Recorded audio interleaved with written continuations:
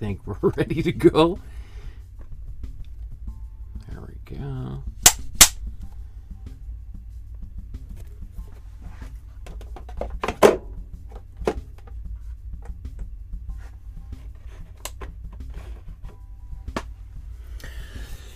Good afternoon, everyone. Welcome to my studio. My name is Michael Markowsky, and today we're going to recreate another painting by another one of my favorite artists.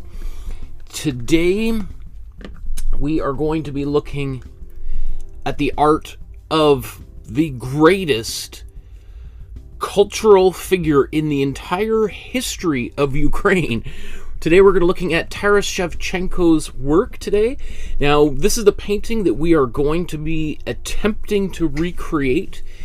Shevchenko, while he was an incredible artist, and this is an incredible painting, is probably best remembered today as a poet and a writer, of which he published lots of poems, and as well as plays, and it's remarkable that someone can be as excellent in so many different materials. He was even a pioneer of photography and is credited with introducing etching, one of the most important printmaking processes, to Ukraine and Russia, which is no small feat because etching was one of the major printing methods that was used to create images in newspapers and magazines all the way up until maybe the 1940s or so, right?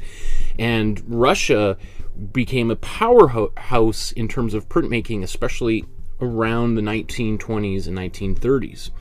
Anyway, long story short, this is the artist who we're going to be looking at today. This is one of the books that collects a few of his poems. We're going to talk about one, The Testament, which is a particularly significant poem of his that is also resonates with our current time. Anyway, yeah. So this is the painting we're going to recreate. Let's take a look. This is the schedule of events. We're going to get the image on the canvas. This is a more complex painting, and so I encourage you to use the outline, which I've provided to you for free. We'll talk about that and where to get that in just a moment. Then we're going to stain the canvas, get a little bit of paint on it. That's what the Imprimatura is called. Then we're going to take a look at Shevchenko's life and biography. It is quite the story, so buckle up for that. Then we're going to just get the painting started with potentially our underpainting, and then probably, because this is a fairly traditional, more academic type of a painting, go from background, foreground, hopefully just twice. And then our finishing touches. This is going to be a little bit more complex painting, so we're looking at probably 3.5 hours to get started, or just to finish. Don't get started. So, if you're watching this video for the very first time and it's been recorded and it's 2 or 3 years since we recorded it, you could just jump to the very end, take a look at what those paintings look like side by side, see if you think I know what I'm talking about or not. It's entirely possible. I have no idea what I'm doing. Some people would beg to differ, but anyway, you certainly have that opportunity to do so. And those of you who are watching live, you know that we're just going to go from beginning to end. I'll show you every single step along the way, including the mistakes and how I solve those mistakes, because sometimes that's more important information for a beginner or intermediate artist to know than how to do things right. How to get over your problems is a big thing. So like, subscribe, hit the notification bell, and if you want to support the channel with a small donation, there's some links in the description below onto how to do just that. So our first step is getting an image onto the canvas. Now, you could try to draw this entire image out or by eyeballing it. However, I have done an outline of the original image, which you can download and then transfer onto your canvas. So, if you don't have a printer, which is how you can print out this outline, You can also just take some tracing paper or even just a regular piece of paper and put it onto your computer screen, tape it there, and then just delicately, you don't want to put too much pressure, you don't want to break your computer screen, but you could just trace this image onto a piece of paper, and then you can pick up where we're about to go to our next step here. Okay, so in the description below, you're going to see a link to a Dropbox folder, and the Dropbox folder is for this Master Study course, and inside here at the very top, you're going to see our very basic introductory classes at the very, very top, and then you're going to see these lettered, they start with a letter here, and that these are our most basic paintings that I think a beginner artist, a child or a retired person or an adult, whoever it is that's just getting into painting, here's some ones that are fun and easy. If you're looking to get a little bit more of a challenge, you can go through the next 150 numbered folders. There's a lot of stuff in here. There's the Mona Lisa, and most of the most famous paintings in human history are in here, and more to come, obviously. Where are we? We are at number 145 down here. And when we click in this folder, you're going to see 3 files. You're going to see the original painting, as well as 2 versions of the outline. One's a JPEG and one's a PDF. And maybe just while we're here, just want to quickly mention that there is a private Facebook group just for people like yourself. I encourage you to, after you're done today's painting, whether you're painting the Shevchenko painting or another painting, we would love to see it. We've got this incredible community of artists from around the world that have been painting with us for over about 2 years now.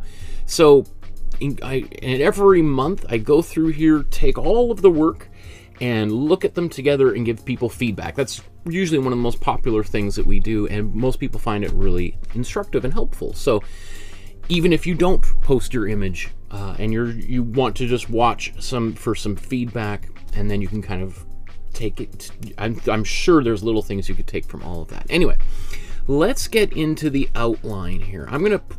I've already done the outline, so I'm going to show you how I did it. I'm just going to speed through a little bit because it's pretty self-explanatory. So let's look at this. I'll press play. So you can see here's the printout. There's a 9x12 sized canvas, which I have also put some gesso on top. It came pre-gesso, but I also put some acrylic gesso, which is just like a white paint essentially, but it's got plaster powder in it. And then I sanded it down because I want the smoothest surface possible to make a painting like this. The less texture, the easier it's going to be. And then I've got my outline, which you just saw me tape right into the middle. There's no real horizon line that I have to worry about making it straight, so I'm not too worried about that. And then I've taken some carbon paper. You can see the carbon paper has been used many times.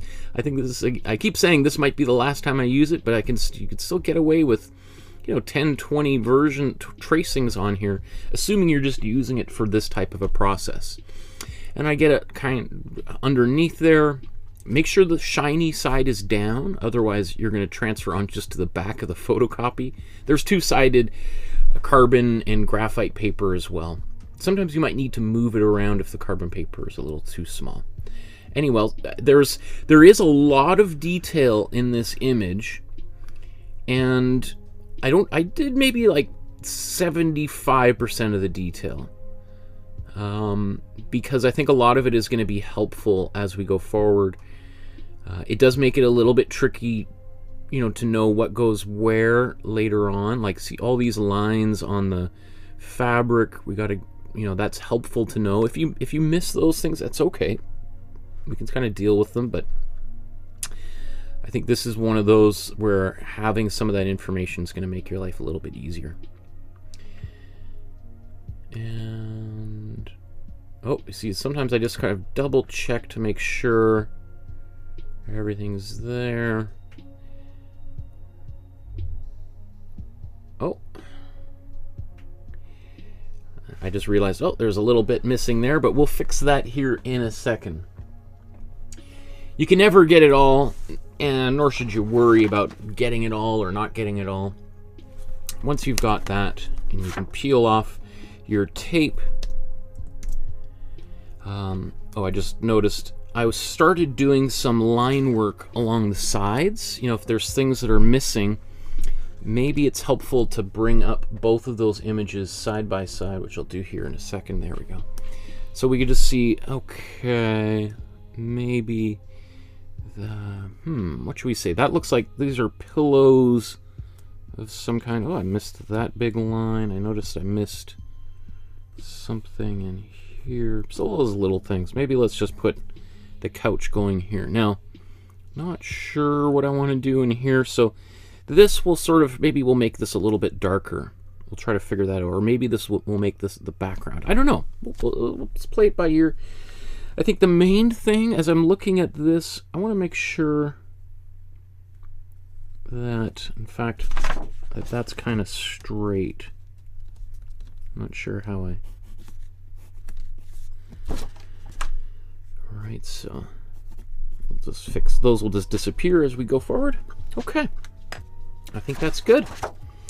So I'm just going to take this. Actually, I like to keep these just out of, just out of your sight. It's in my sight, because sometimes it's nice to refer to just the outline rather than the painting.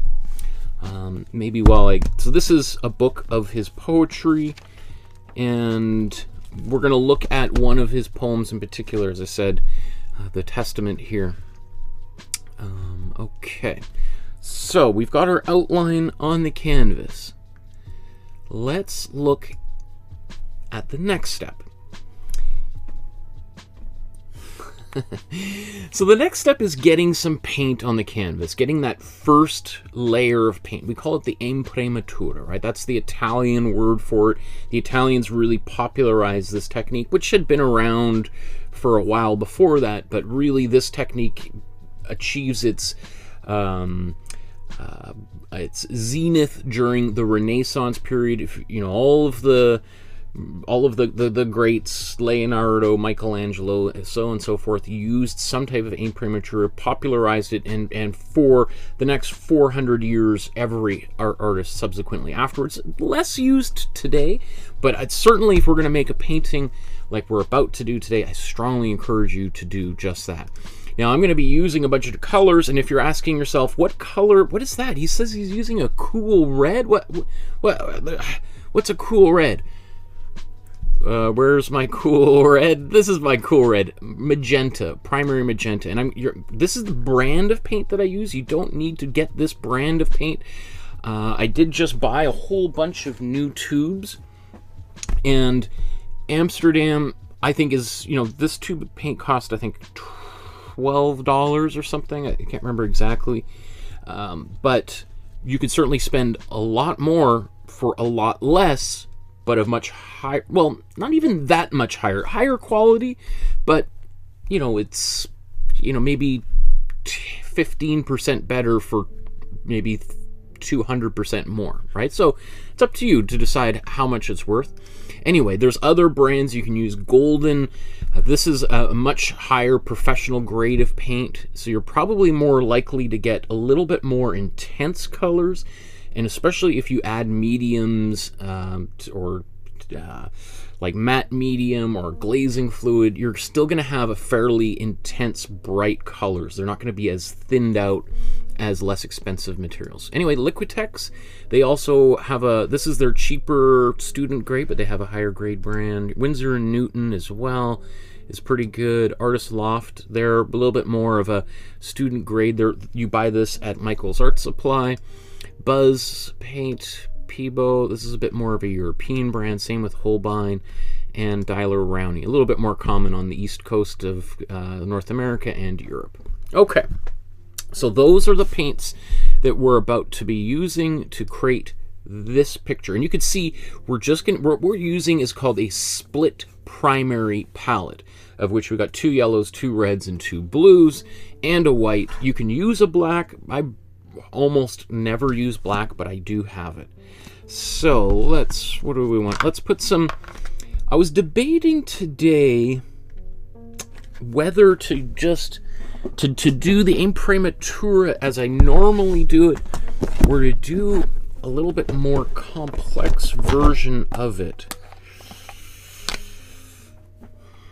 I think I'm just going to go do my normal warm yellow here, which is what I've been doing for, you know, the vast majority of these paintings. What I would imagine Shevchenko would have done would have been to apply a bit of a more of a brown, a kind of a rusty red to this painting, which I'm not going to do, just because I'm always trying to think of balancing complexity with ease, and especially the beginning stages of a painting. It's nice to just sort of start it without having to worry too much about getting the very first color right. So you can see I just squeezed some paint. Well, I didn't squeeze it out, I cut it out, right, using that little device here, which the tube wrangler. People have asked about this little device. And I'm going to actually, you know what, while I got my paintbrush, I'm going to be using this on my palette. So let's just scoop it all out here. I was going to do this later, but why not right now? We are going to be using a lot of warmer colors and browns in this painting, so I'm quite confident we'll use it up. And then, as I mentioned many times, if there's paint left over, you can continually apply it to our version of Jade DeFeo's painting, one of the great American artists, and that is a much smaller version of the giant painting, which you could see at the LA County Museum of Art. If it's still on display. I'm sure it's on display there. It's usually on display. Anyway. Okay, so I've got some of my warm yellow on here. And this might be a little bit more warm yellow than I normally put on here, but actually that's maybe a little bit too much water. Just because, again, one of the reasons we do an Imprimatura is not just to stain the canvas and get some color on it, which is very helpful. You know, it just sort of gets you over that fear of the blank white canvas staring at you.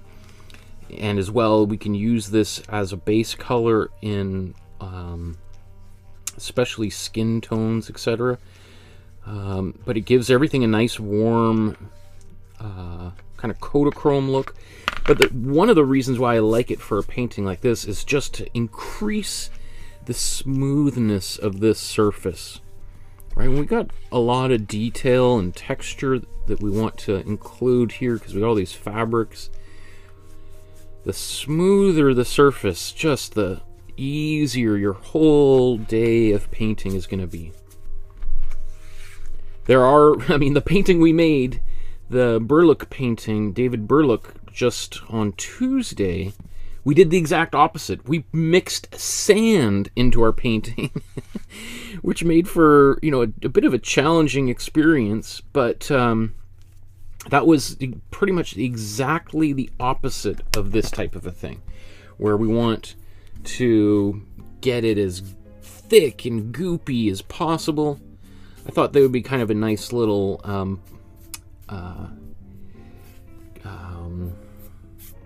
contrast between two very different approaches to painting, which is what I'm always trying to do, so that first of all, that lots of people have different options of paintings to choose from, and then especially those people who want to learn about different techniques get a nice variety of exposure to different styles and techniques. So I'm not too concerned about making this I don't care if it's super even. You know, if there's maybe a little bit of patches of darker yellow or there's more pigment or whatever, I'm not too concerned about that. My biggest concern here is getting rid of any ridges of texture that might build up. Right, so it's always kind of it's nice just to look on the side and just see if when you do that, you get any kind of wild reflections, and that will tell you, like, whoa, there's a big goop of paint there. We don't want that sticking around. Okay. Wow, lots of folks in the chat there. Busy chat. Let's see. Where should we move this guy?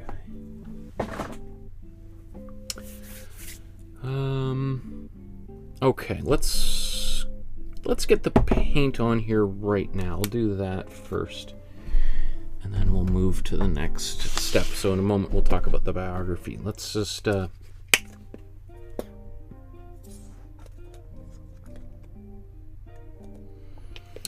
warm blue, cool red,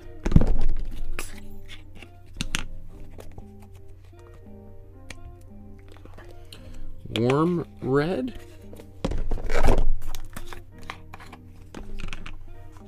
or cool blue. I think this needs to be cut open too.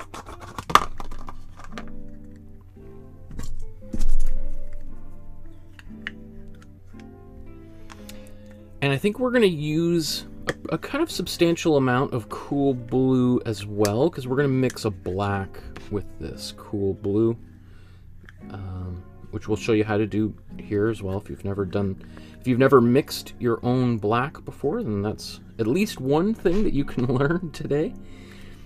All right.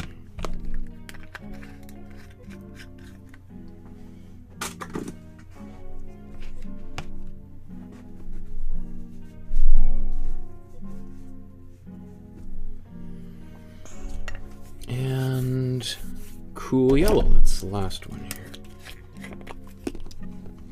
I tell you, it makes me so happy to use up like the last little tiny bits of paint in a tube.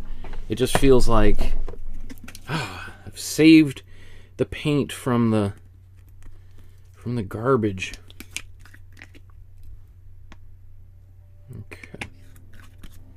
I think, why am I missing? Oh, there's that yellow. Okay. Anyway, so I got my paints out. Good, ready to go.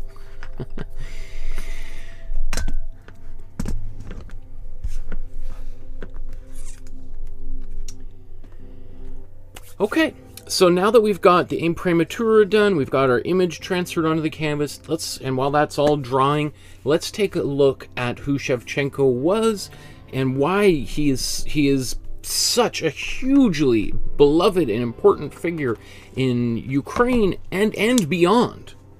That's what's significant, is we've looked at a number of other Ukrainian artists over the past month, and probably most people have never heard of them.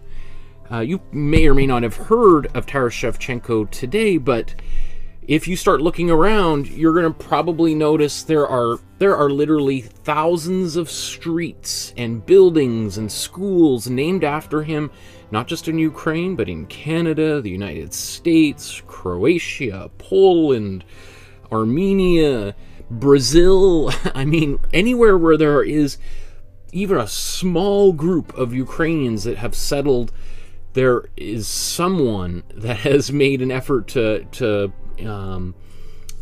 acknowledge Shevchenko's contribution to Ukrainian culture. Anyway, so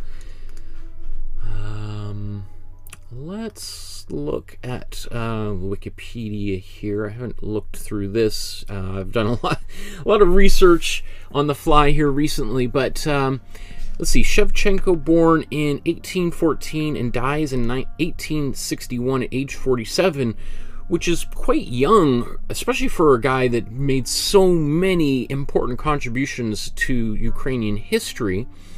He was born, I think I got the map queued up here. Okay. So look at this tiny little house. That was very typical of Ukrainian houses at this particular time.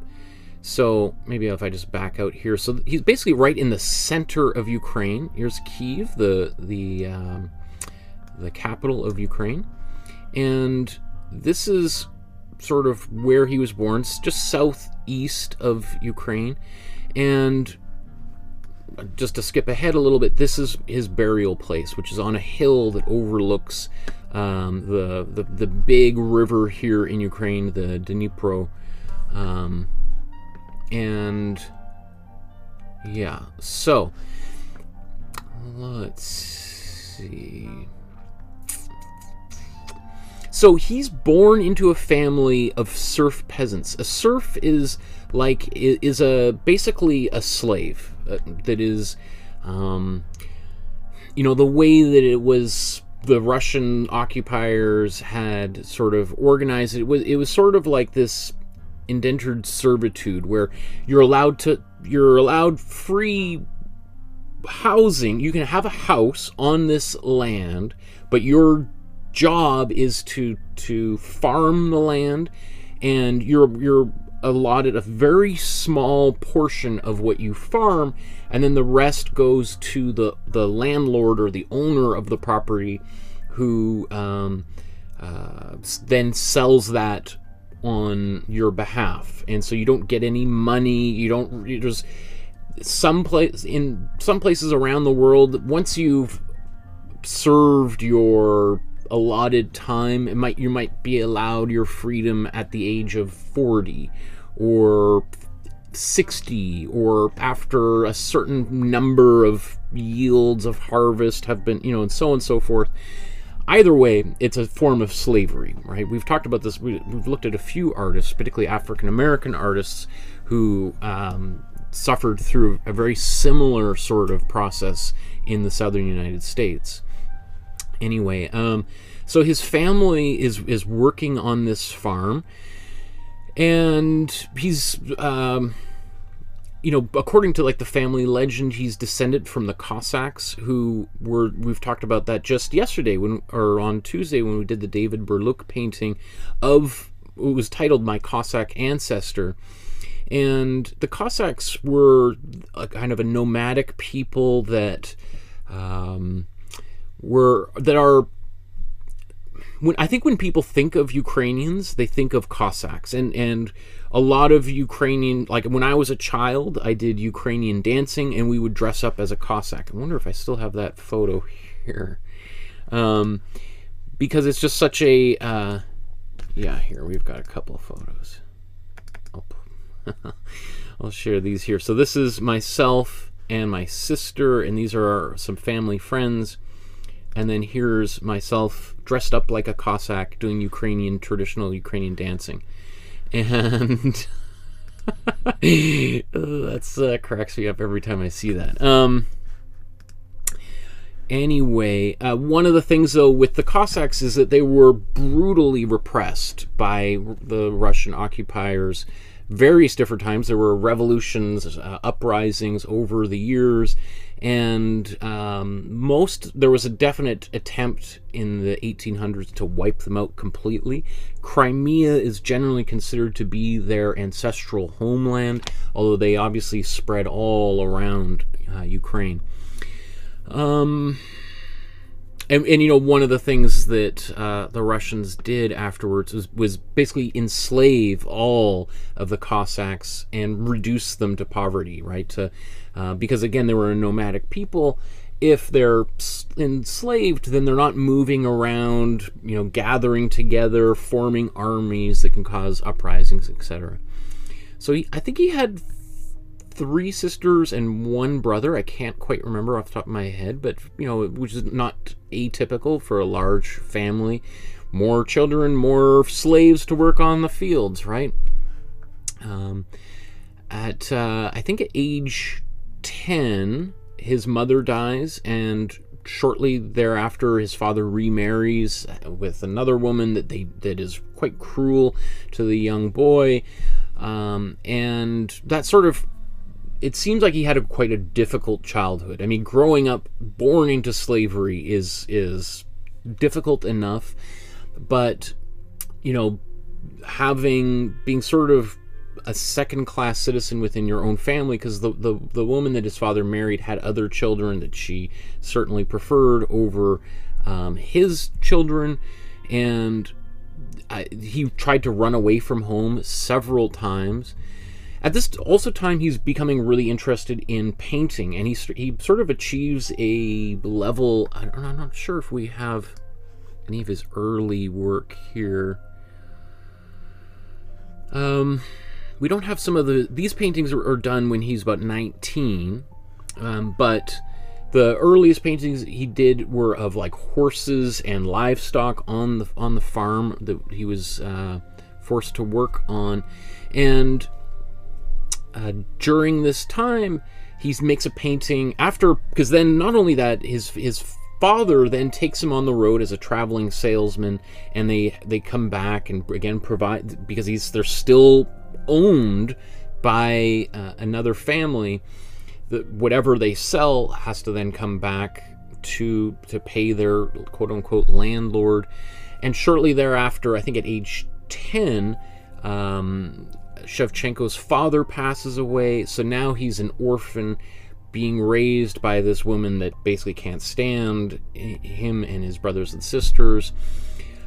And I think that fosters a kind of a feeling of resentment and rebellion and just general frustration that is sort of just now is becoming more and more apparent.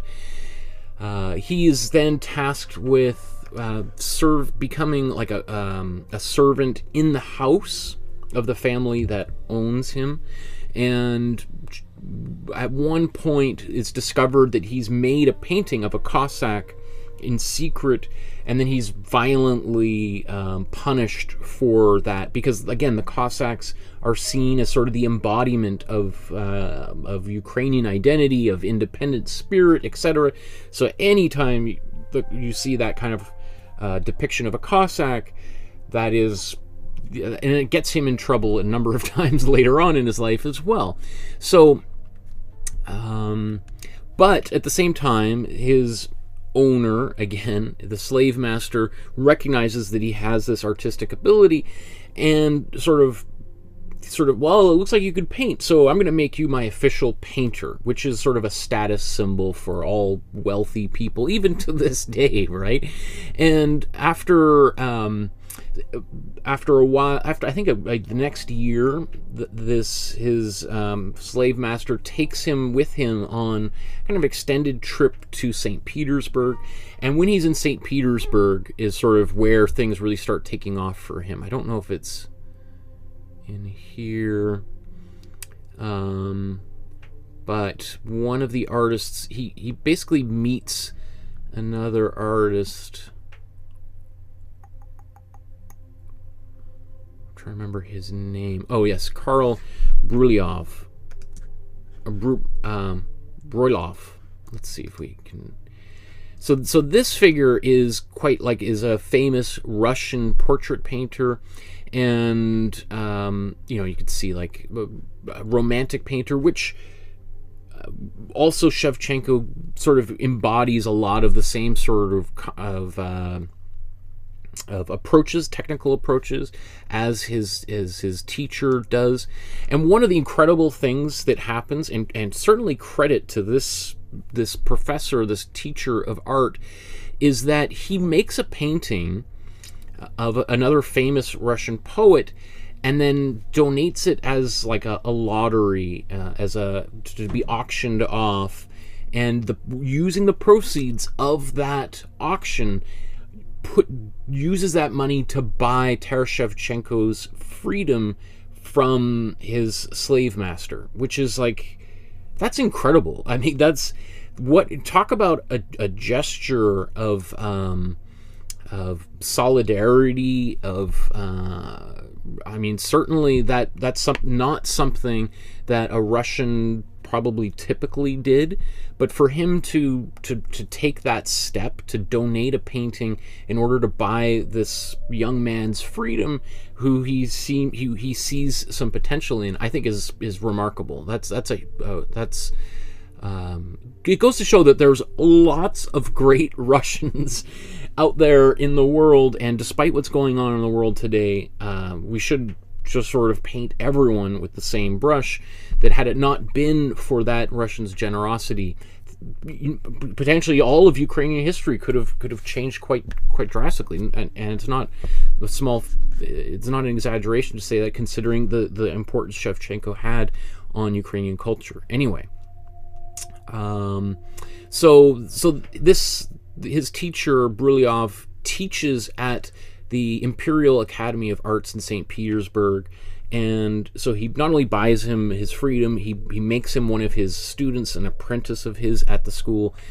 And basically, art school was very different than it is now. You'd basically be working directly under one teacher for maybe 4 years, right? So you'd have, like, the artists would have their studios on campus, and people would go there and work specifically underneath that artist until they graduate, right? Which could be 4 years, it could be 12 years, depending on how long it takes for you to figure it out, right?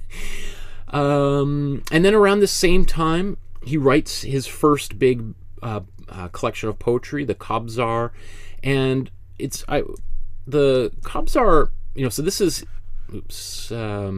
is his book of poetry, but Kobzar is, okay, here we are. Since one of the titles that is given to Taras Shevchenko later on in life is the Kobzar, and the Kobzar was sort of like a nomadic, itinerant musician, a storyteller, oral historian, that would sort of travel around city to city and tell stories, go to, pubs and homes, and kind of following in the tradition of probably the greatest storyteller of all, Homer, the Greek poet and writer, assuming you agree that he actually existed at any one time. But Homer was blind, and so there's this idea too that often these Kobzars are also often blind, and one of the things they're doing is they're playing their music for donations and the charity of people passing by. But it is, I think it's worthy of just knowing that later on, so in other words, another way of describing it would be a bard, right? Like Shakespeare is the bard of England, Taras Shevchenko is the bard or the Kobzar of Ukraine, right? The bard, right? Not just one of them, but the. and also they I didn't realize this, but that instrument that we painted on Tuesday is a kobza, right? Which is this, looks kind of like a bit like a lute or mandolin, right? And anyway, so he publishes that poem. Again, now he's starting to achieve quite the name for himself. He's become quite he's now achieved his freedom. He's in St. Petersburg. Probably, it wouldn't surprise me if he was known as the Ukrainian guy, right? That Ukrainian fellow, or the guy from the provinces, right? Which is the way that Russians have referred to Ukraine as. That's, if you ever hear people say the Ukraine as opposed to Ukraine, the Ukraine is a holdover from that even pre-Soviet time, where Russians would refer to Ukrainians as from the provinces, right? From, like from the colonies, as maybe English people used to refer to Canadians and Americans, right? And it's this idea that Ukraine isn't a country that has its own unique identity. It's just a territory, like saying the prairies here in Canada, or the Midwest in the United States, right? So that's why Ukrainians, if you ever say the Ukraine to a Ukrainian, they get like, that's like this, imperialist, colonialist kind of a view of what Ukraine is. Anyway, let's get off my soapbox here. Let's continue. So kind of as now he's at this point in kind of by the mid 1840s, he's painting less and less and writing more and more. And one of the things he does is in 1843, he goes back to Ukraine and he visits his family. His sisters and brothers are still enslaved on the family, well, it's not their plot of land, but where they lived. And you can imagine how difficult that would be to have, you're celebrated in St. Petersburg, in the cultural capital of Russia and the Russian Empire, and you're dressing in fine suits and wearing and eating delicious dinners and meeting like some of the most powerful people in the entire system in the country. And then you get on a horse-drawn carriage, you go back to Ukraine, and you see your sisters and your brothers still, with their knees deep in mud, working as slaves, and the family that has beaten you is still there, right? That would have be a fly on the wall for that type of experience. Obviously, that had a profound effect on Shevchenko's life afterwards, and he made it a point over the next few years to go back to Ukraine several times, and he was making paintings and drawings of Ukraine because he felt like, man, maybe next time I come back here, they're gonna demolish some of these important monuments and historical sites in an effort to rid Ukraine of any sort of nationalist unique identity, right? And again, this goes all the way up to what's happening today with Putin saying Ukraine doesn't exist. Ukrainians aren't an actual unique people, right? Anyway, so we could see this is probably his most famous painting. I don't think the painting we're doing today is included here. Today's painting might be more considered as a study during his, as he was learning to paint. Although I just felt like this one, Katerina, was maybe a little bit complex. You've got multiple figures in here, a figure and a pretty complex background. So I decided not to pursue that one, but you could certainly do that. But we see that a lot of these, so he's doing a lot of drawings. He goes back to, as I said, goes back to Ukraine. Now he's documenting famous churches, monasteries, grave sites, places of where the Cossack uprisings happened, where famous Cossacks lived and died, etc. And, all of that work is now considered to be really important because he was right on the money. A lot of those sites were subsequently destroyed. Again, you can see all of these different cathedrals, monasteries, all of these things. A lot of them were even in ruins by that time. What else can we say here? So at also close to around this time, again, he's writing more and more poetry. And one of these poems, called The Dream, which is also a quite well-known poem of his, because it's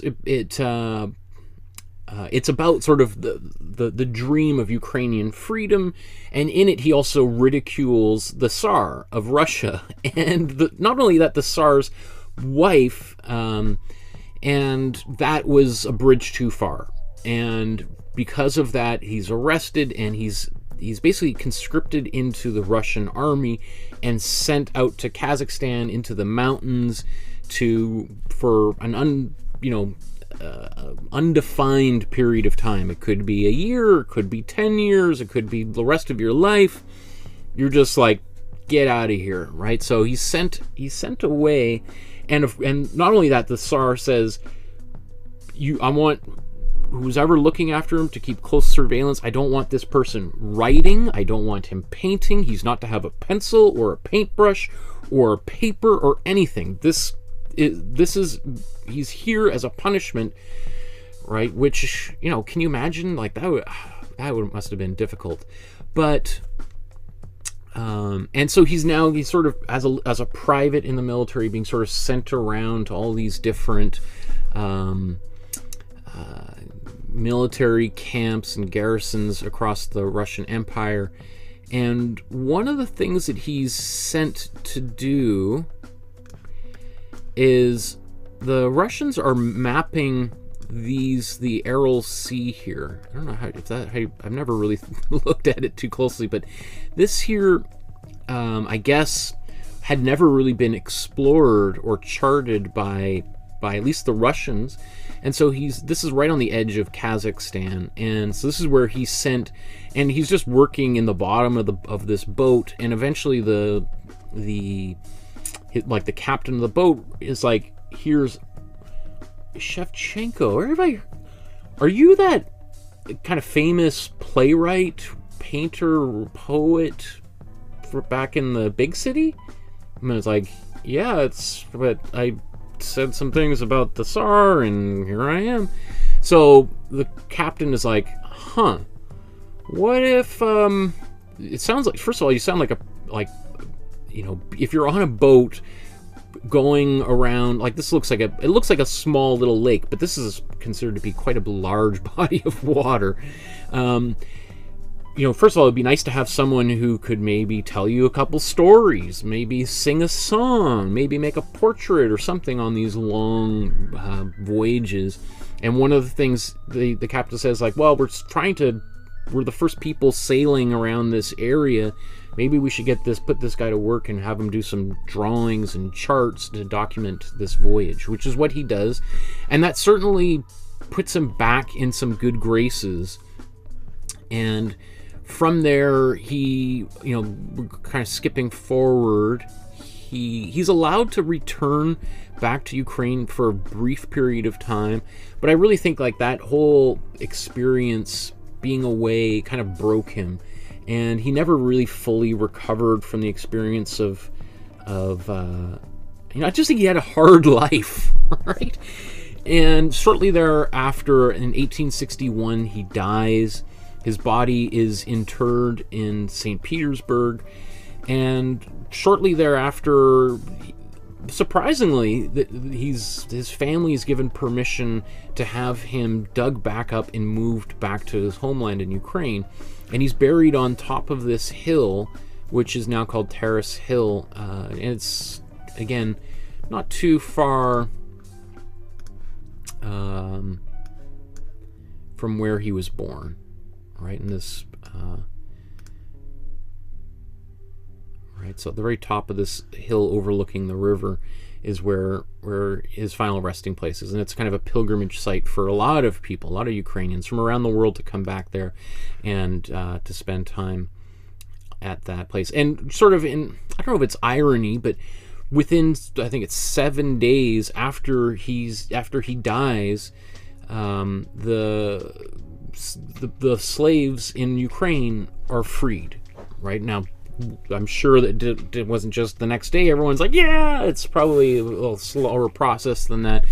But that was, something that Taras Shevchenko had been fighting for throughout his entire life. He dies, and right afterwards, there's this monumental sort of change in Russia's sort of approach to Ukraine, at least for a short period of time. So let's they actually have it right in here. I have a separate page. I just wanted to show, so maybe we can even just take a look. Here's probably the most famous of his poems, the Zaprovit, or the Testament, and it's because of this poem that he's allowed to return to Ukraine, because he sort of talks about wanting to die or to be buried in the soil of Ukraine. Like, when I'm dead, then let me slumber underneath a mound, mid the rolling steep with precious Ukrainian earth around, that the mighty girth of acres, Dnieper's crazy shores, I may gaze on and may hearken how the bluster roars. When it bears away from Ukraine to the azure sea, foamin' blood, then I'll depart from mountainside and lea. These unheeding, I'll be speeding even unto God, there to pray, but till that happen I know not of God. grant me burial, then uprising, shatter every guy. Drench with evil blood of foemen, freedom that it thrive, and my name in your great kindred, kindred free and new, ye shall cherish, let it perish, speak me fair and true. So this poem in particular is sometimes you can hear in various different protests that are happening around Ukraine in some of the occupied territories that Russian soldiers have occupied in the south of Ukraine. You can hear people chanting this poem, obviously in the mother tongue, in Ukrainian itself. But it's essentially, the story is just about, like, it's about freedom for Ukraine and living and dying for Ukraine, being buried in Ukraine, and that, like, what else is there, right? Like, without freedom, what is life, right? Okay. Let's see. Before I move on here. So a lot of these images, especially here in the late 1840s, these are all etchings. And as I said, he's generally seen as the one who introduced Russia to the whole etching process. And these are pretty masterful. Like, they remind me a lot of the etchings that Rembrandt did. You know, like, let me see if we can look at this Saint Sebastian. Oh, that's pretty cool. Anyway, a man of many, many talents. So, oh, there's me again. So let's move on here. There's lots of stuff to talk about, and we're going to be painting for a while. So let's begin with the first stage of the. I guess we've already got the paint, the drawing, underdrawing. We've got our Imprimatura. So what really the next step could be is the underpainting, where we would apply maybe a little bit of line work over top of our underdrawing. In the case of Shevchenko, he probably painted directly, maybe with a little bit of underdrawing, but then used the underpainting process to kind of refine the composition. Let's just think about how we want to approach. I don't know if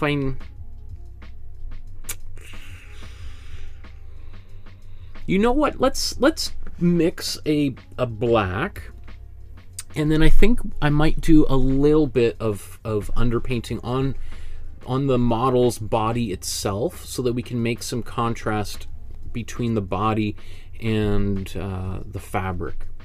Okay, so to get a black, if you've never mixed a black from this split primary palette, we're going to take some warm red, and then we're going to take some cool blue and mix this together. I think I've got a little bit more blue in there, which means it's going to be a little bit more on the blue side. No surprise, right? But that gets us like a really dark bluish purple. If we wanted to get a much brighter purple, more saturated purple, then we would mix our cool red and warm blue, right? But because these are almost right across the color wheel from one another, we're going to get a much more muted, less saturated color. And especially if we add a little bit of yellow to this color, we're going to get a black, right?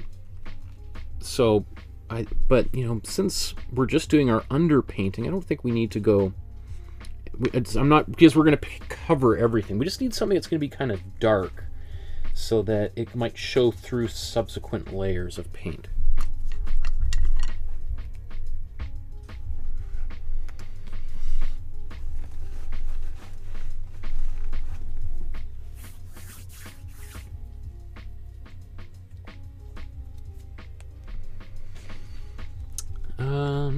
Okay.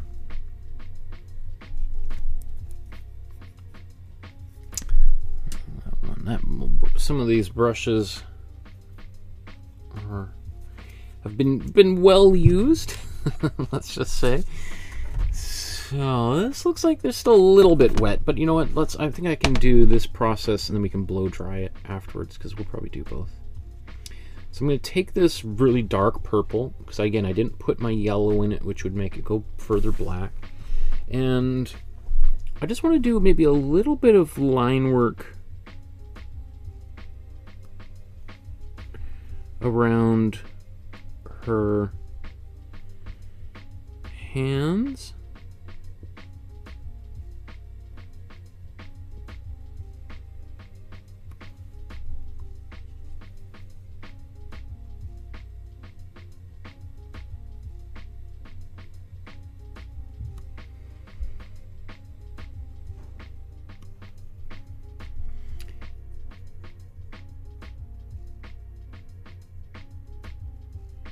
Because when we put other paint on top of here, I just want to make sure that I can find those details a little bit easier.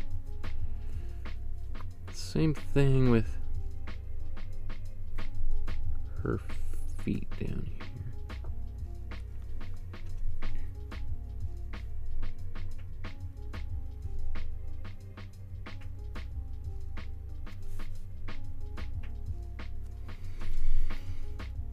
And then I think I'm just going to move forward after that. Like, we could do this on every part, every line, but I think that would be a bit of overkill.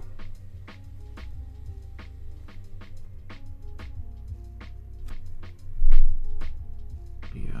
Okay, so that's all I'm going to do for this.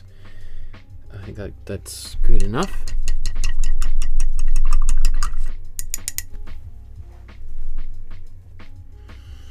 Donna says, funny, my son and I were talking about the Ukraine the other day. I didn't know it was wrong. I guess I better stop saying that.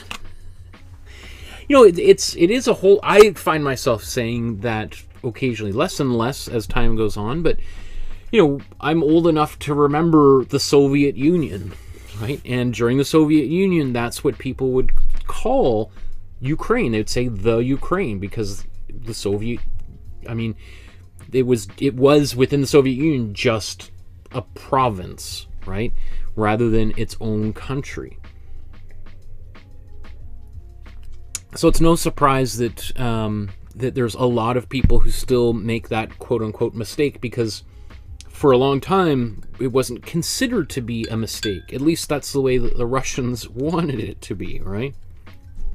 I do remember as a kid I had some other friends that were also Ukrainian, and they would even before the Berlin Wall fell and the Soviet Union was dissolved, they would make that correction. No, it's Ukraine, not the Ukraine. I'd be like, I don't know.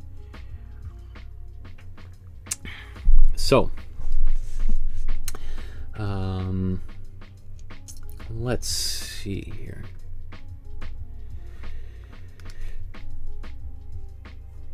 Okay, so the next step we're going to do is we're going to start painting in the background.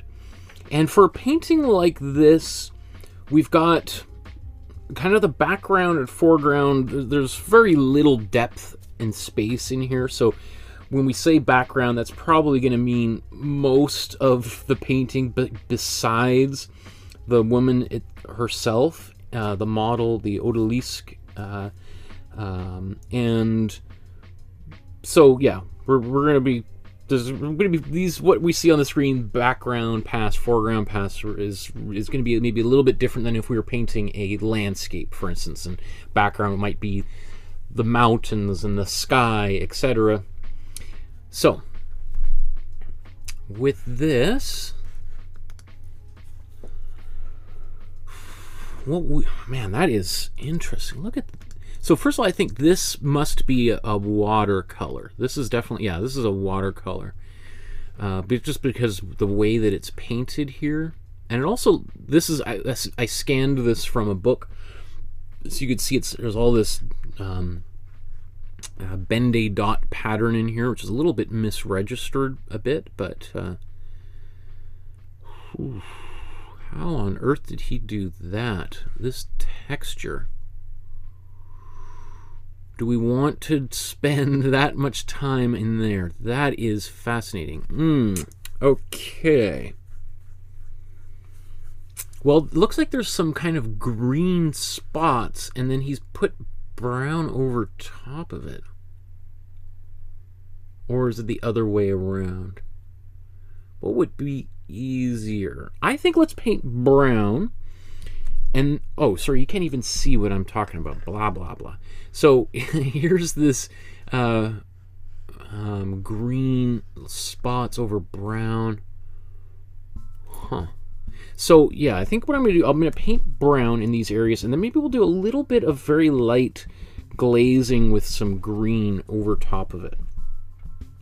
So to mix a brown, I think what we want, again, this painting is so shallow that really going for warm and cool colors is, you know, we can do a little bit of it, but it's, I think I might just use warmer colors throughout most of this painting, except maybe a little bit of cooler colors as glazes potentially later on, like that green, like I said. So,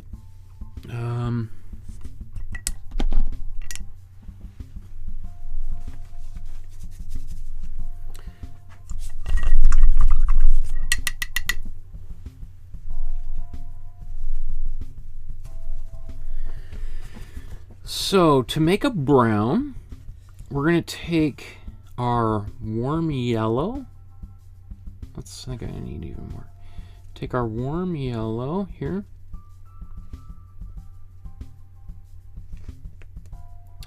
And some warm red, and mix this together. And you notice, like, I allow for, I don't mix it all. I kind of like to make small mixtures, and then if I need to, I'll bring in more paint. But I like to kind of do this type of approach. And let's take our warm blue and add it to this mixture. And then we'll put these side by side. So what we're going for is what's in here.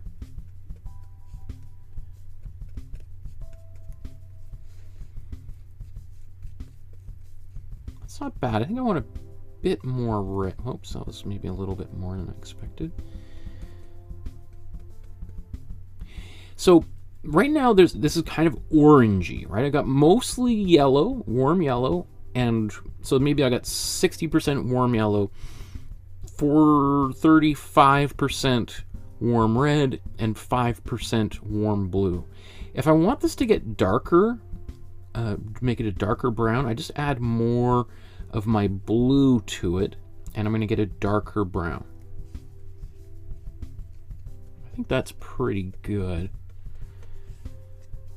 And obviously when I paint this on top of the warm yellow, it's going to lighten up again because there's that warm yellow beneath it all, right? So let's paint this.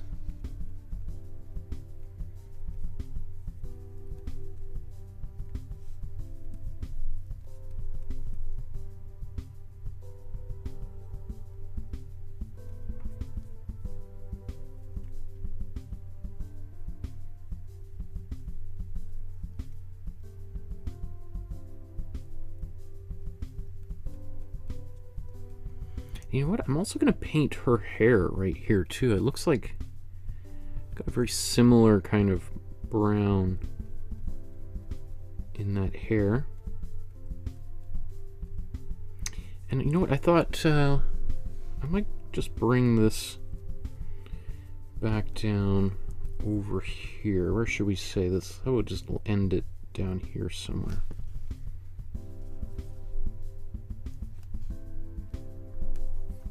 Let me just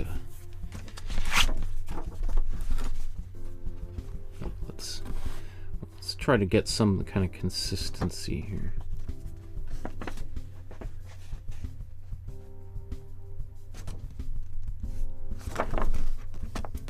So I just wanted to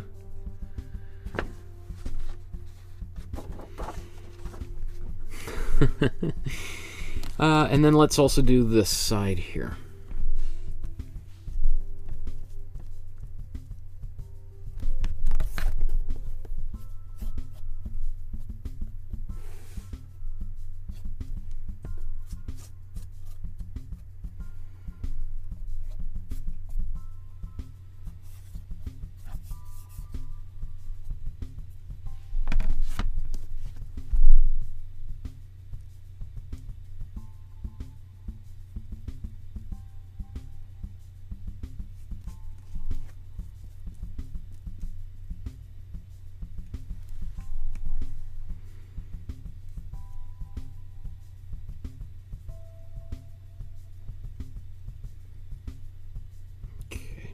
blend that out a little bit.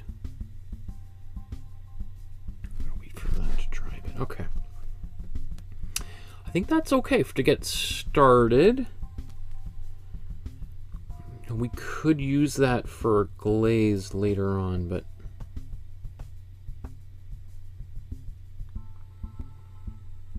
okay. I think that's good, yeah.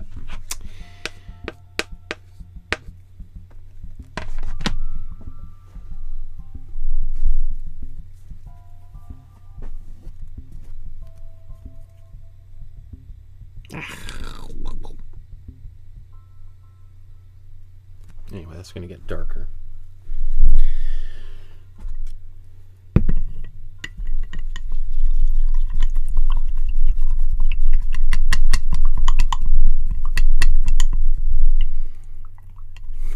Pascal says, does it count as a portrait if we don't see the face? I think so, yeah. I mean, probably you would say that this is less of a portrait as more of like just a figurative painting, or even like a genre. Like basically what we're looking at here is what's called like an Odalisque, which is this nude reclining woman, which is a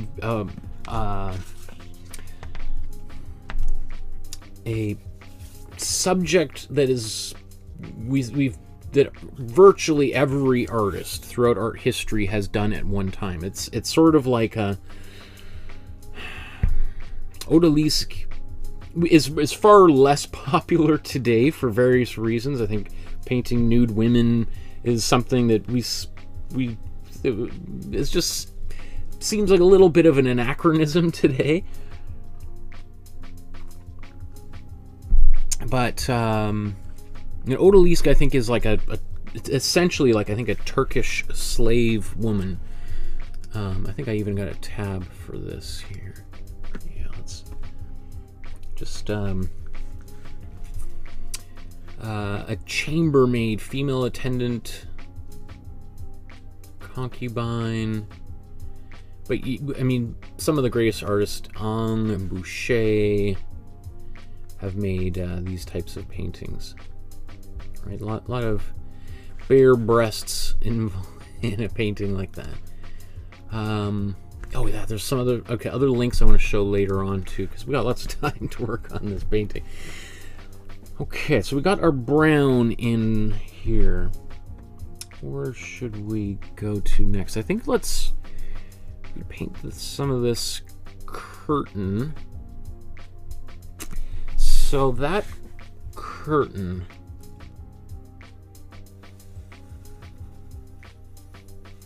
I might mix. I might make a white with this.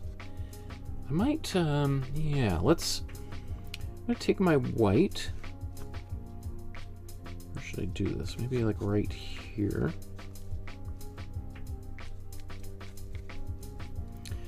And let me take a bit of this brown.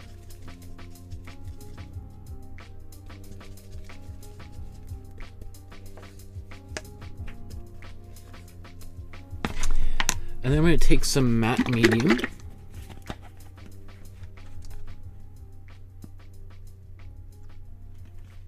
So what I want to do is add. I want to have a little bit of white in these areas for some of the whiter areas of the fabric, but I don't want it to be just pure white. And I want to give it a little bit of color in here, and adding the matte medium is going to allow for a bit more of that yellow to pop through. The one thing is obviously anytime we're painting with white, we have to be careful we don't obliterate all of our pencil lines. Not that that's, you know, a disaster if it happens, but just if there's a lot going on in this picture, and I can understand if some people feel like, oh no, how am I don't know, I can't see anything anymore. So you can always err on adding a little bit more matte medium to the paint if you're really worried about this. Like, in fact, this is almost too white. I'm gonna take more yellow.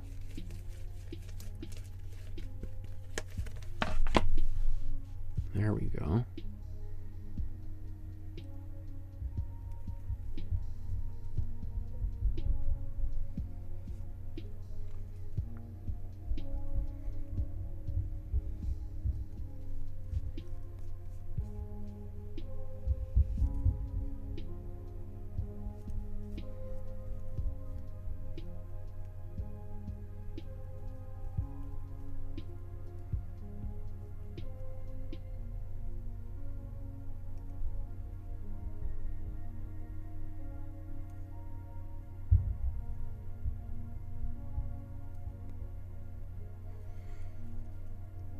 I still feel like this could be a little bit less white, but I can always change it later.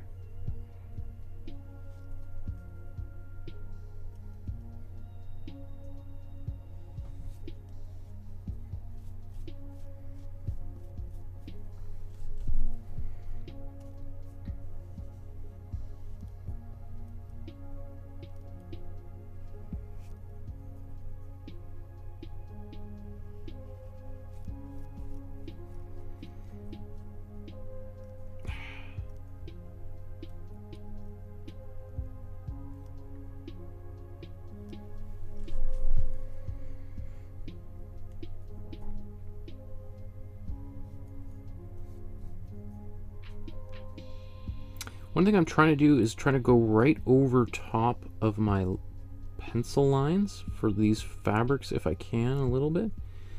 That way they're kind of contained by this paint.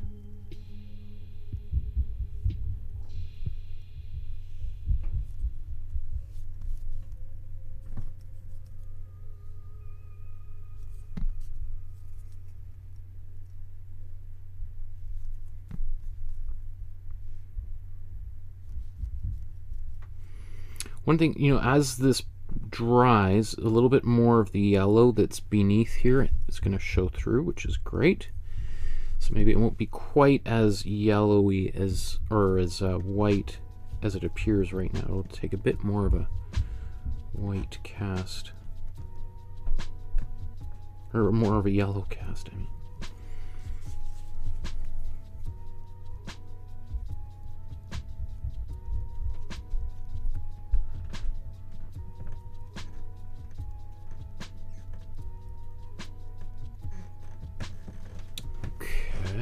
Yeah, that I could have made that a bit more yellow, but I can do that again. We'll tackle that maybe separately. So how about, speaking of that, a bit more of a white, I'm gonna just take this paint off my brush and go for this, maybe a little bit more. Oh, that's got a lot of yellow. Even more yellow. Oops. Okay.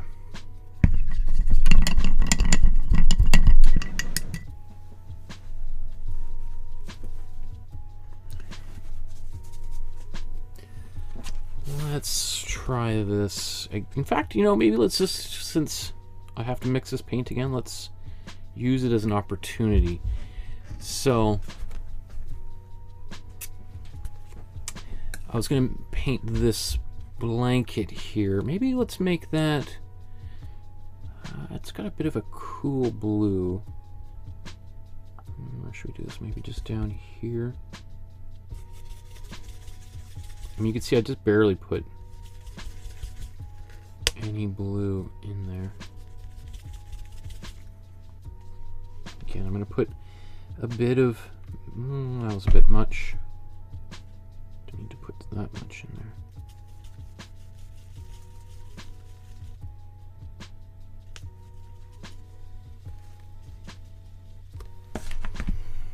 Okay.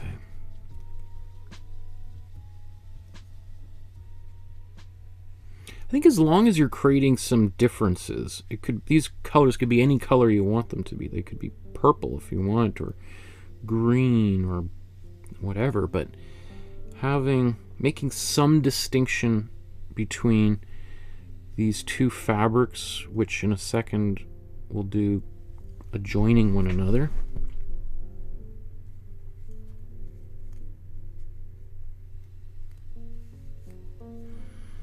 This one is definitely a little bit more white, a little bit more opaque, which is not, well, I guess I could see the lines starting to come back a little bit. Not so bad.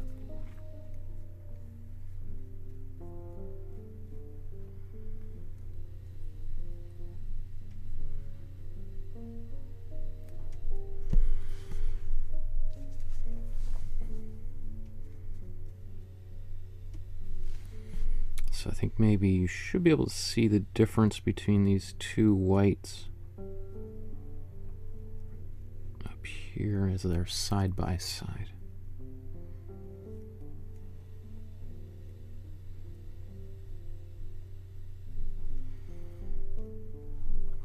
Okay. Anywhere else this might need to go? Looks like there's something happening down here. So let's actually, I'm just going to take a little bit more blue.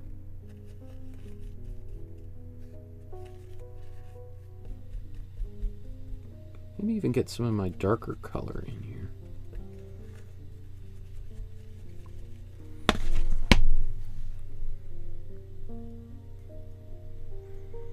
You know what? I'm just going to go right up to here.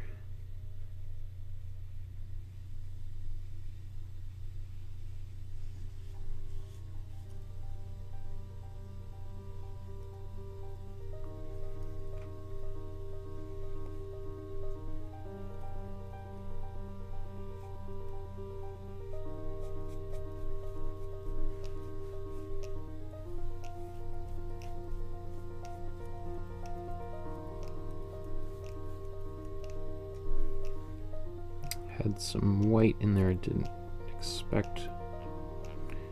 That's okay.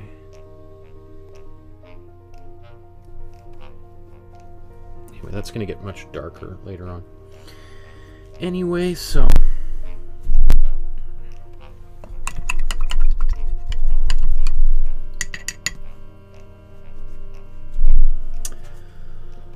let's see.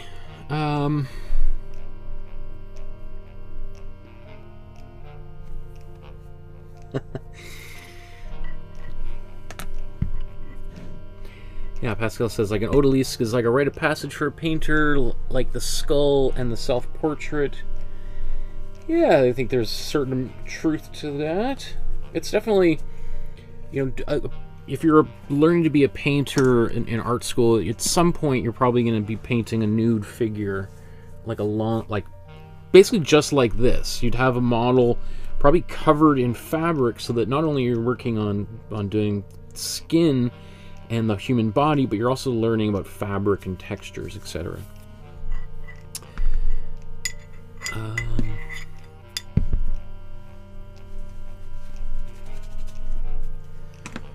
So slowly, as we start blocking things in, you know, we start getting a little bit closer to the colors that are there. I think I might progress to, you know, I could have probably painted this same color on some of these stripes. In fact, let's do that. So let's take our, I'm going to add a little bit more yellow to this mixture here.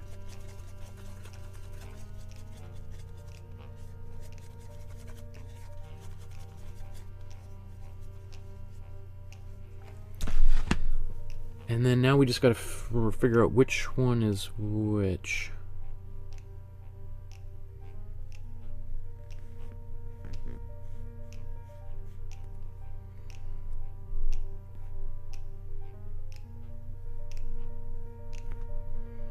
So that's a darker one.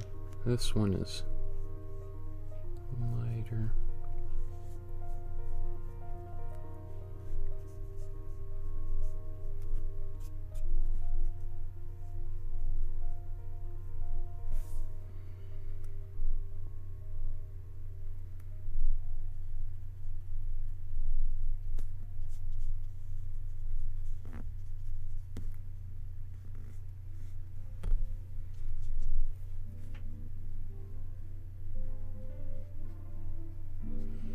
probably shouldn't have so much white in this here. That's, but it is what it is.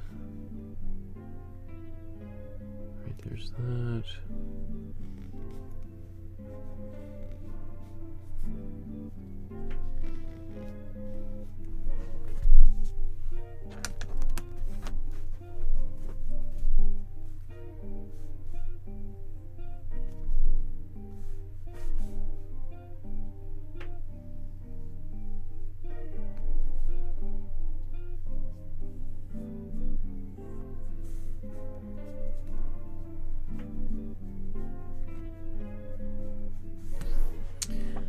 There's those stripes.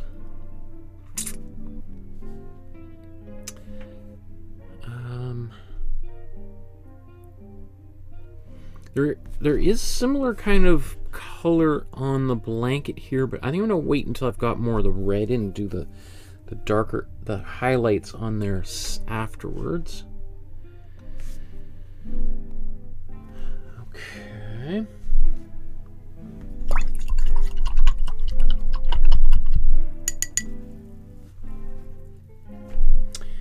So I think I'm going to use a similar color to this that we used for down here for the stripes on the blanket.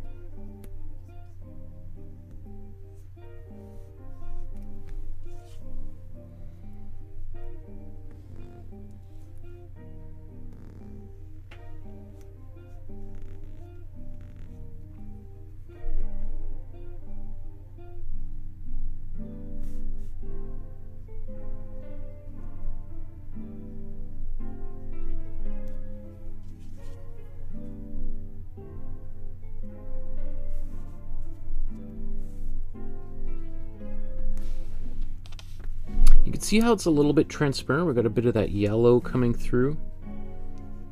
I don't mind that at all.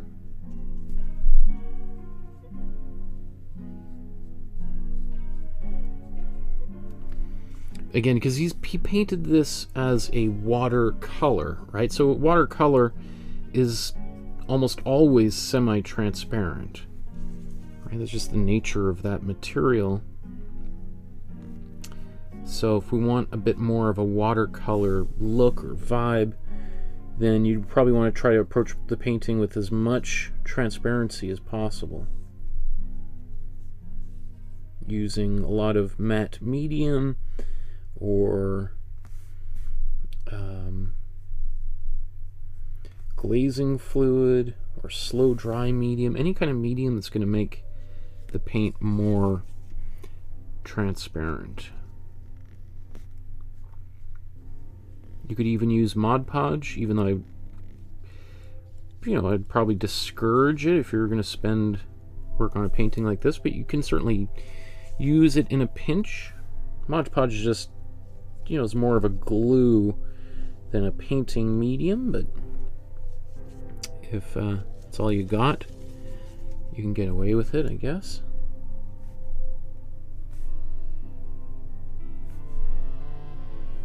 I mean, like, we could put white glue in here as opposed to medium, and I think we'd be okay.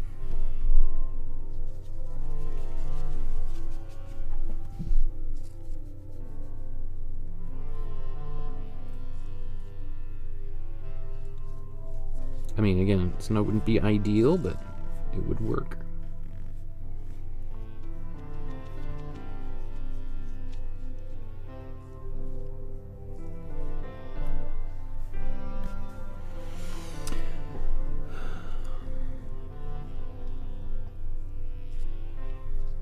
Okay, that's good.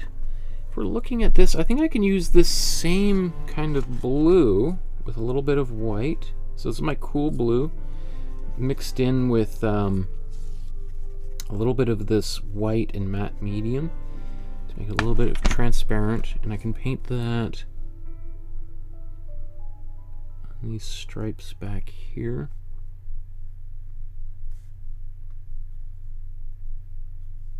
Oops, I'll just paint that here across.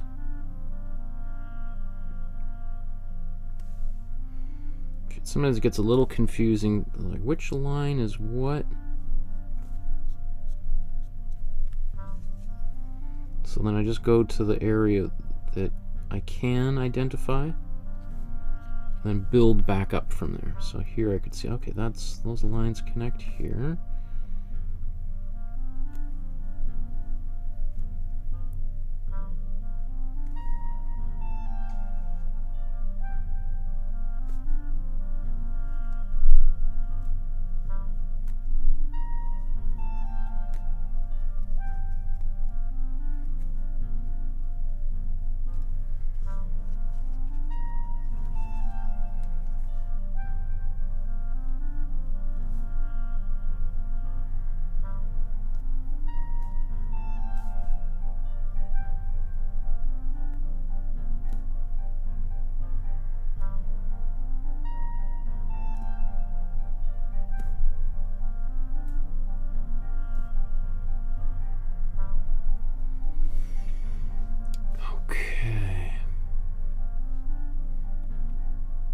And then there's the darker stripes on here,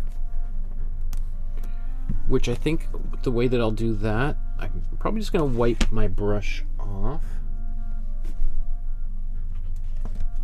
And I'm going to use this color I mixed earlier, although I think I'm going to add just a little bit of cool yellow into it to make it just slightly like a really dark green.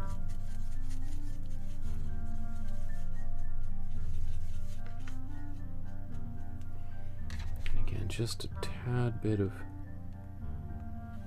matte medium on there.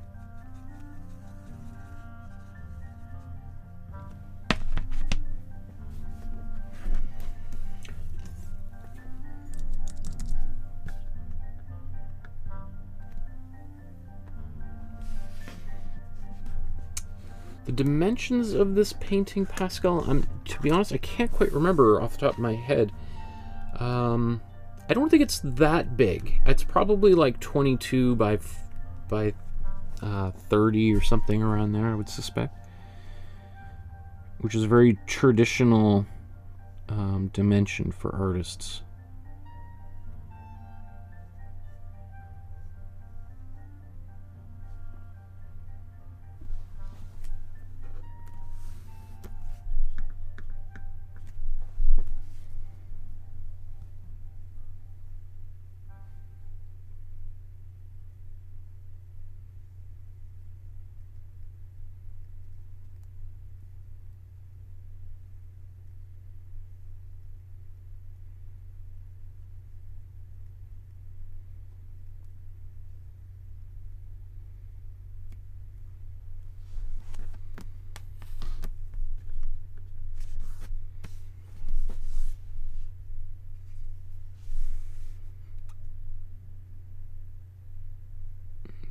Okay, almost done that stage. Great.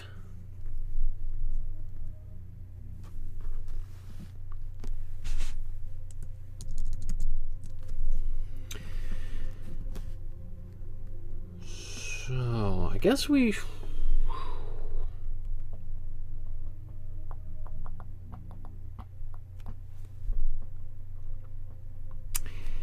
I guess, should we do a little bit of red?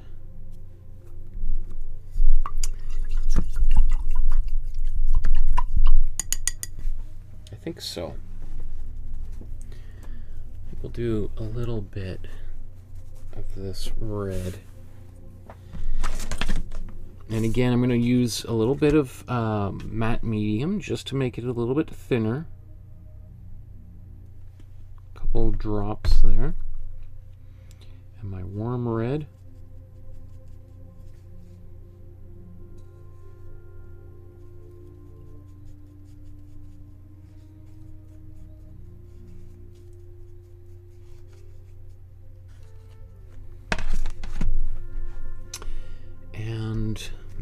should also zoom.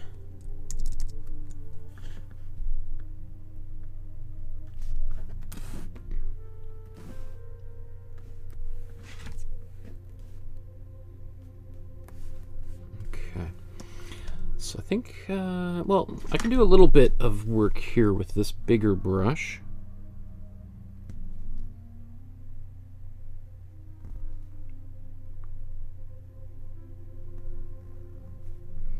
You can see that when I go over top of the blue, I basically make a black line, right? Because that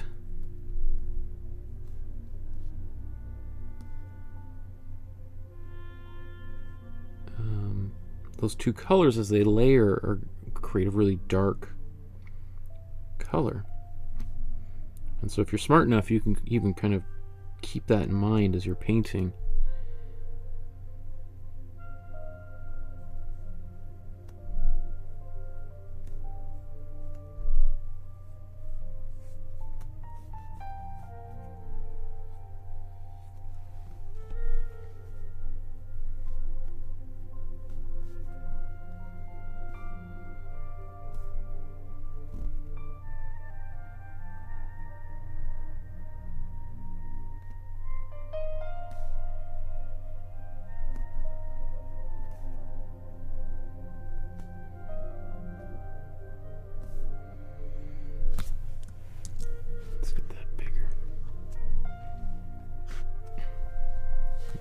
Got to go to something a little bit smaller.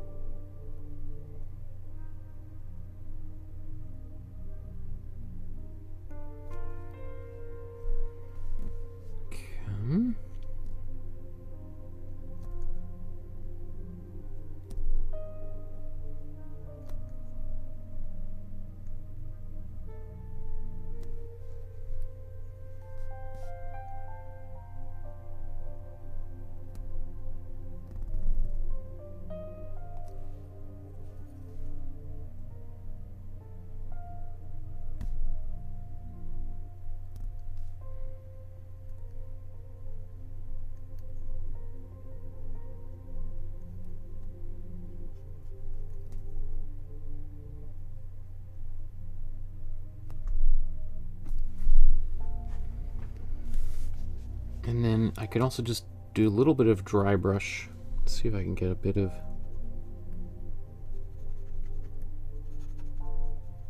or of course we could just use a little bit of glazing fluid or whatever to try to do some of these lighter areas.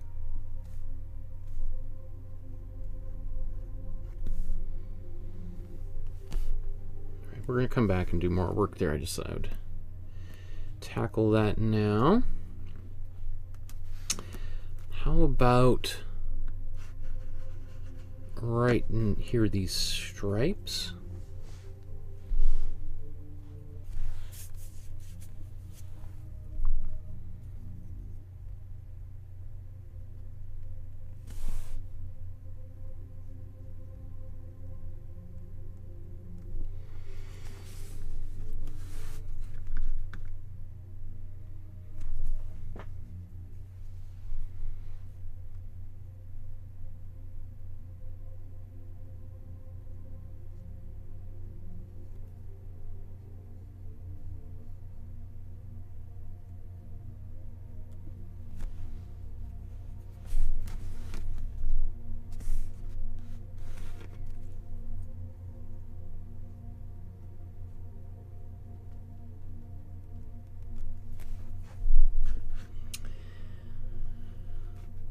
Okay, all of this stuff on the fabric. Let's just think before we start doing all that, if we might want to move on to the body here shortly.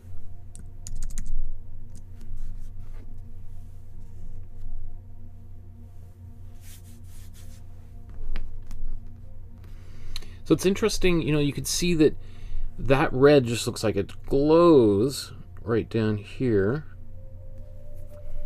And then up here, it looks much more faded, right? So I think that's just because it's also surrounded by that darker color and also this really bright color. So all that's going to change in a few moments, but it is just kind of fascinating to me constantly how colors are so deeply affected by the colors adjacent next to them. Pascal says, the original watercolor. Absolutely, yes, it's a watercolor.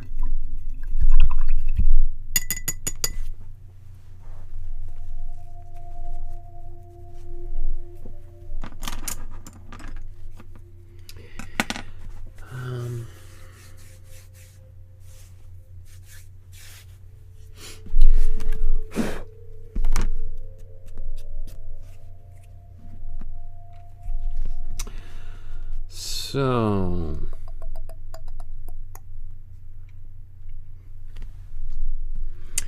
I think what I want to do is move on. Actually, maybe I should do the red up here. I think that would feel good to be able to get that and then do the figure. So I'm going to blow dry everything. That's why I was just waiting. And then, so we'll do the fabric. We'll do all the red on the fabric, and then we'll paint her body. And then ideally by that time, things will be able to then go and start darkening a little bit in the background in the next pass. So I'm just going to mute my microphone.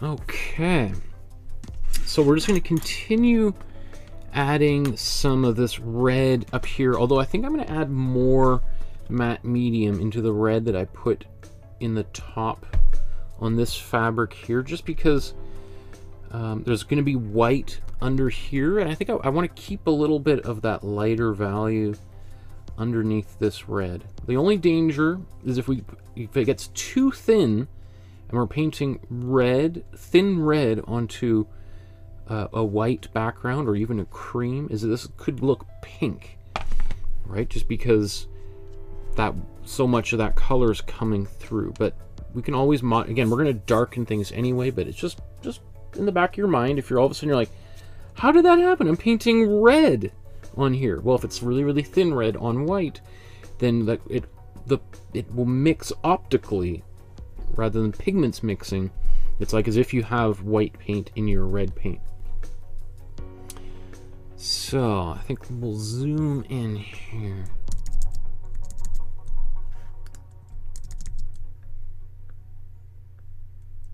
Maybe we'll keep it like that. Maybe just a little too zoomed in.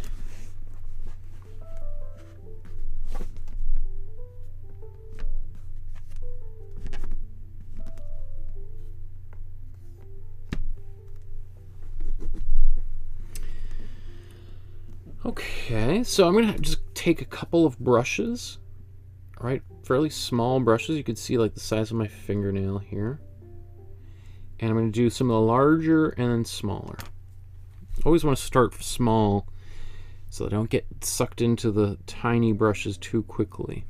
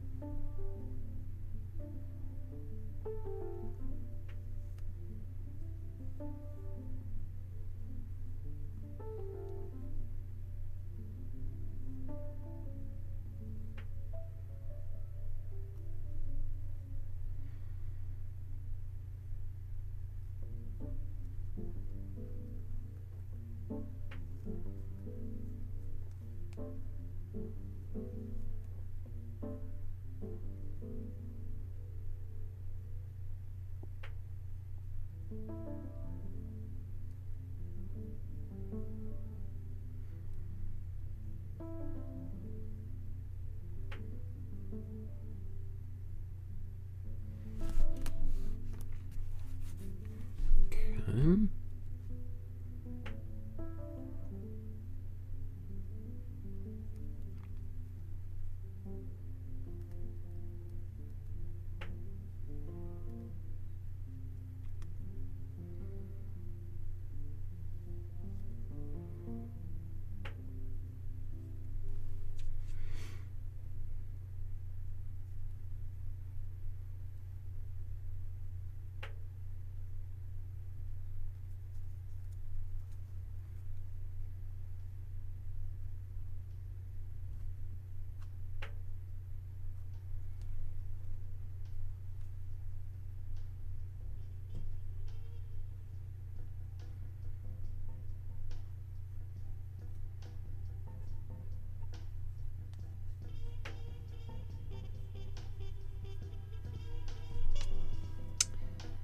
So, sorry, it takes a bit of concentration. It's hard to talk and chew gum at the same time sometimes, right? Just trying, because once I get a little bit of this established, then it makes my life a lot easier, because then I got the kind of the main central kind of forms.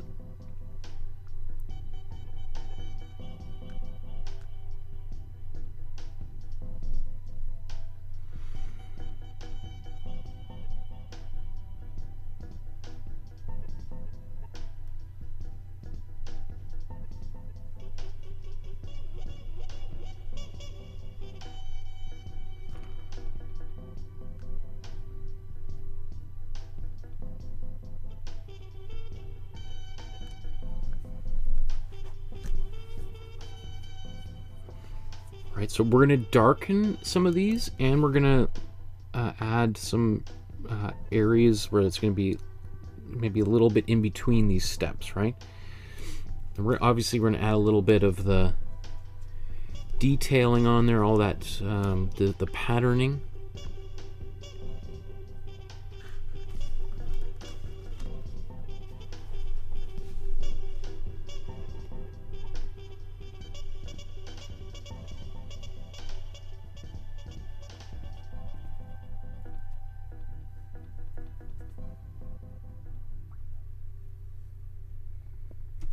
Maybe I should switch to a smaller brush for some of this here.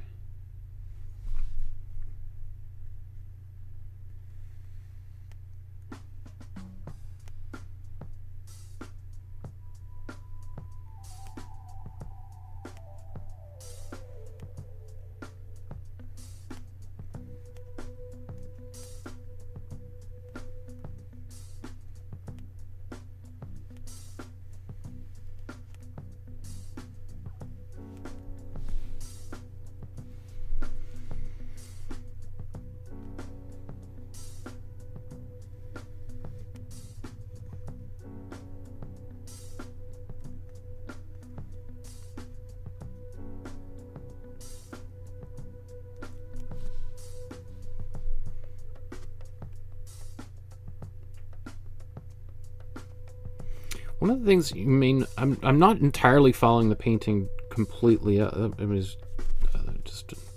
have the time, but one of the things that when I'm doing sort of fabric, looking for try to like wrap them around, these sort of curves help emphasize that there's a fabric that's sort of disappearing as kind of rolls underneath other fabric.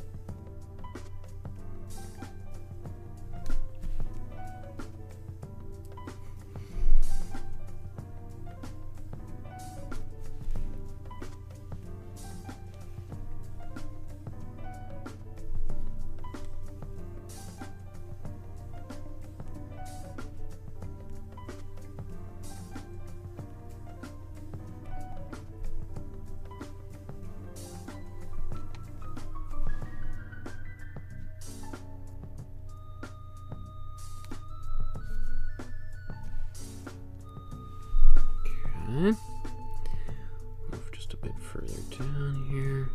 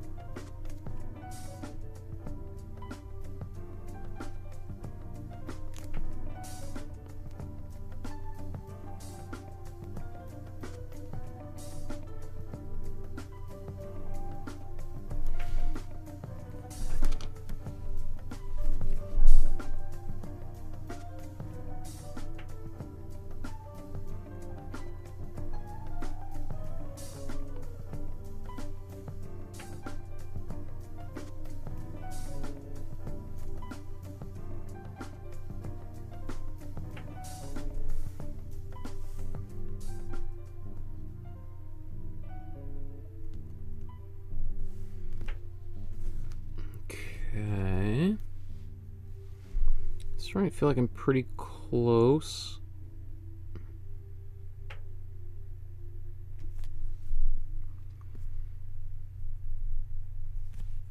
You can see it kind of looks a little bit pinkish, right?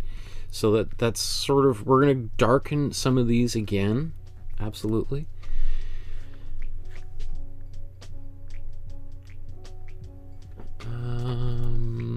Where else? Let's do these stripes down here.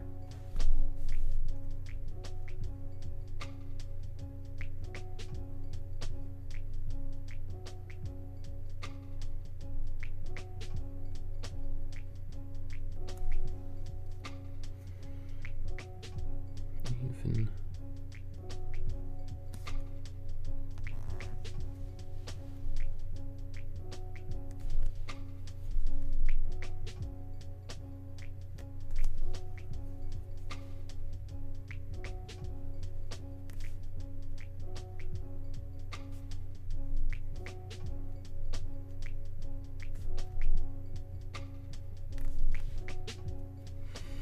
so these little lines, they could also be done with a Posca pen or something afterwards, or at some point if you wanted.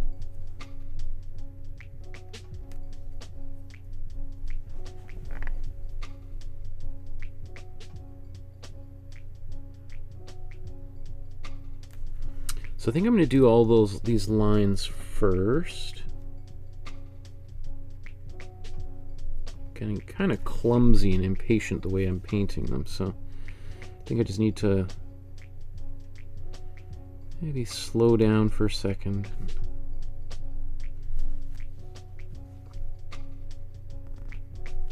Now they're going to be in darkness, mostly shadowed anyway.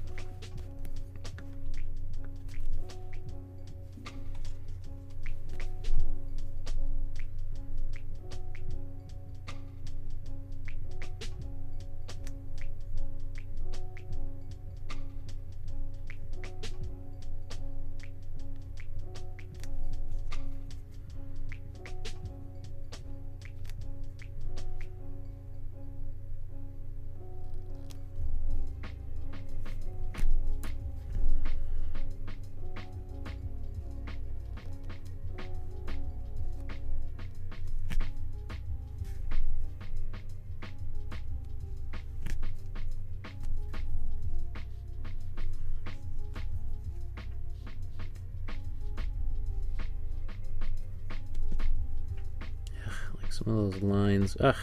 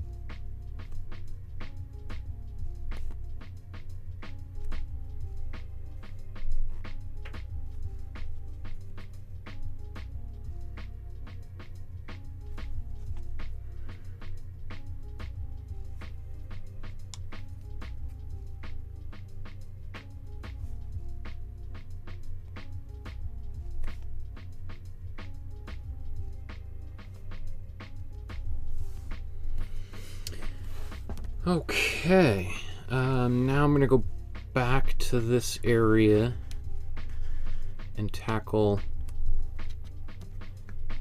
this.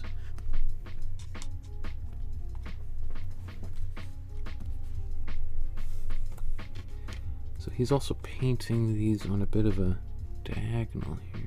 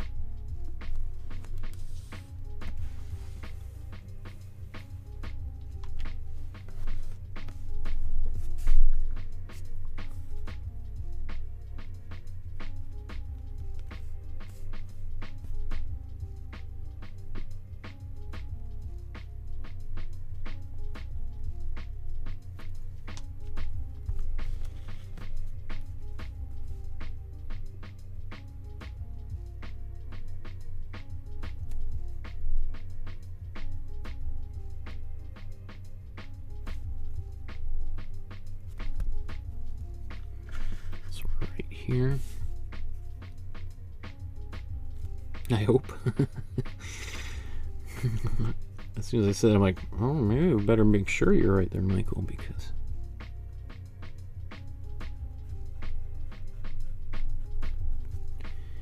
you never know.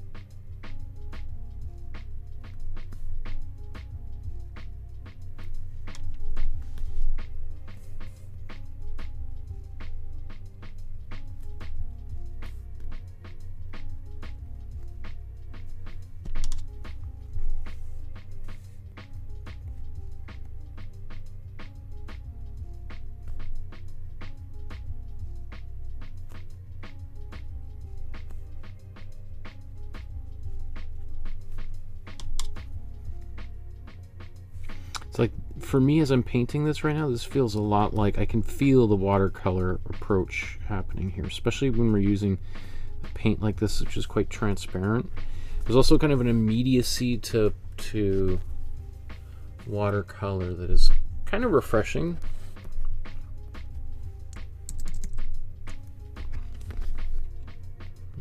Okay. Oops.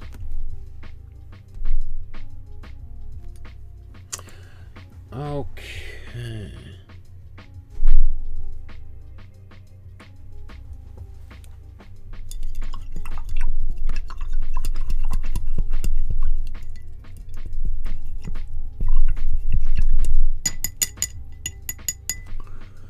Oh my goodness.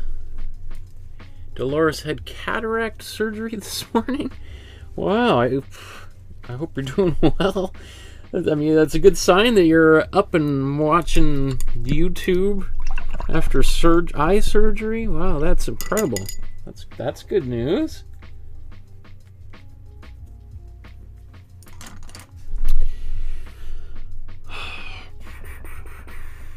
I guess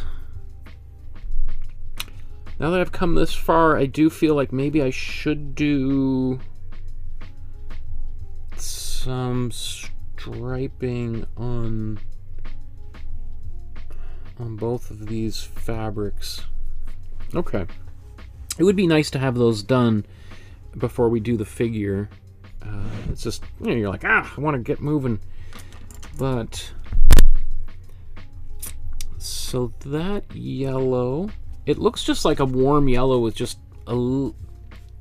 maybe a little bit less white in it. So let's take, in fact, let's just mix it up with a bit more. Take a bit of this.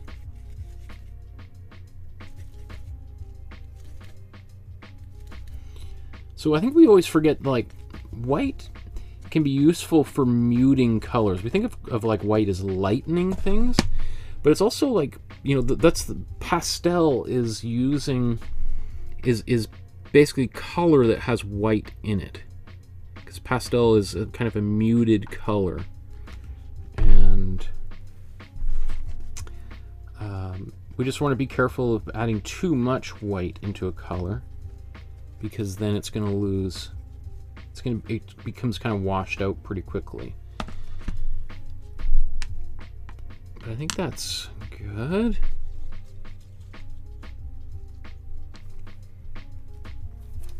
So let's zoom in here.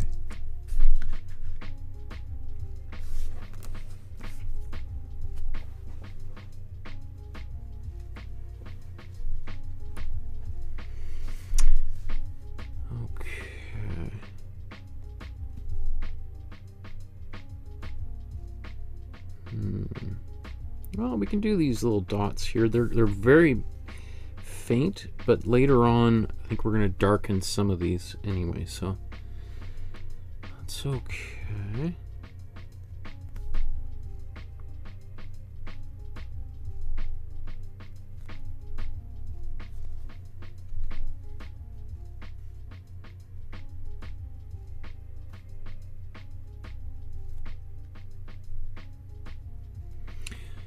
You know, one of doing this kind of thing, like painting stripes, can be pretty tricky, and this is one of the reasons why it's a bit of like an art school exercise, even though I think he would have been done art school by this time,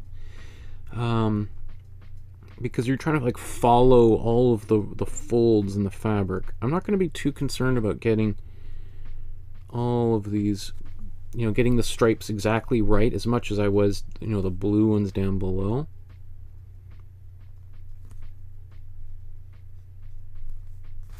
I think if we have any level of approximation, we'll be more than happy. So I didn't even really think, like, is this yellow or is this white? Let's double check. So I got a 50-50 chance that I'm correct here. Let me see. Actually, I think I am right, but if I was wrong, that would have been totally okay. I'm probably going to be inverting the stripes at some point pretty soon here, so.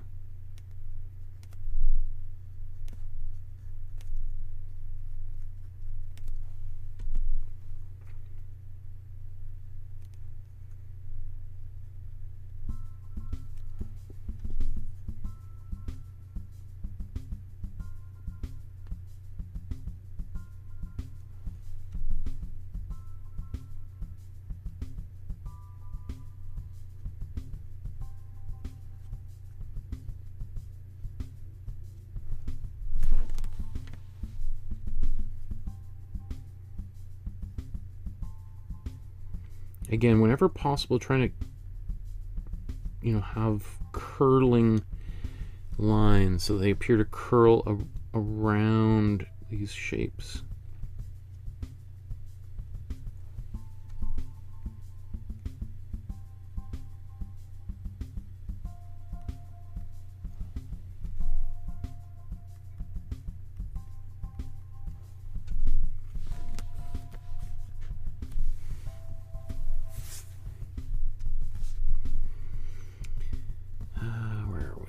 We're right in here. All right, that's where I am.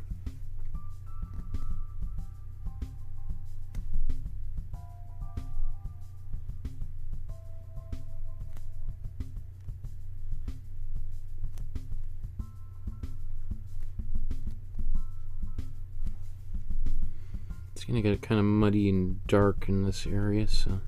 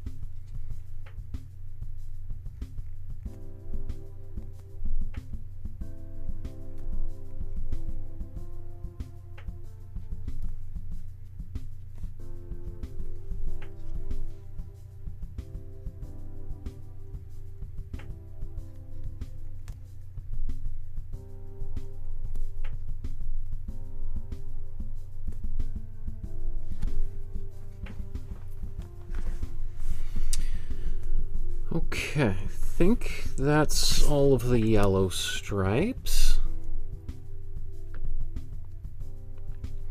So now let's do the blue.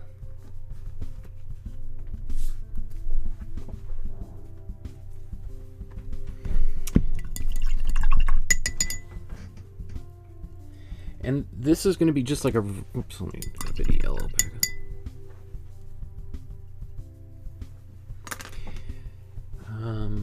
We're going to do very, very subtle blue. Even more subtle, way more subtle than the ones that we have as the stripes.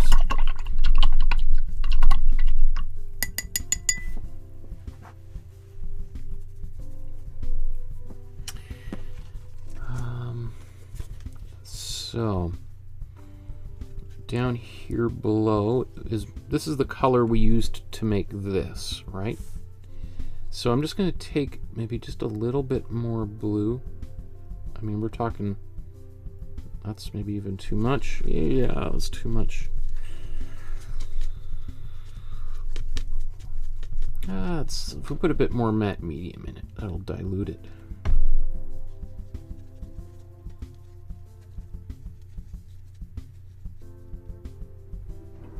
Hopefully it's not too much, but if it is, there's bigger problems in the world, right? Okay.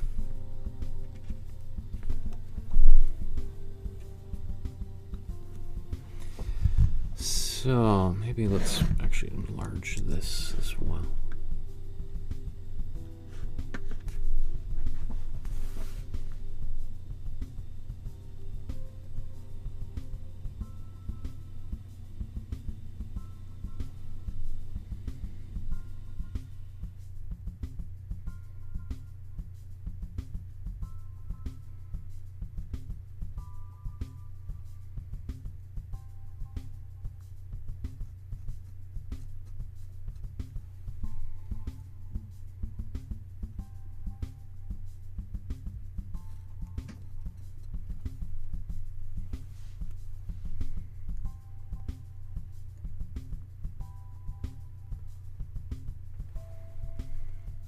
He's just really beautiful, like really great attention to detail in all these folds. Like sometimes artists will be pretty lazy with folds, and because you can kind of fake it pretty well.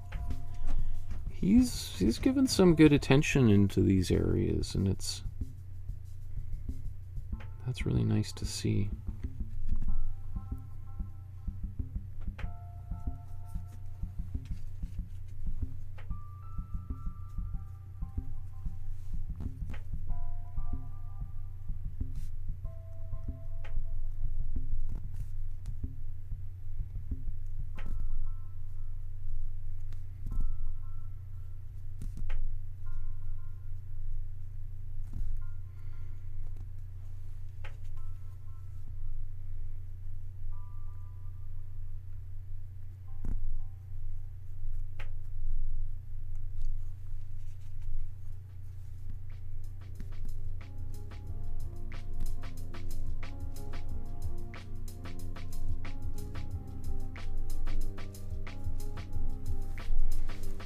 Leave it like that for a moment.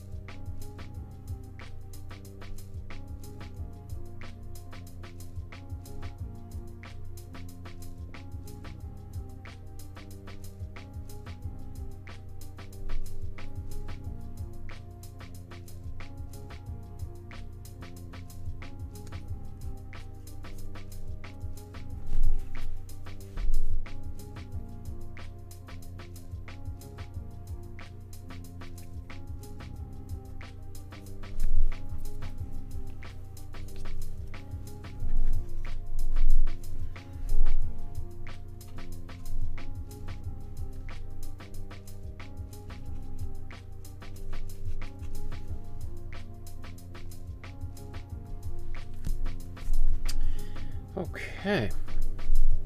So let's look back at these two at this stage. I would say probably we're about halfway done the painting now. So we've got, like, a lot of the fabric is obviously the thing that's probably going to take us the most amount of time. Okay. And getting that kind of first batch of fabric on there, I think, is the most important.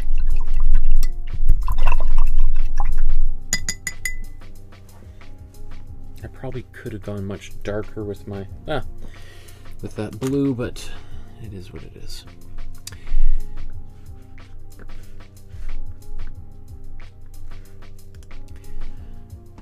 Okay.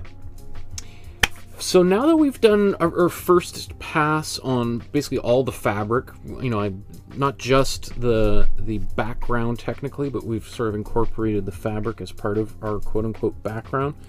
We're going to now go on to the figure herself, and that will be kind of the next little bit here. So we're going to work on mixing a skin tone, and then maybe do a little bit of rendering on the figure before we move back to the fabric.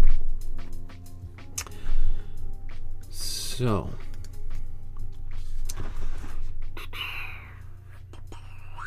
actually, let's look at this here. Oh, these legs, knees. My daughter and I have been going on all sorts of adventures the last few days. Lots of walking, trying to get outside into the air. And my legs are sore because I end up carrying her a lot. Okay, so our flesh tone, let's make a flesh tone from scratch here. And actually, even before that, just thinking about, so what I'm going to try to do is I want to make what we call our local color, because there's you know, it's like, what value do we want to start out with? Do we want to do the highlights? Do we want to do the dark areas first? I kind of want to do like what's in between here. So something like this would be maybe even this color. So it's kind of like a peachy color, a little bit more on the yellow side, but that's why we've got our yellow underneath here as well. So if I look at my palette, this is the color that we use to paint these stripes, right? So that's, I could use this, I could just mix this in here, but just for the sake of television, I'm gonna make a new version above. I'm just gonna use a smaller brush. So I'm gonna take my warm yellow and my warm red and a little bit of warm blue, and then we're going to use white here shortly. So we're basically going to mix a brown again, but we're going to start by mixing an orange. That was a bit too much red right off, but that's okay.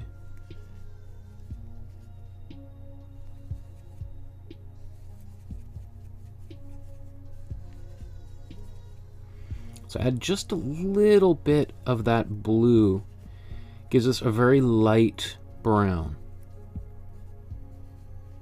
All right, so now we've got a pretty dark skin tone. Right, it's a little bit on the orangey side. Right, we just add a little bit more black to it. It's going to go a little bit more brown. Don't want to get too far down that direction though. So I'm going to now add a lot of white to this color. And presto, we've got flesh tone. Looks, it doesn't quite look like my skin color here on camera. That looks much closer here in person, but whatever.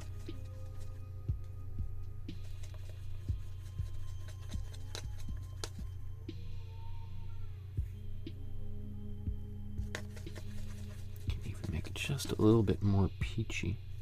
Why am I trying to mix it to my skin tone? I should look at the... It has no relevance what my skin color looks like. I think that's okay, but I'm going to add some matte medium, again, just to make it a little bit thinner.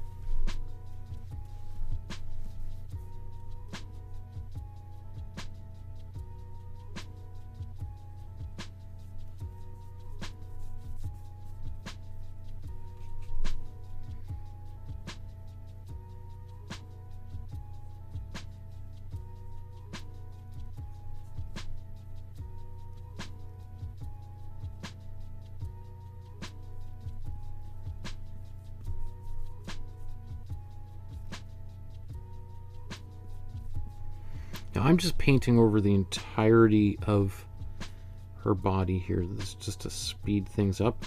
We could, if this was, we had a lot more time, we might even want to paint them, the shadows as shapes, even at this stage.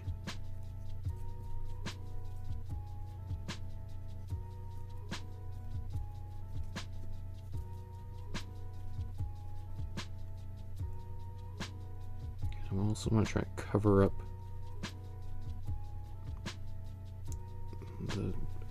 my underpainting, those darker lines.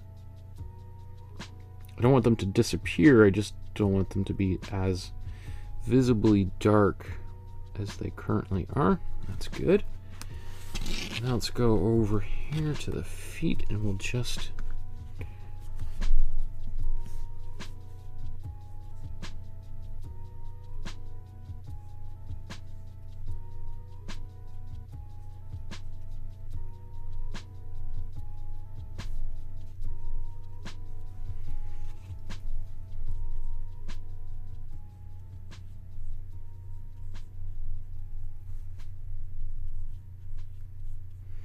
have to make sure those lines look a little bit big. I'm just afraid that this foot could enlarge in size if I paint all the way to those outside edges. So that might come down when we start putting the shadows and stuff. I can kind of carve into that shape a little bit and make it not quite as dark. Okay, so let's take a look.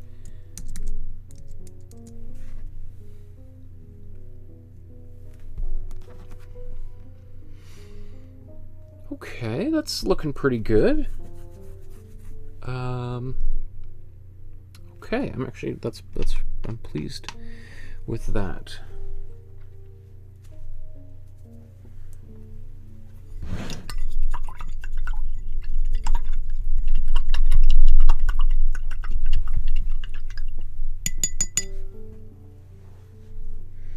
Paul says, look for a high chair. I have a high chair.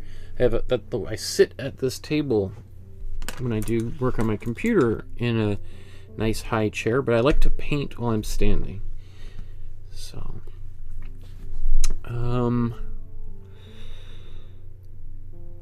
I think while I've got this flesh tone color mixed, I'm going to use it and darken it a little bit and just get some of the darker values on her body right now. Because I've got that color, I like that color. It's easier to use that color while it's here, but I'm just going to blow dry everything down, because if I start painting on top of this wet body, I'm going to start pulling some of that paint off, and I've got a kind of nice, smooth application of paint, so I want to preserve that.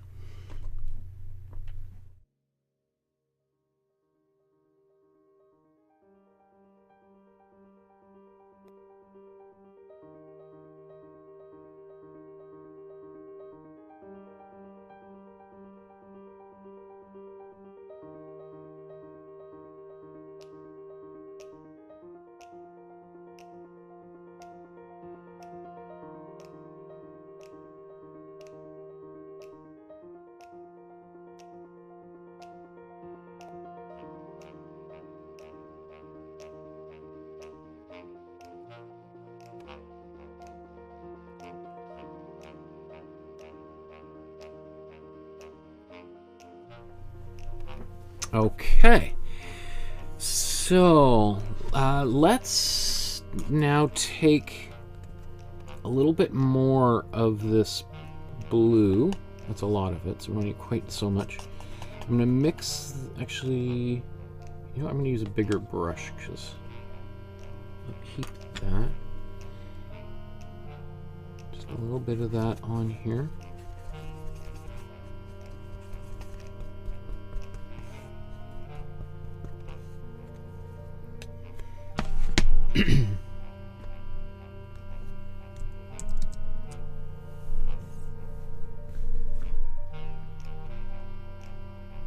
And as we're doing this, also just don't forget about the feet. I think sometimes, you get a nice color. Sometimes people will do a bit and then they forget. Oh no, I forgot the feet this whole time. Ah!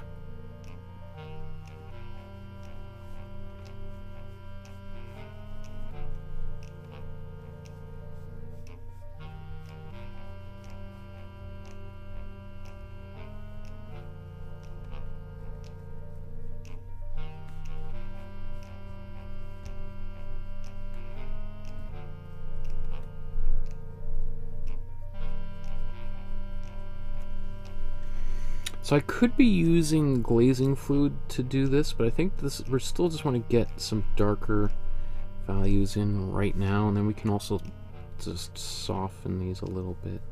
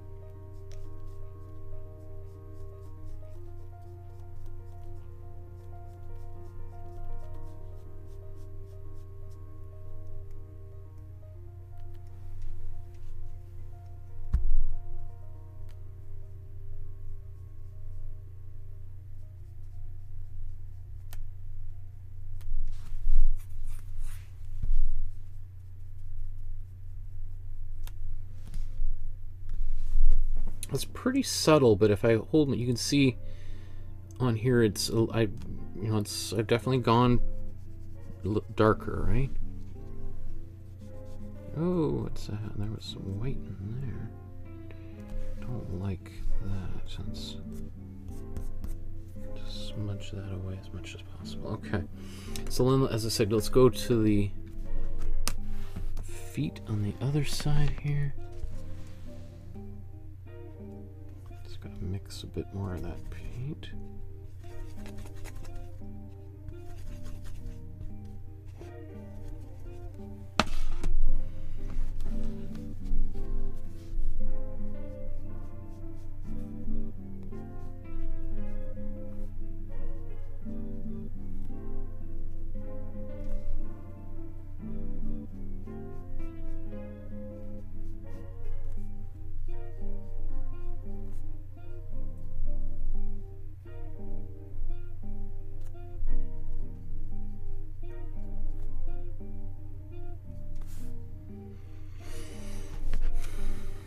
Okay.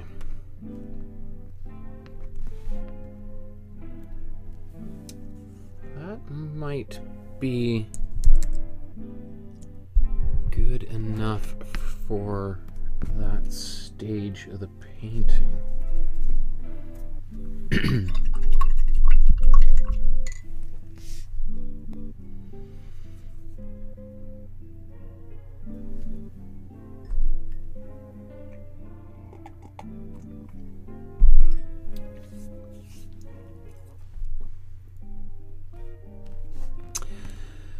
Okay, so I think now,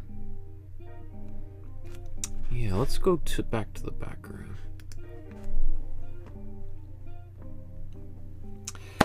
So now that we've got our, a first pass on the background, and we just spend a little bit of time with the figure, just getting her flesh tone in there and a little bit of a darker value.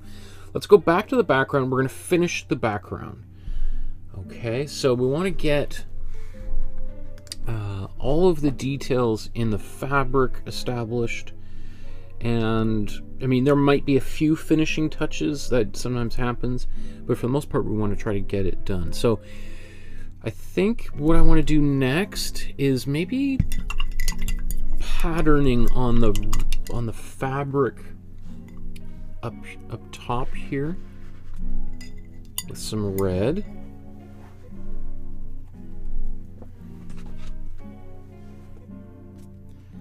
So I'm going to take the red that I had from before that I used to paint all of this, and I might just get a little bit more, right? Because this is my red that had a little bit of matte medium in it.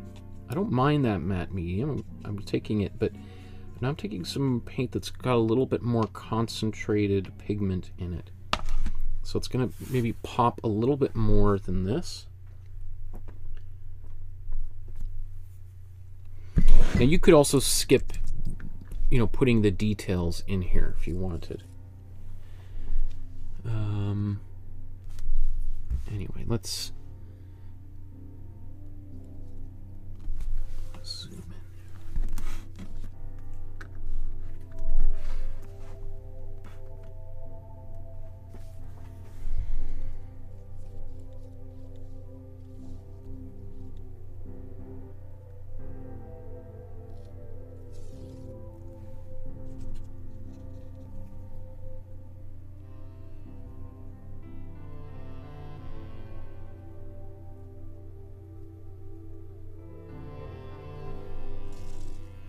So I'm not going to do all of the pattern with this darker color. I'm going to also lighten it up. But especially some of the darker ones that are up in the darker area of the fabric, that's where they need to go.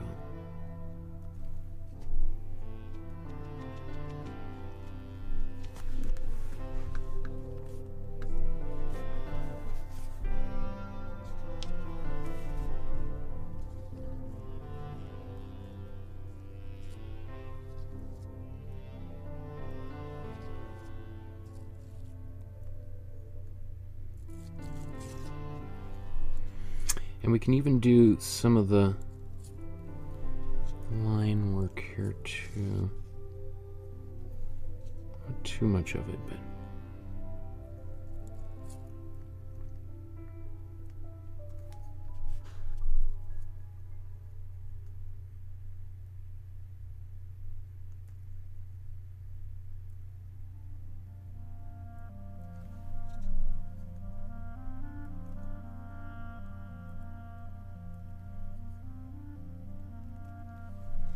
so I'm kind of making a few things up here because I can't quite, it's pretty obscure, which is, you know, I think part of the intention in this area, right?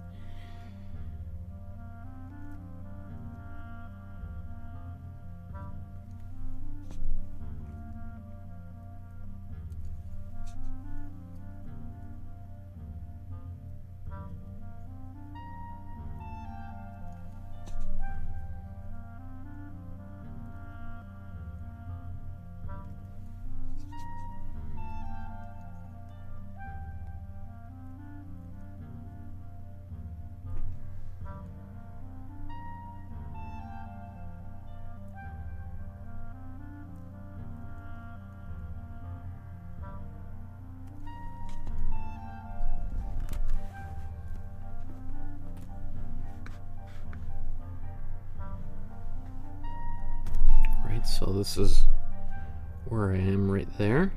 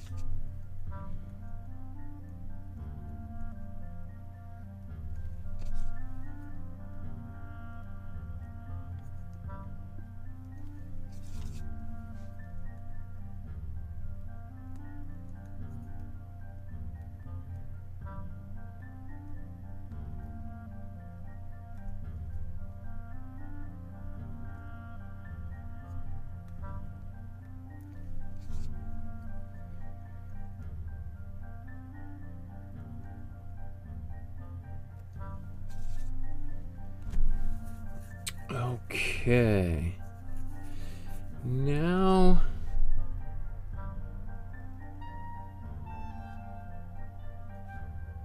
just get a few of these darker reds.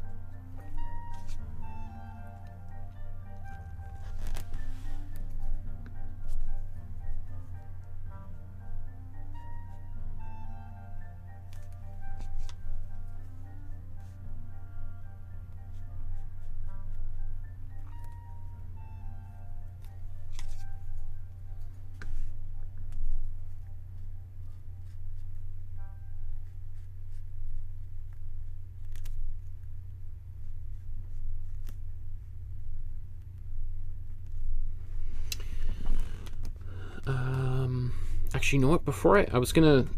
Before I mix a different version of this, I think I can use this perhaps down here in these areas.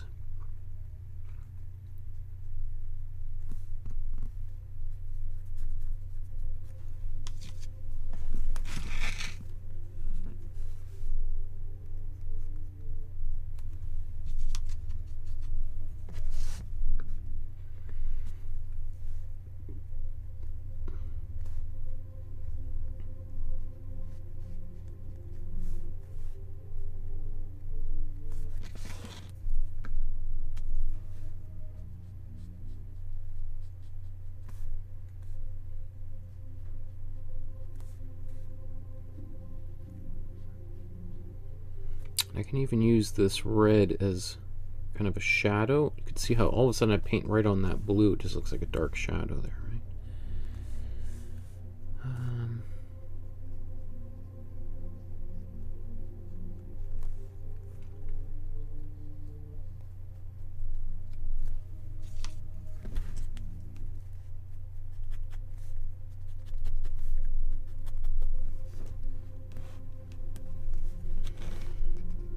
Okay, so now I'm just going to go back and add matte medium into here and paint with a much lighter red.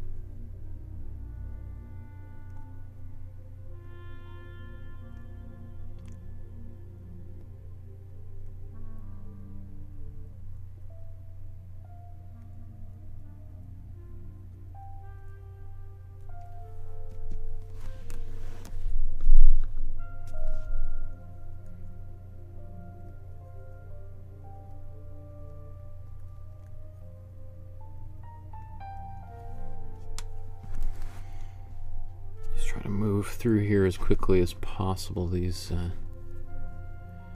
these folds, all this patterning.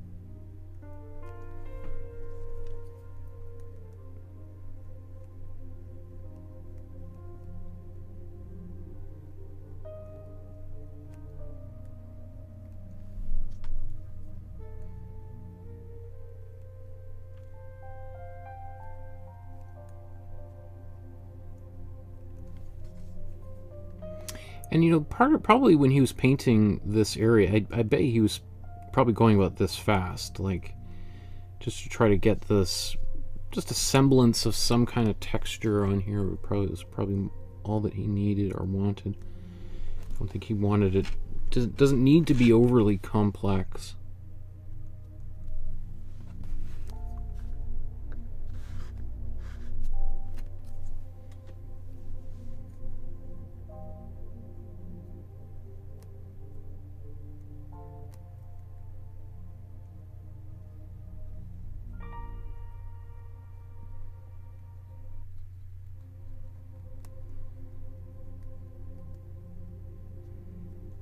It's like an introduction of a slightly different kind of patterning down here. I'm just going to keep mine consistent because he's got something a little bit different, a little bit of green in here that I don't see elsewhere, but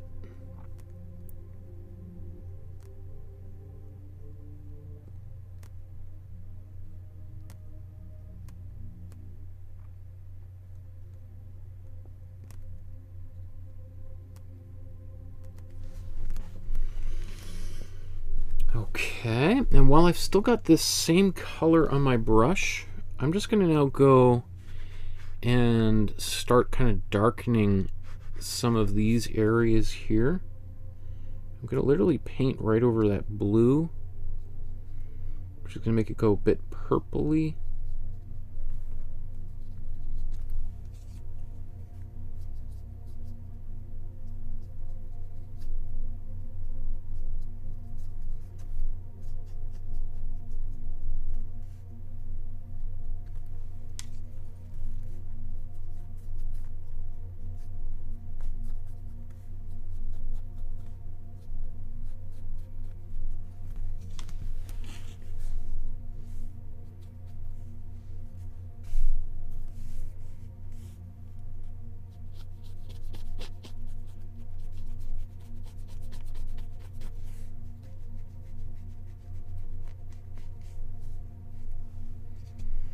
Right, that's starting to really feel like a watercolory kind of process here, for sure.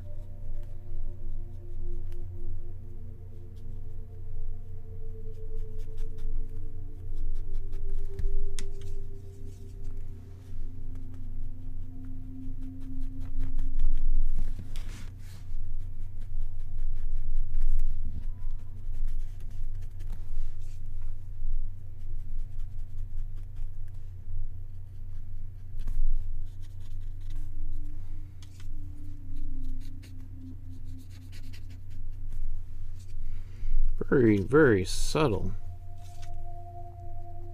Oh, speak too soon, right?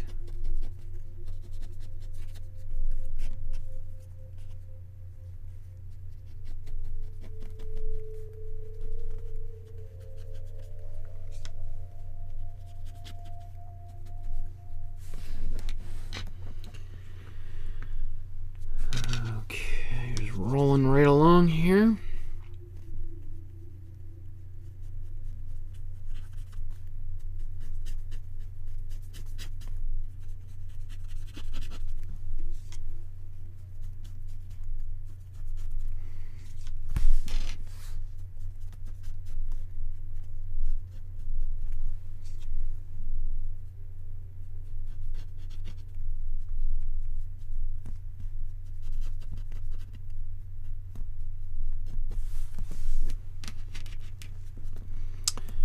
Okay, any more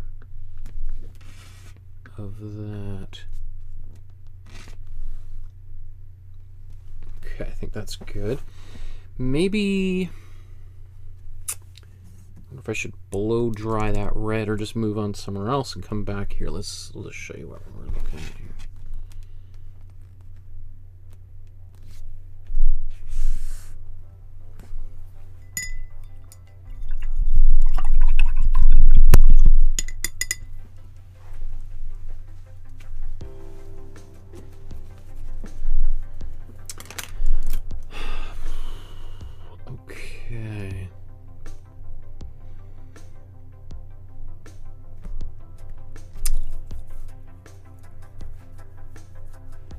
So I think what I'll do next is I'm going to add some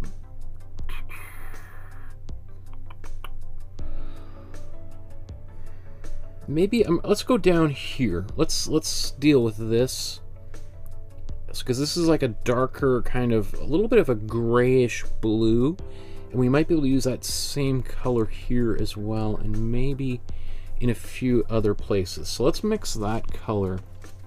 And in fact, I think we've already kind of got an approximation of it here. This is our purple that we made using our cool blue and warm red.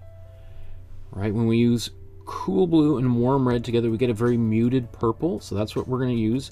If we balance that out a little bit better, because this is a little bit more blue dominant, we put a little bit of cool yellow into it, a little bit more warm red, and we're going to get a black. Now, we don't really need, there's no black in here. Maybe in the bottom left corner a little bit. I mean, that's basically that's the darkest value in this whole painting, besides maybe underneath the feet. Maybe a bit in the hair. I still think I like this slightly purpley blue for this next step. So I'm going to take that color, because it's got a bit of like a Prussian blue color to it here. Let's take some matte medium. I'm going to put a little bit more in there. Yeah.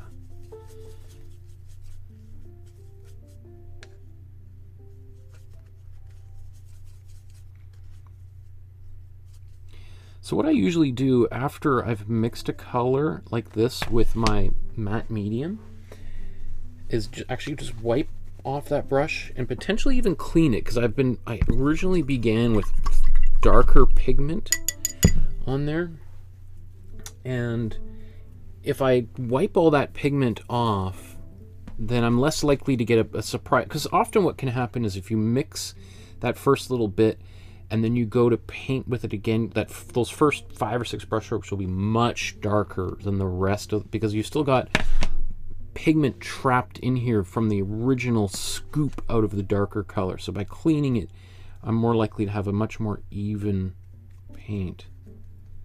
It might be even a little bit too dark. So let's start with something lighter. And we'll see how this works. We can always change course at some point. Which one should we do? Should we do the... Maybe let's work left to right so I don't have to worry about things getting stuck all over my hands. And you know what? I'm going to go to a smaller brush as well.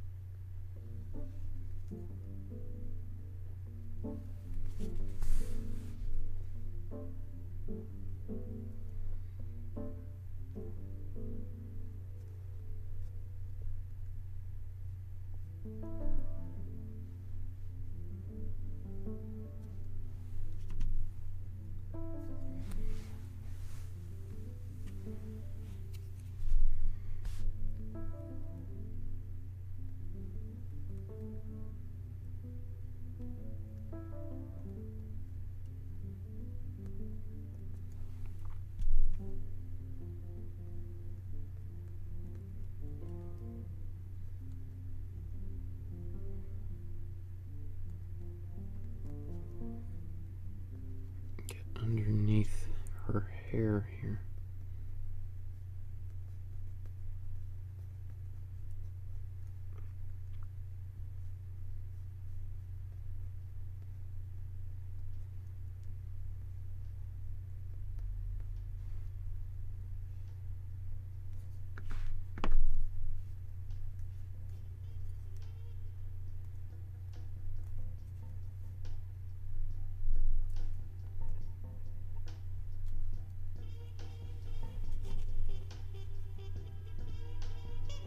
So this is like quite subtle, like, but it appears, you know, I'm obviously making pretty dark lines comparatively, and there's, I mean, the paint has been diluted many times over, so it's always like color's relative, right? One might think like, wow, this is really too light, and then you start painting with it, and it's like, man, maybe this is too dark. I don't know.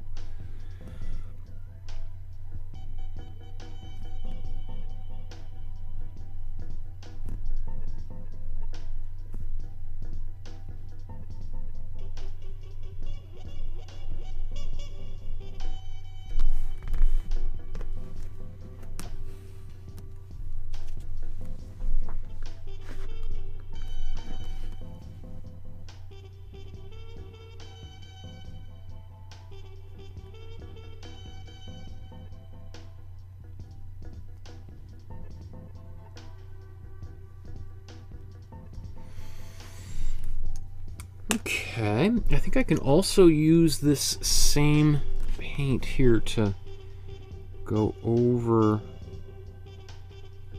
some of these areas here.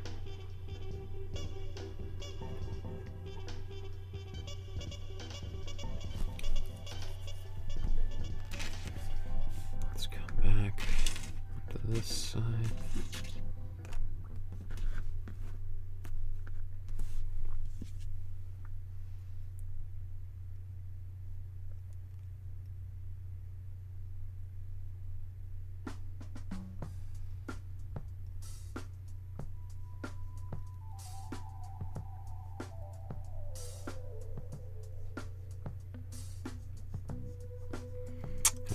Still haven't figured out what's going on down there. That's gonna be something I gotta figure out. So let's keep on going though. Let's just keep.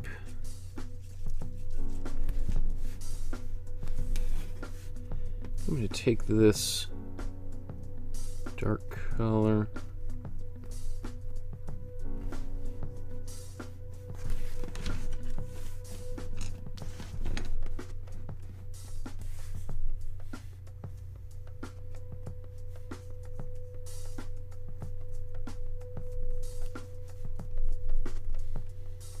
Let's just build this up here.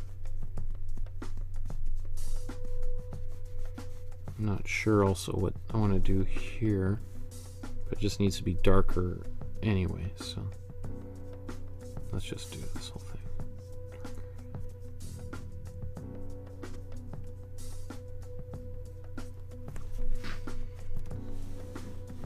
Okay, actually, we could use this same color go into these reds a little bit.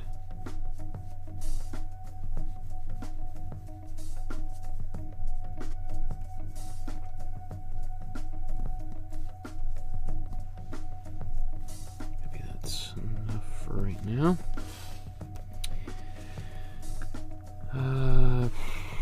Let's do taking more of this, maybe with a little bit less of the matte medium.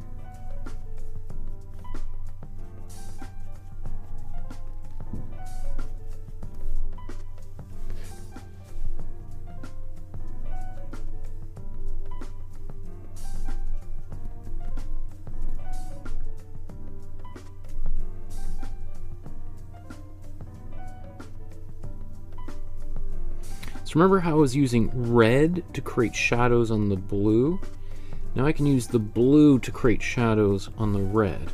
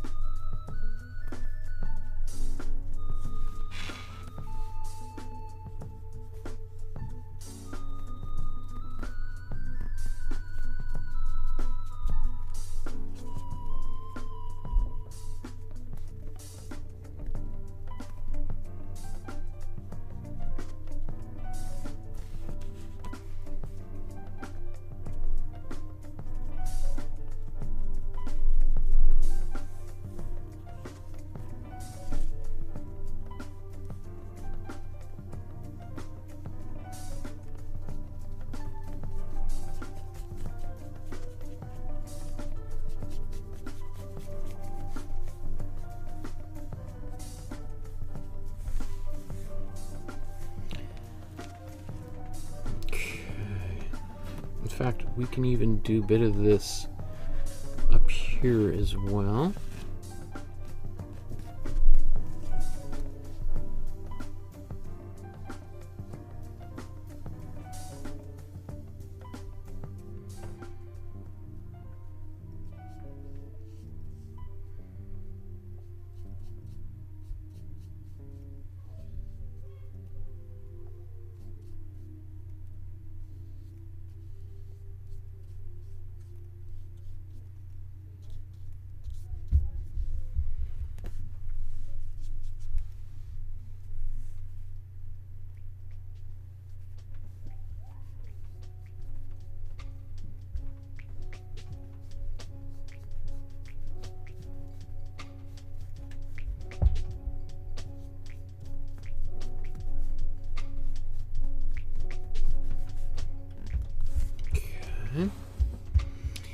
I'm just gonna even come back here. I think this should be dry by now. And just darken over a few more places.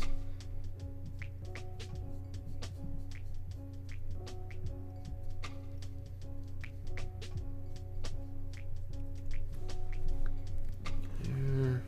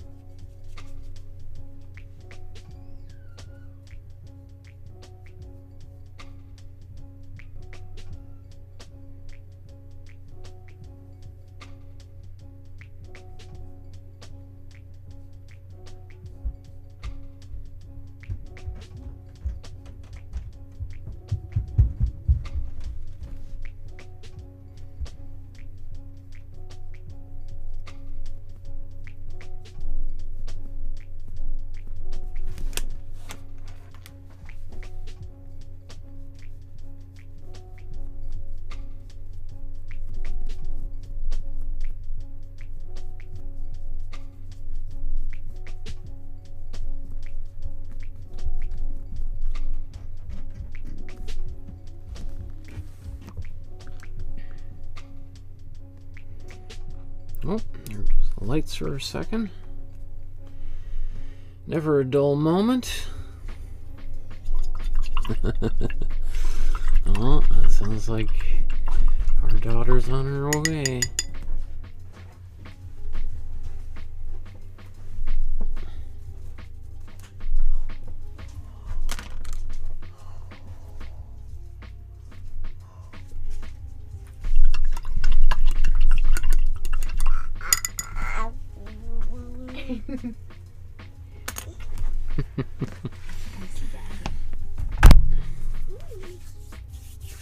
She just wants to play with the washing machine. Yeah, she does. I'll just keep painting then. Actually, let's just look at these side by side. I'm just trying to teach.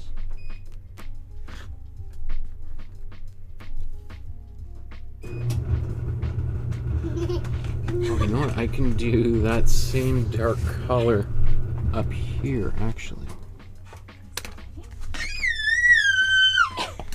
Oh, mark. Okay. Oh, sorry. That's all right.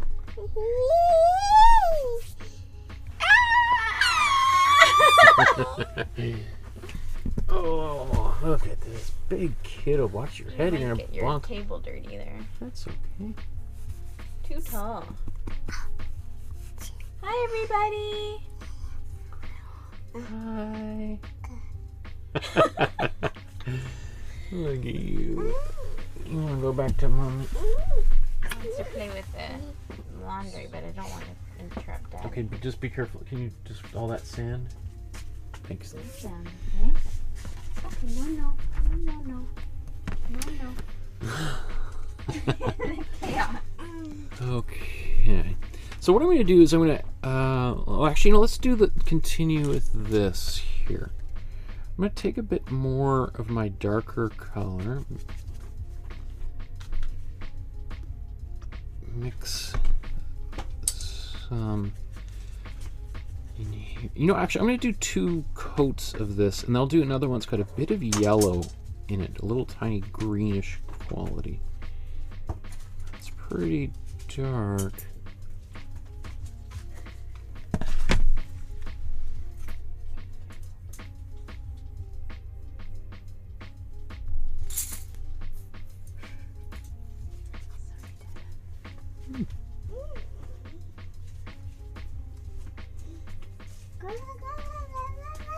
It's a bit on the bluish side. Let's get a bit of brown back in here. Take a bit of red.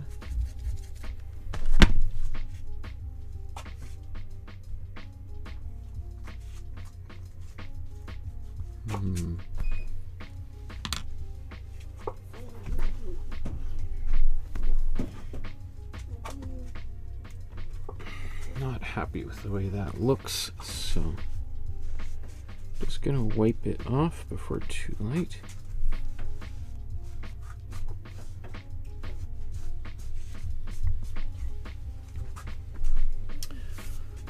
So I think I'm gonna go for a bit more of a greenish quality.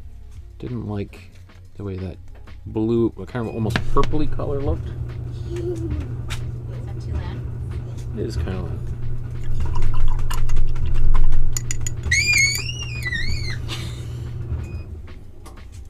Okay, that's enough.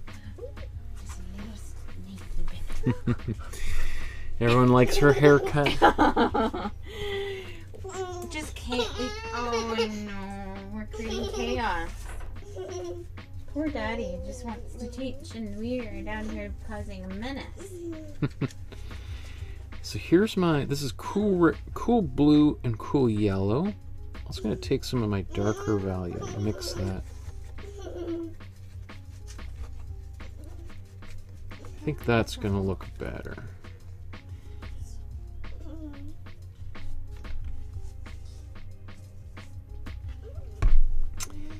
And I'm also going to go to a bigger brush to get that area.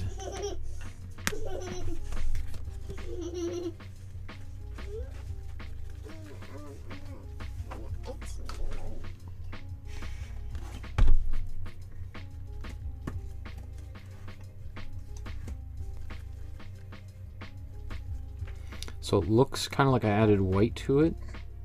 So it has a bit, but it's just, that's just the color temporarily, right?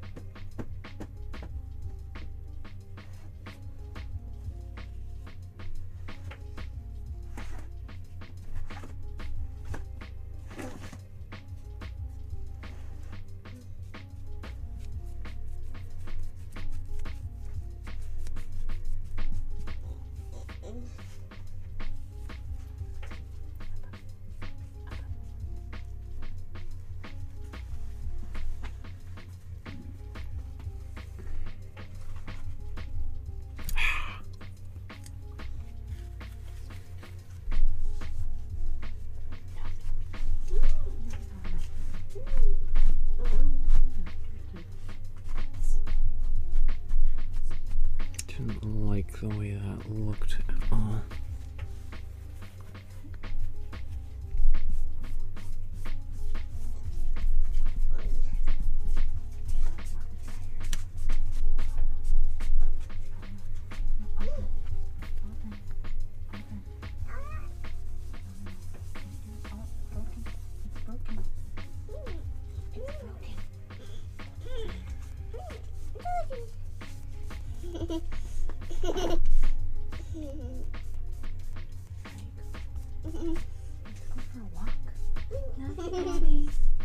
You girls.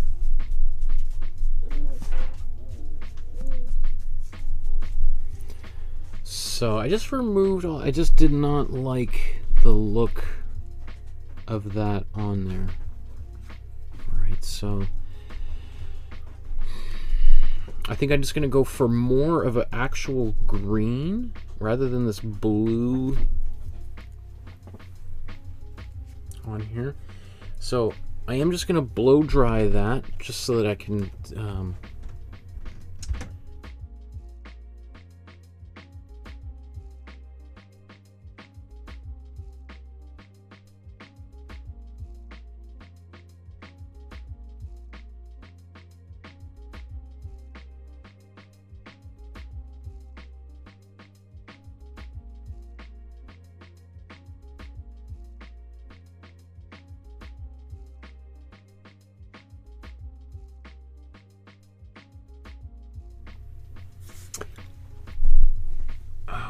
Okay. Maybe I should be using a glazing medium instead of matte medium. I was hoping to see if I could get away with matte medium for this entire painting, but I think I'm gonna. So the reason why I'm gonna switch from matte medium to glazing fluid is better suited for this process. One of the things I'm trying to do is layer the paint, and matte medium dries much faster than glazing fluid. So if I want to do anything like blend the edges out, soften the edges out, you want glazing fluid, because the matte medium is going to dry very quickly. It almost seems to dry maybe even sometimes faster than if you have water in the paint, because essentially it's also like glue. It's basically a lot like white glue, whereas this has a slow drying component, chemicals in it, that is just going to slow that drying time down just a little bit, and so maybe makes it a little bit less frantic of an experience. So I want to go back. I'm going to take this same color. Oops, let me just get rid of this brush. I'm going to go back to this kind of bright green here. I'm going to take a bit of my darker color.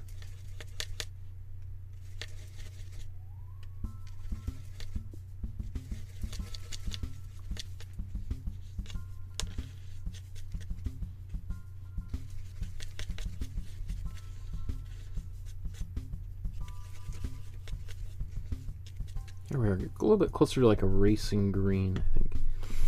And then we'll put our glazing medium in here.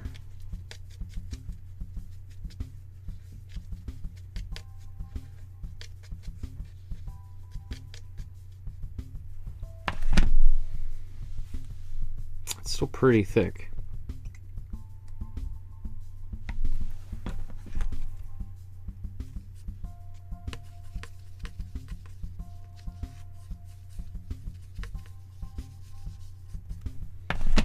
So let's see here.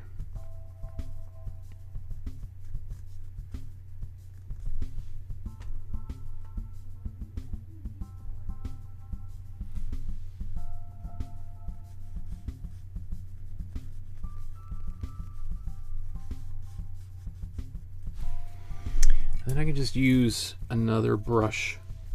I can actually put that on pretty thick.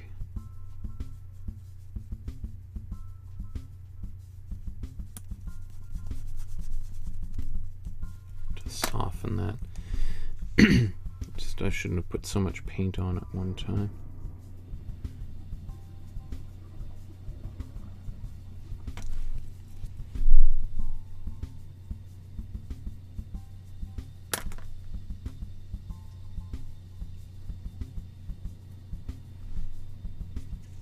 Oops. That's better. I'm just gonna have to do a few layers of that.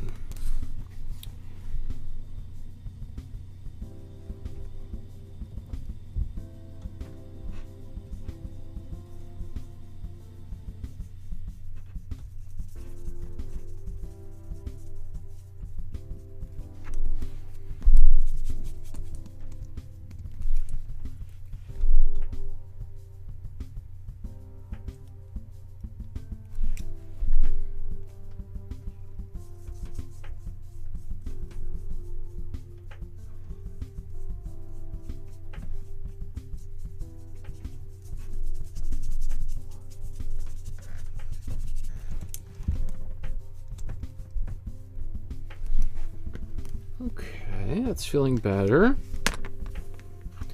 And maybe just what, you know, since I've got this mixed, let's see if we put a little bit of this down here as well.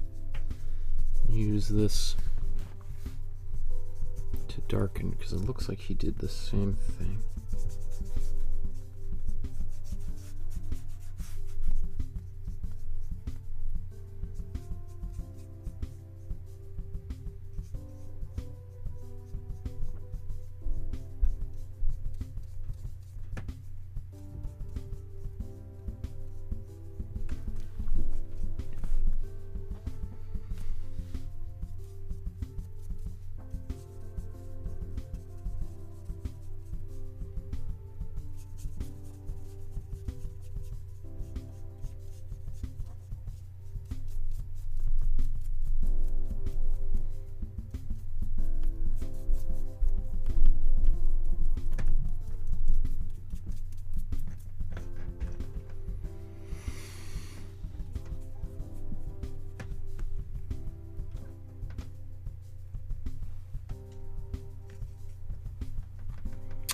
even just going to take a bit of this. That might be a little much. Let me see. Just to get a little bit of, yeah, a little bit of color into this pillow here. Mostly just going into some of the darker areas.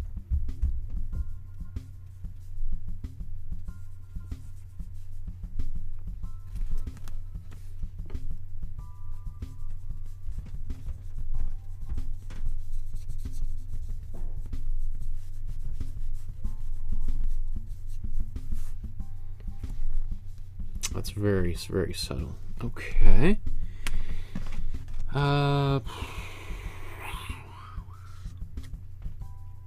Like that. I'm going to take this, bring this over to the other side. Let's take some of the darker color.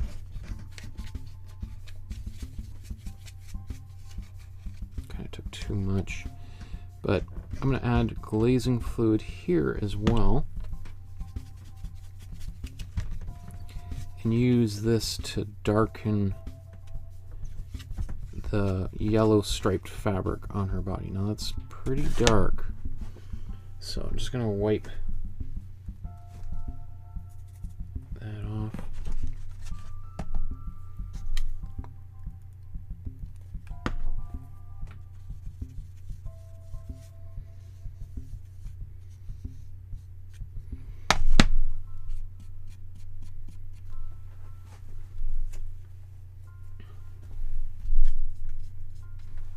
Okay.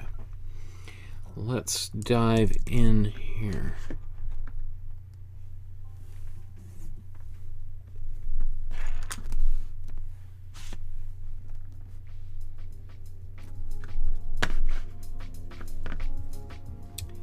We'll go for the bigger shapes first.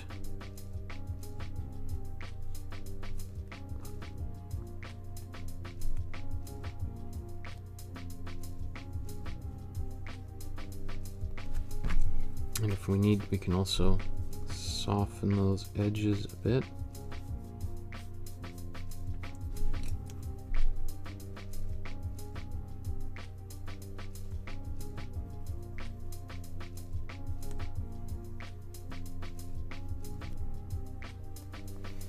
And all these places where we had kind of like wrinkles in the fabric, or the sort of the, what would you say, the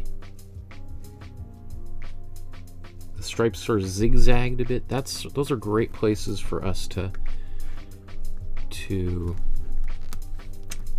kind of add the little bit more dimension.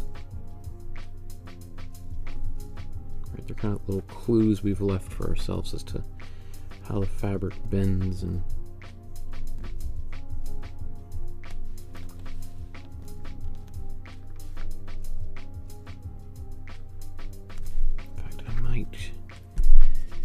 just a smaller brush for a few minutes.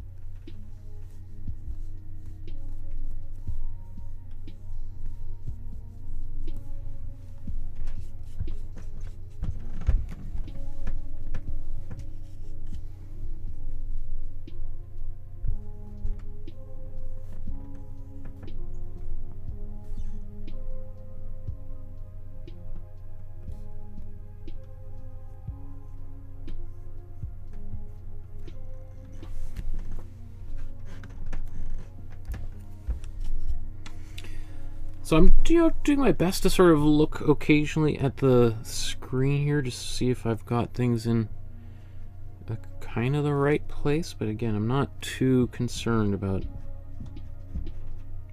mimicking all these folds exactly.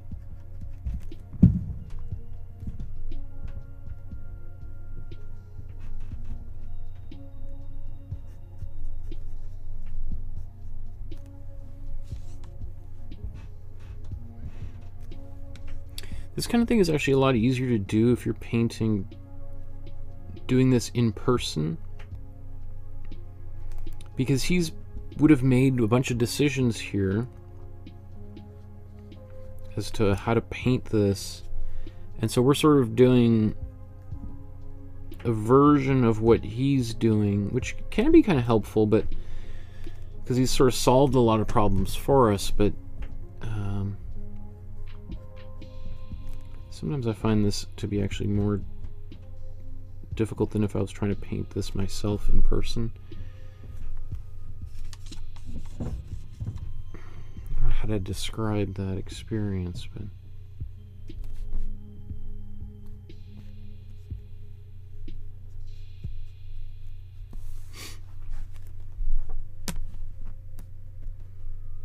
so actually I'm just going to zoom back out so we can just see how that looks right now. Because all of a sudden now this starts to have a lot more dimension right there. Everything is starting to kind of come into more and more focus. Obviously it needs to get much darker, but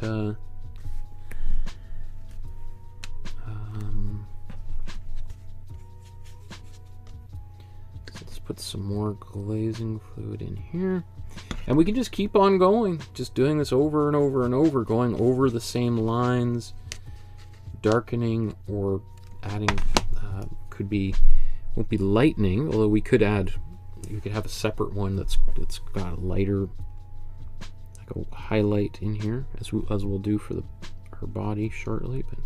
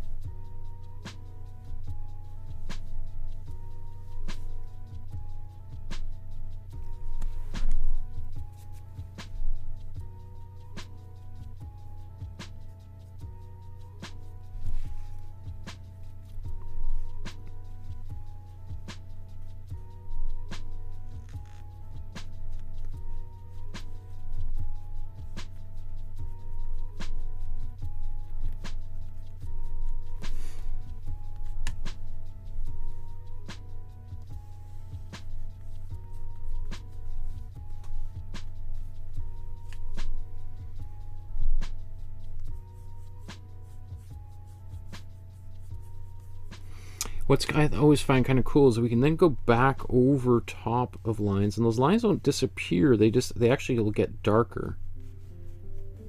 I mean, I guess it depends on how dark they were to begin with, but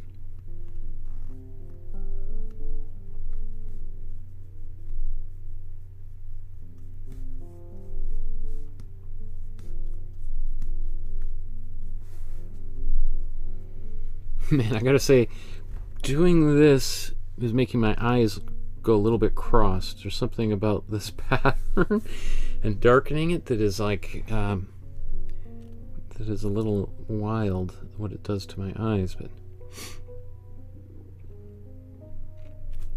okay, that's feeling pretty good. Let's do the same thing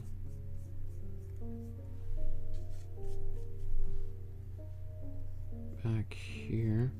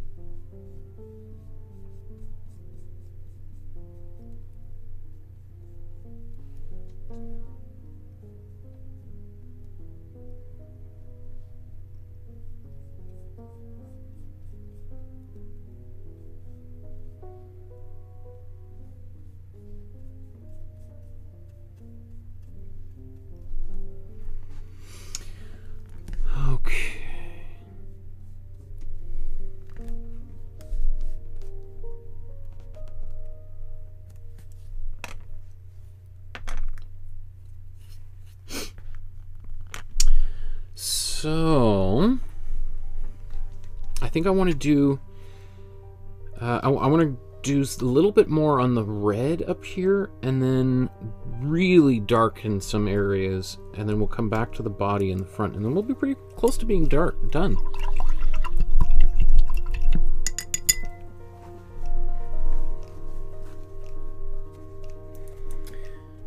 Just gonna clean these brushes real quick. Okay. So I'm going to start with a thin glaze of my red here.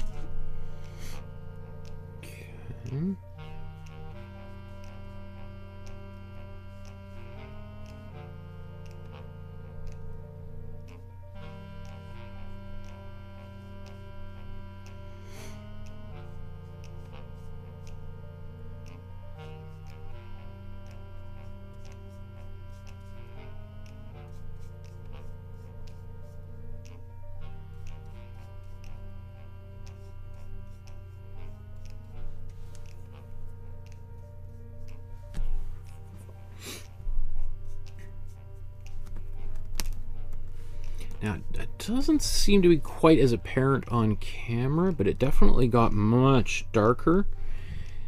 But it's pretty subtle, right? So that actually, I'm happy with the way that turned out. And maybe I'm just gonna see, what if I do a little bit of this? Yeah. Taking the same little bit of this exact same color. Oops, that was a little much. But I just wanted to bring it a bit.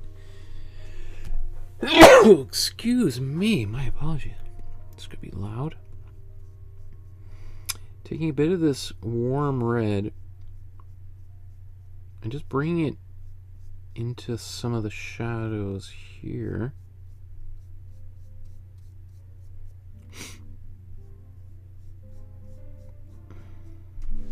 That's working.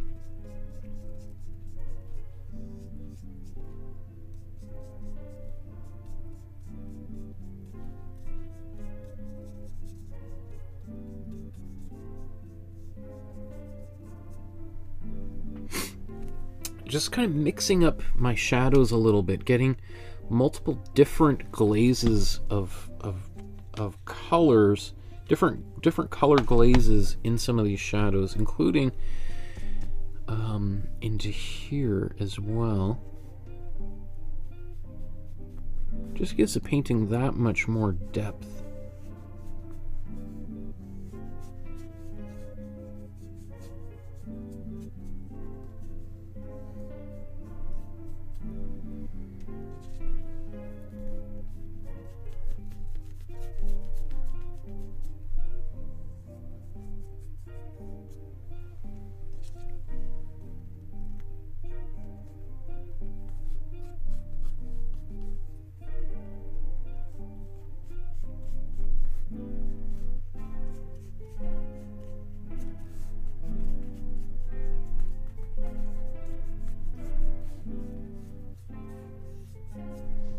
Okay, that might be enough.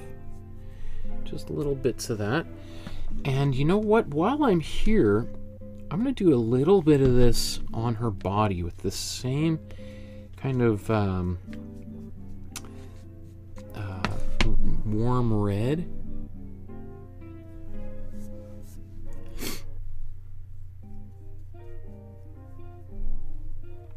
Just to warm her up just a little bit.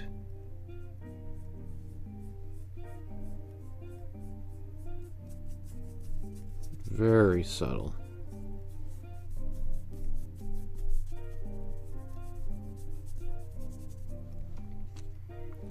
Super subtle.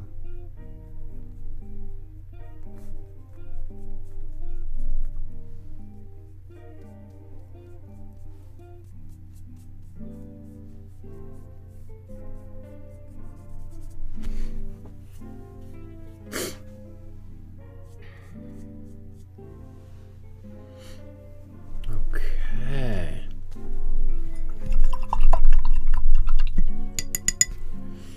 Now I want to deal with this area here and darken that. So, or do I want to finish with any more red? I could go a little bit more, you know what, I'm going to do just a little bit darker into some of these red values before I leave that entirely. But I want to blow dry this before I do that.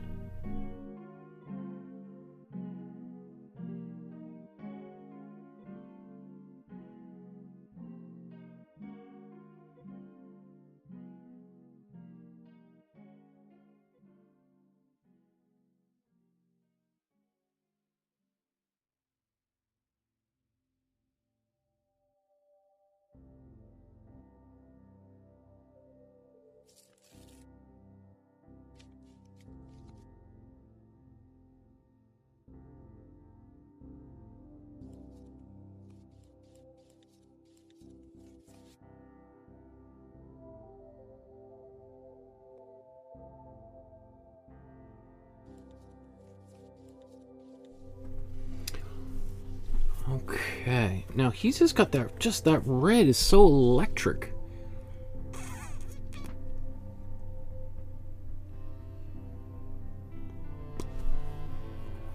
Up here, it looks a little bit, not quite as, it looks a little washed out in mine, whereas his is just pops. You can see, I mean, if anything, that might be the case. Like, you can see it's a more intense down here. Is it because I painted directly on the warm red or the warm yellow? Which is why I don't have it up here. Just wondering, what if I add do a little bit of the same glazing? I'm going to take this dark kind of, let's see if this goes just a little bit purple.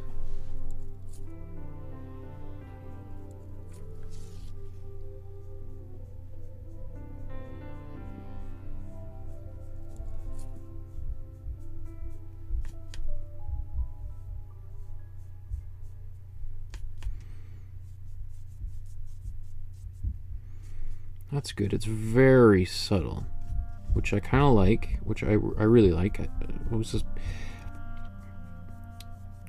just don't like shadows when they're just appear to be one solid color. Generally, it's advisable to put the opposite color in the shadow because it makes it looks a little bit like some reflected light coming in there.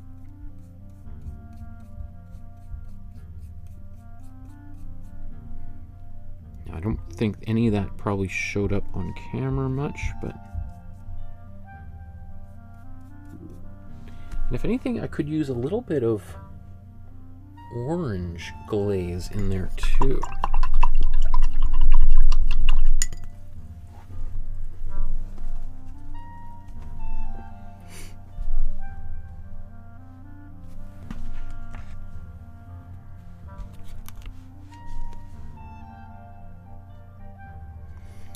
So, I think I'm going to blow dry that again real quick.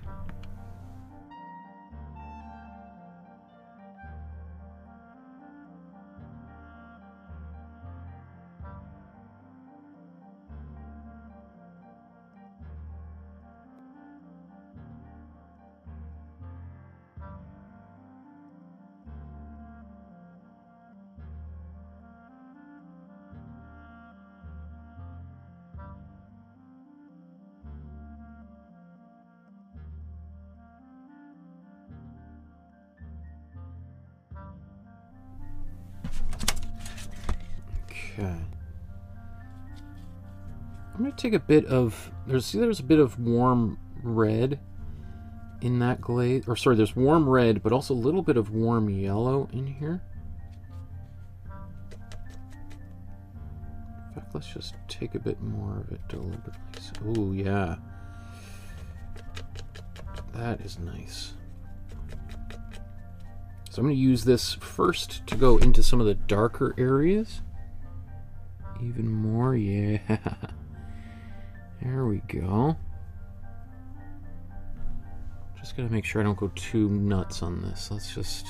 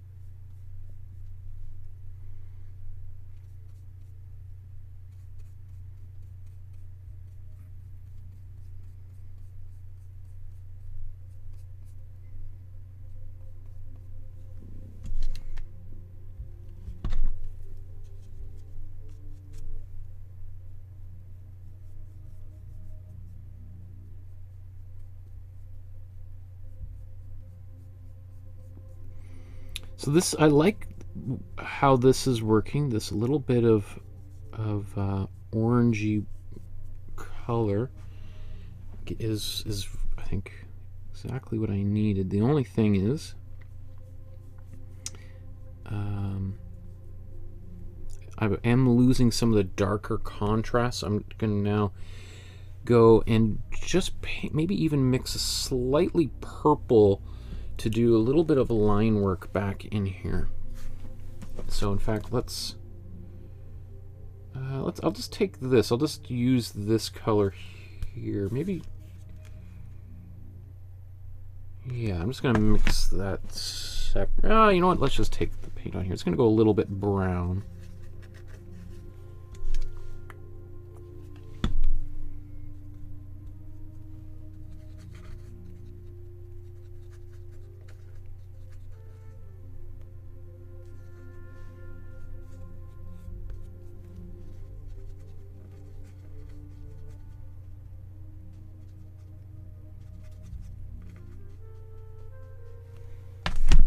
Okay. And I'm just going to use that to clarify a little bit here. So maybe we'll zoom in.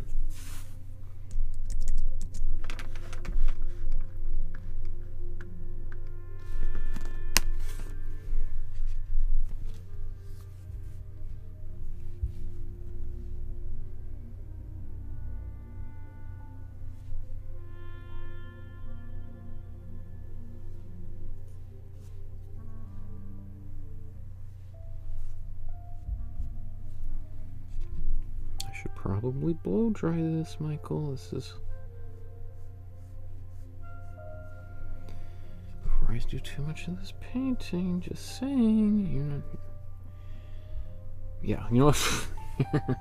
And like, yeah, just better blow dry this because otherwise, if I want to blend this out and I'm painting wet glaze on top of wet glaze, it's a recipe for disaster.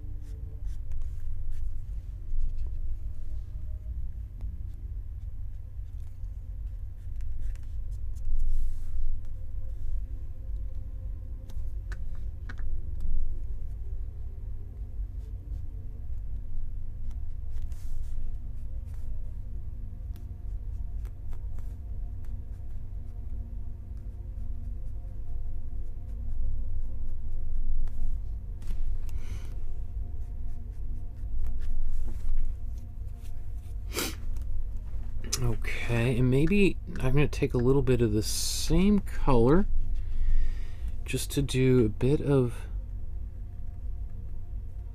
line work.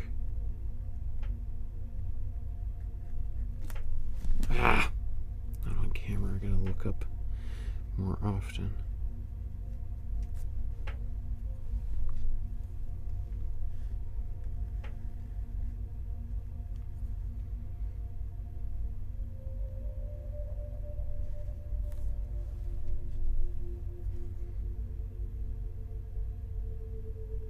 Oops. No,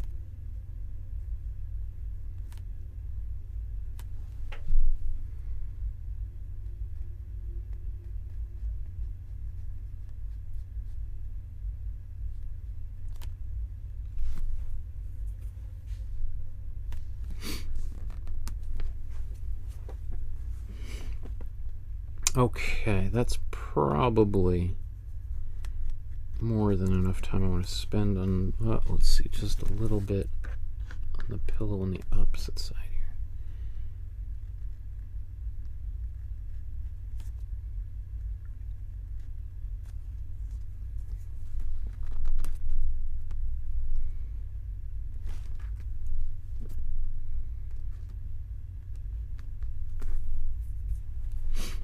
Okay, I'm going to take this same color and do some refinements in the blanket down here.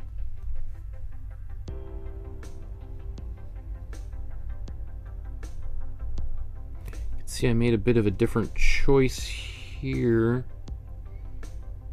Let's see, can I fix that?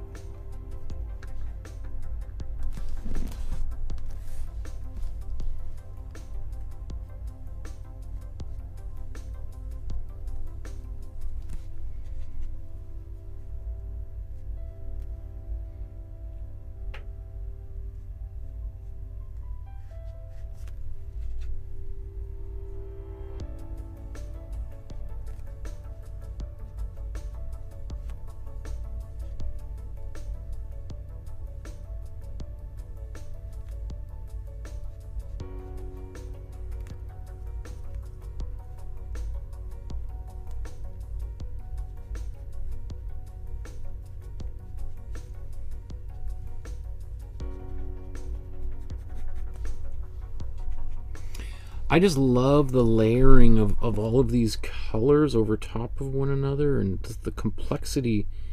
I think it's just, I just love that kind of, that aspect when we get into this in painting. And it's the kind of thing where people go like, how on, like, there's a lot of different colors that have made that up, that is just, you can't replicate it with just mixing one color to do this.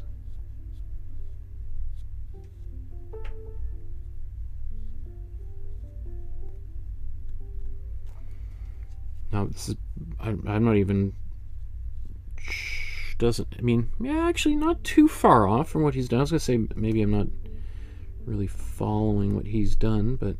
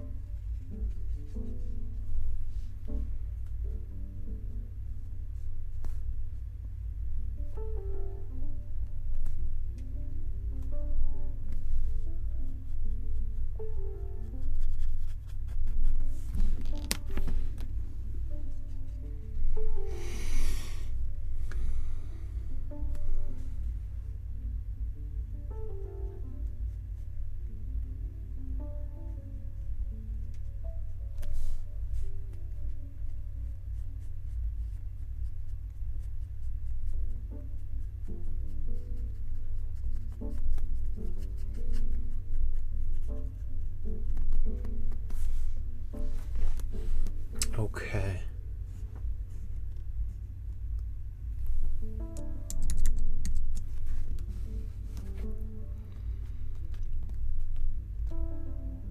So I love this thing, but it's just floating in air. So let's take care of that right now.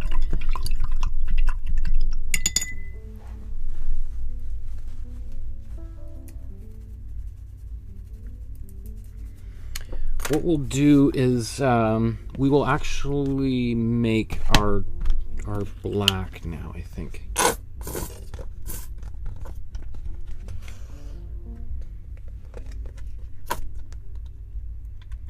Oops. So I'm going to take my warm red, mix it into here. This is what I had before. It was warm red and cool blue.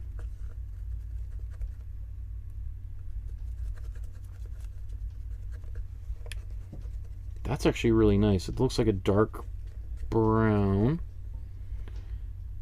Let's put a bit of yellow in there. Now we've got a black. All right, so just warm red, cool blue, and a little bit of cool yellow. Boom, black. Do we want to just put this on there? I think we want to get something a little bit more, just dilute it a little bit.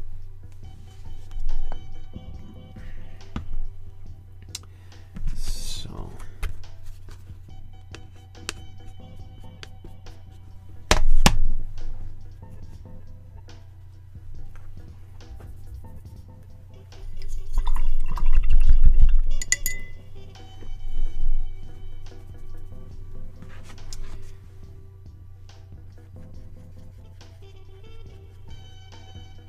well, actually, we could use this for, it does look a little bit purple.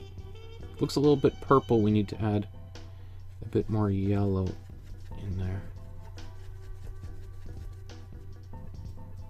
There we go.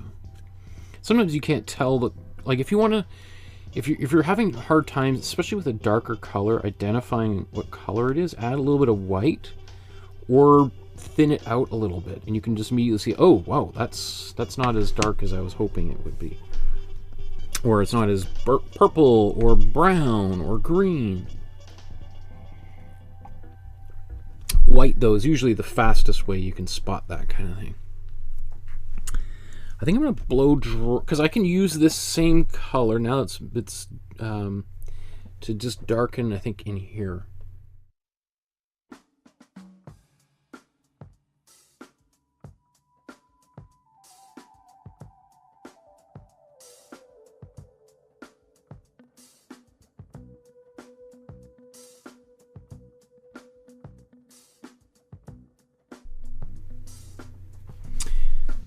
Let's see, actually. Wow, that is much darker than I was expecting. So that's good that I tried it in an area that I knew needed to get darker anyway.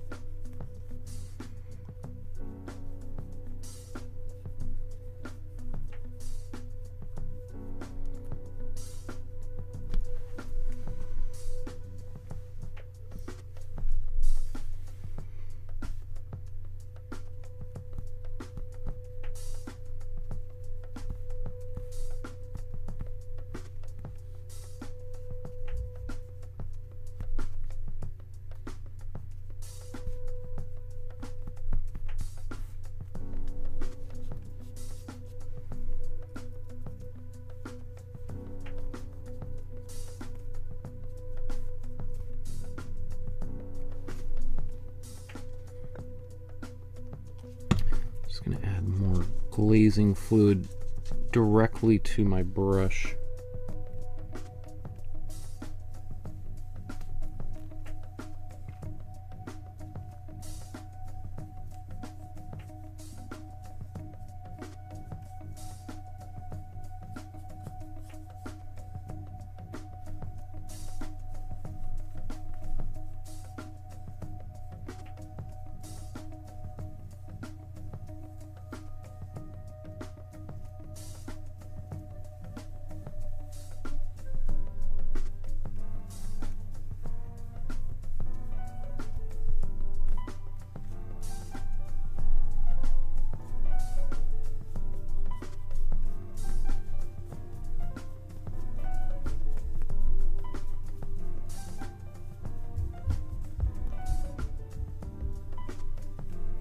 Looks like it was still a little bit on the purpley side.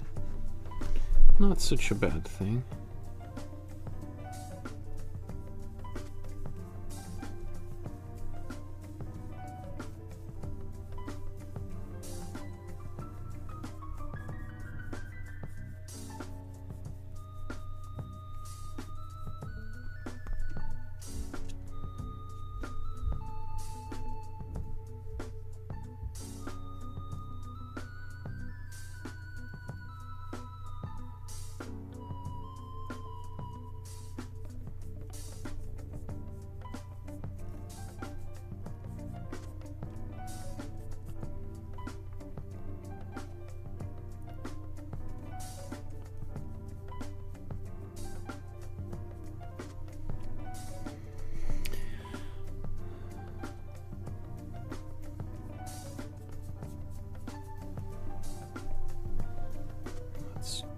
Darken down here quite a lot.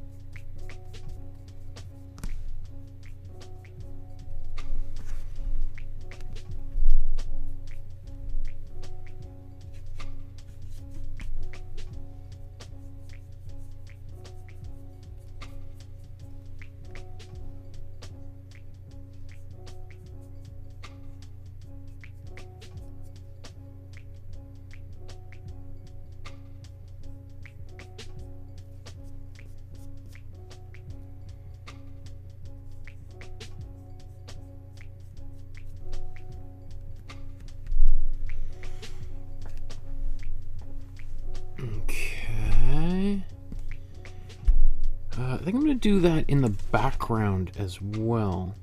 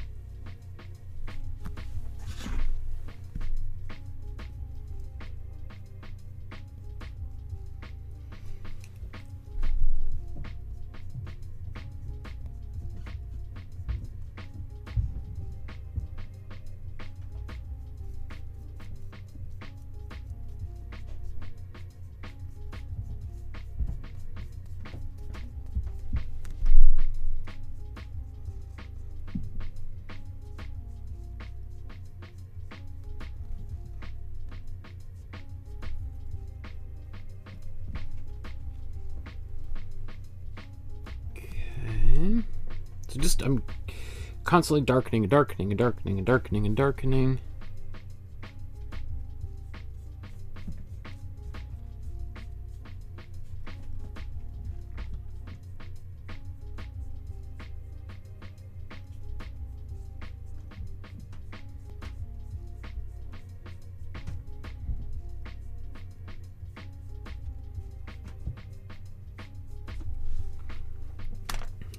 Okay. Again, I want to get a bit more of a yellow, or a darker, an actual black. There's a lot of purple in here, so let's just get a bit more yellow.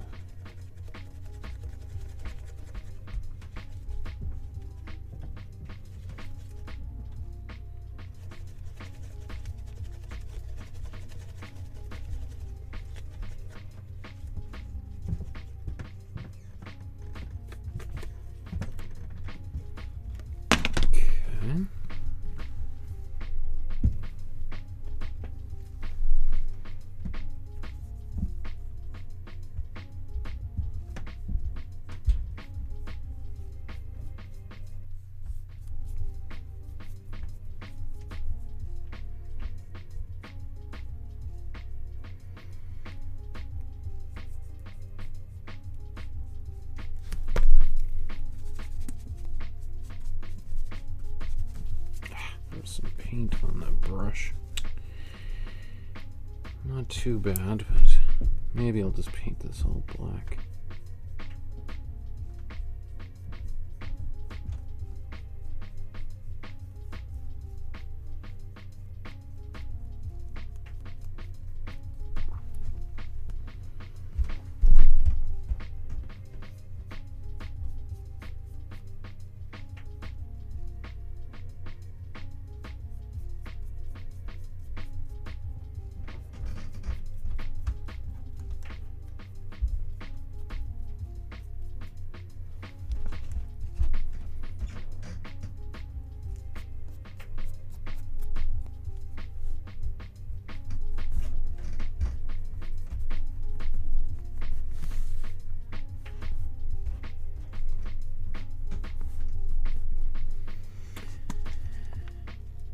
Okay, and just a little bit more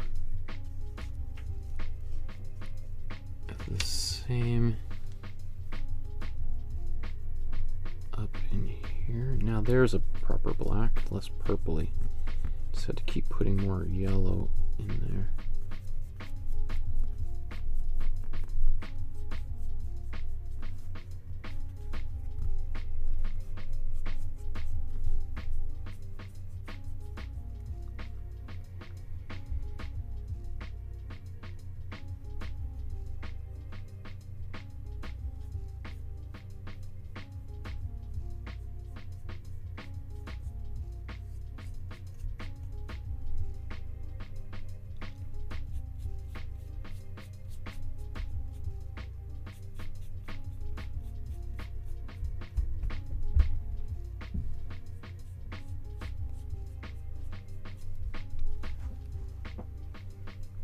Okay, getting closer and closer and closer and closer.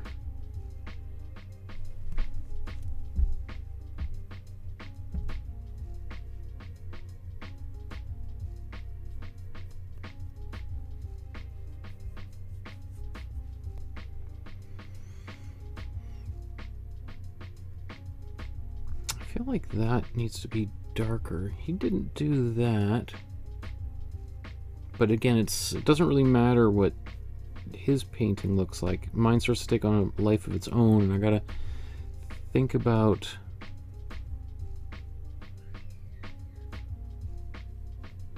making my own painting as believable as possible.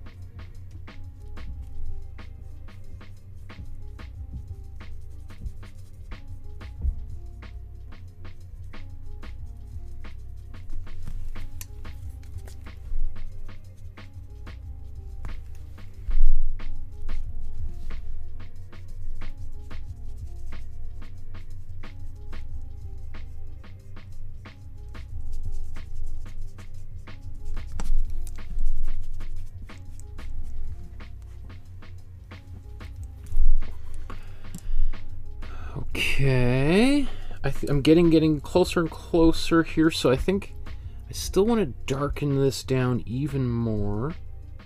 So I'm going to blow dry that. I'm getting pretty happy with the background. I don't have quite the green that he has there. I don't know if I might be okay with just letting that go. I have crashed there, so I need to wait a second. I could paint some dark red lines in here.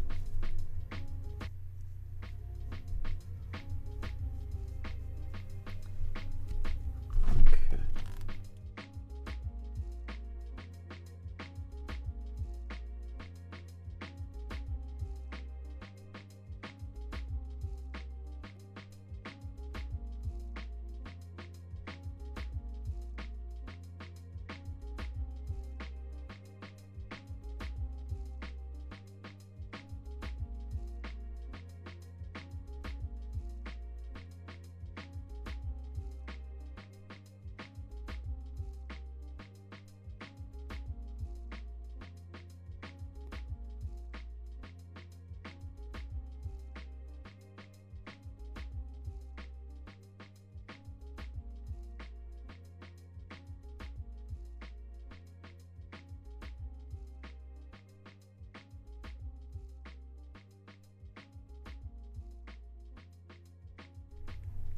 Okay.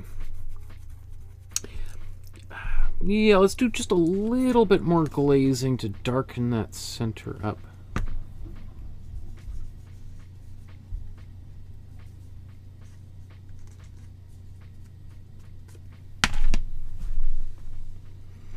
And then I want to move on from these from the fabric.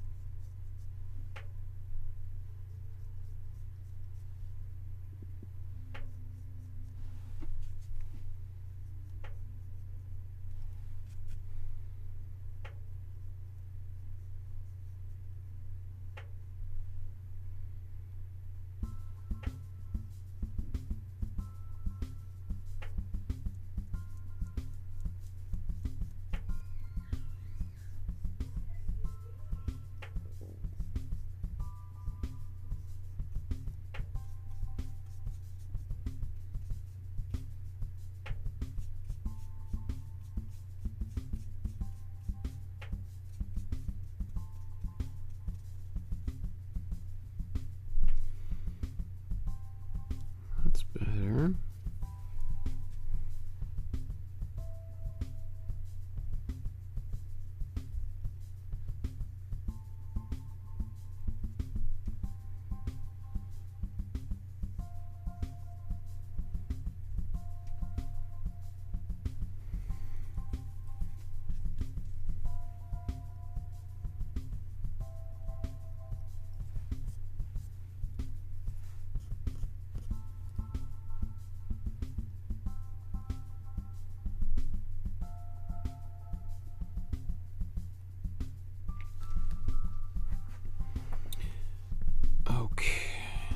Also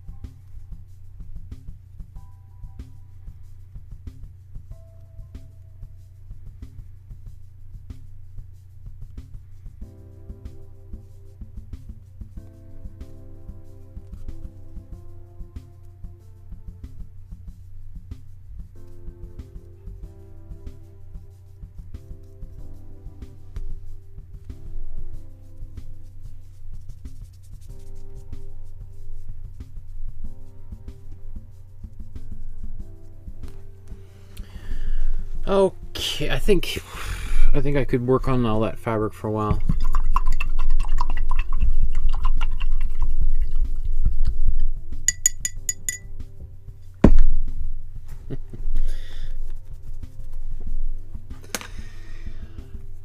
So I want to blow dry one more time, and then we're just going to focus on the body and then walk away, because you know, there's little things in there that I could just keep on going and going and going, but really darkening in here is important because it helps emphasize her leg bending here. And so that's why I've been focusing on darkening in there, darkening down here. I think that's helped.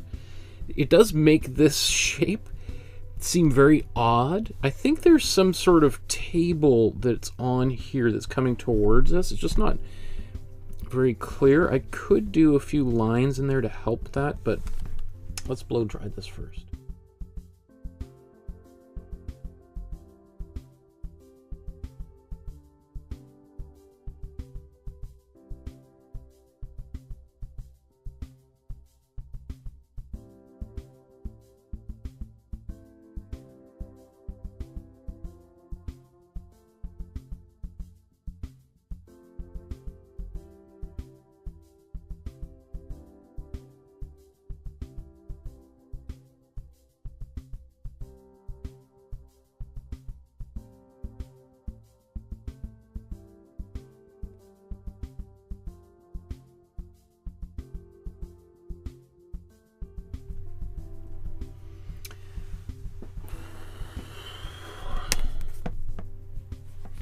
Okay.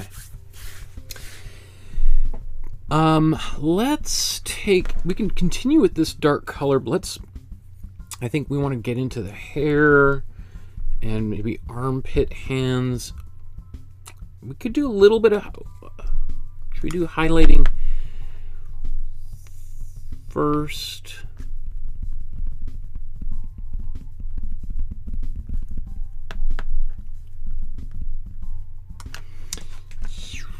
Maybe we should do a bit of highlighting first. Okay, so to do my highlight, I want to mix my skin tone again.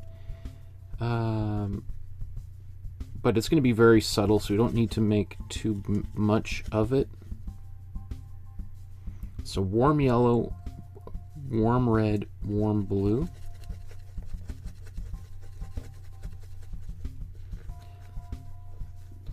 And that's about all we need. Just going to wipe that paint off my brush and take some white. And I'm just using the paint that's on my brush, maybe just a bit more. Where did I mix it? Right here?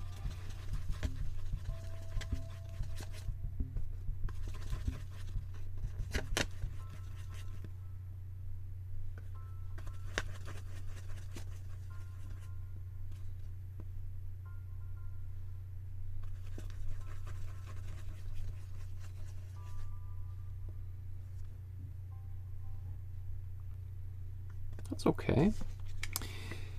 And then I'm going to glaze with it, so we'll just mix.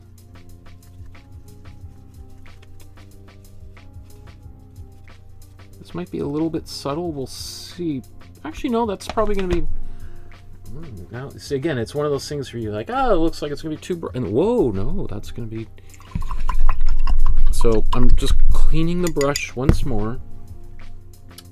This is just going to help ensure that my glaze is even. Okay. And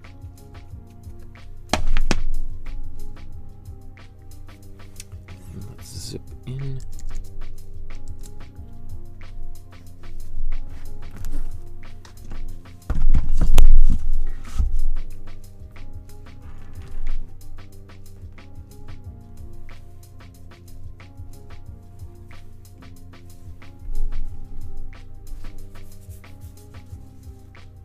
And I just want my brush. Oh, was there glaze? There was glaze on that brush. I thought I was like, that brush is kind of wet. I think it had paint on it. Okay. So we'll just go in here.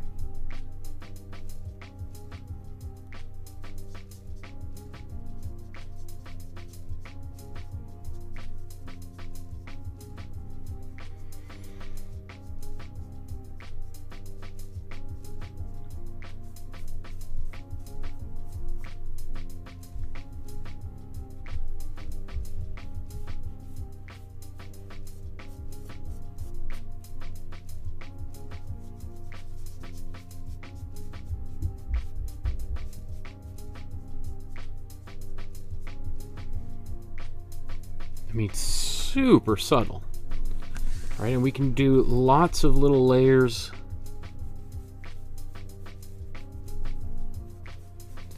Like this, just as we've done with the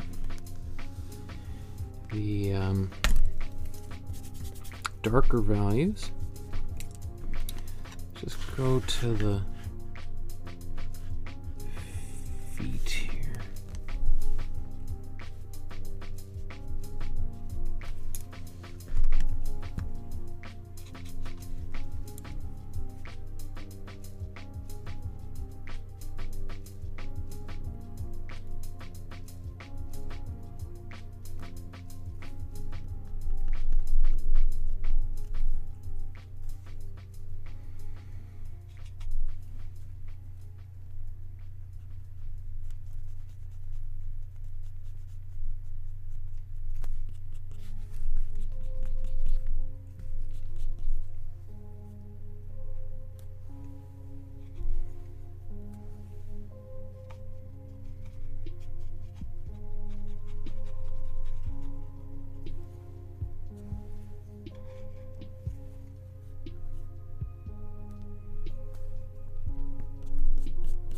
I tried to mix a bit of white in there, but I did too much.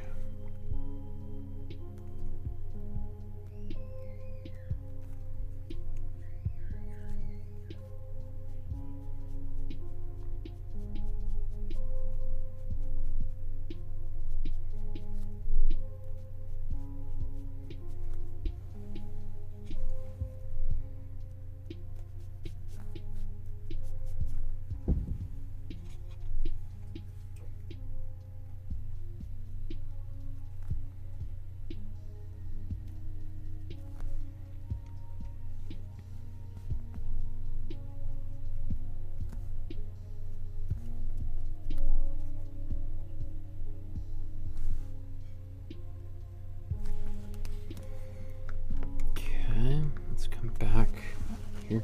You can see I like just to jump around. It's just also because I want to make sure that I'm getting certain areas before I forget them, and also while I've got that color on my brush, I don't want to I want to make sure I'm consistent all the way through.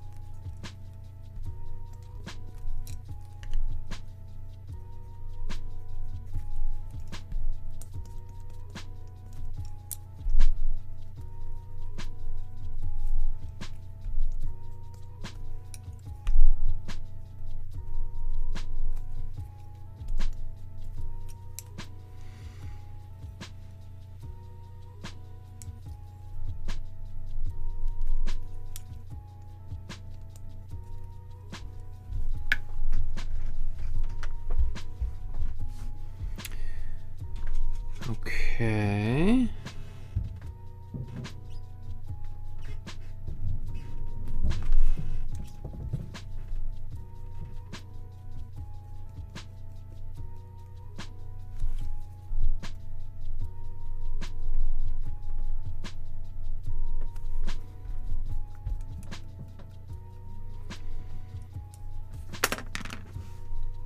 So I'm going to blow dry that, and then I'm going to do just a little bit more of this highlight, and then we're going to be pretty close. I do the hair, obviously, but getting closer and closer.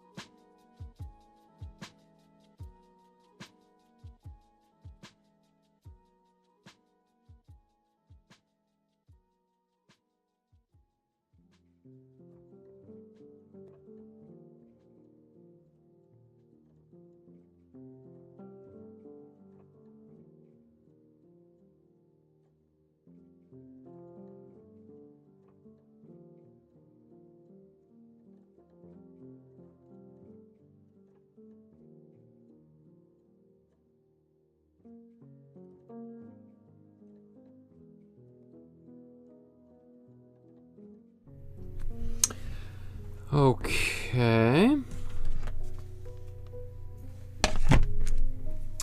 I'm just going to take a little bit more white and mix it into this color.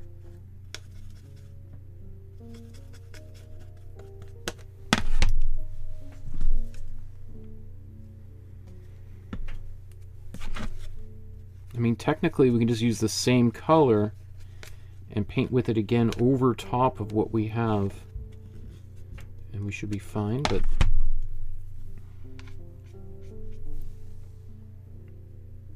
I just want to speed things up a bit, which always makes for, there's going to be more and more distortions as I go because I'm cutting corners. You know, this is the kind of thing that an artist might spend months doing, because he would have been painting with oil paints, which take a long time to dry, so he would have had to wait, you know, a week or two between each one of these layers that I can just quickly blow dry, right?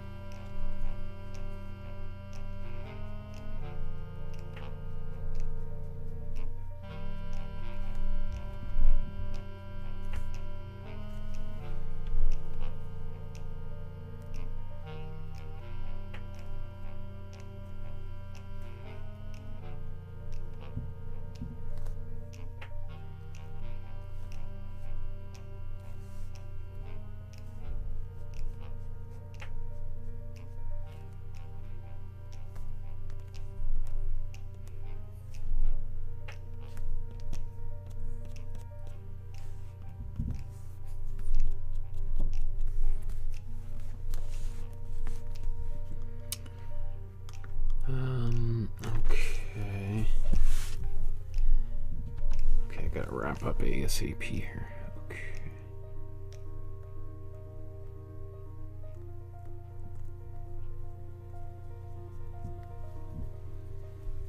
Oops.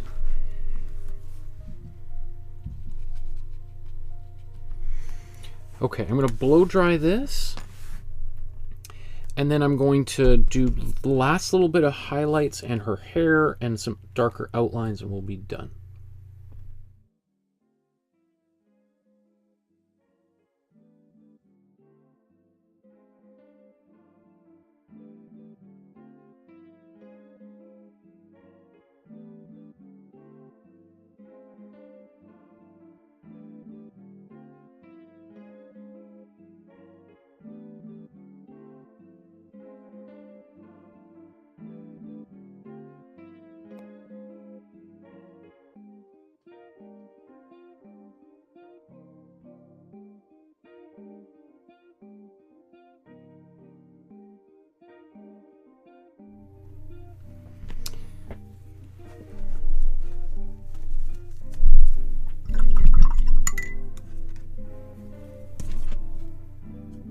So just taking a bit more white.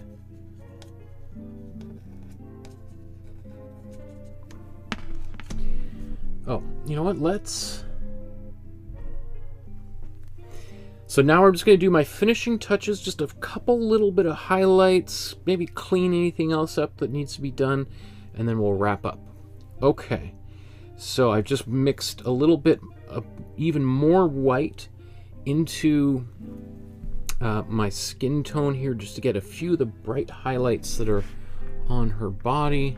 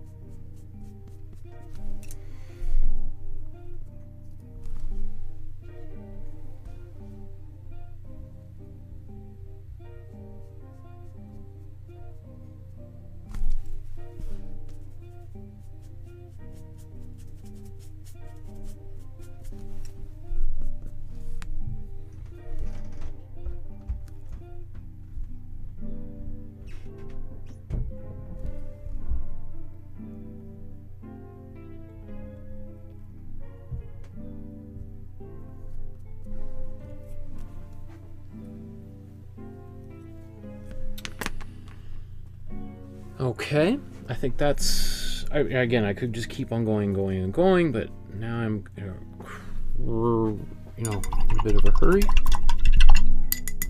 So now we're just going to go the opposite direction. We're going to do a little bit of outlining. Oops, brush was still wet.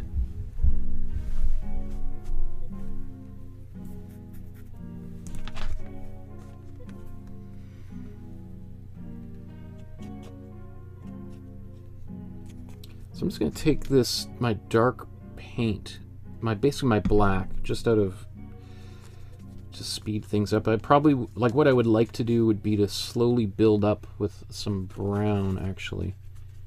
Let's see if I can just get a bit of this brown without having to remix it here. Oops.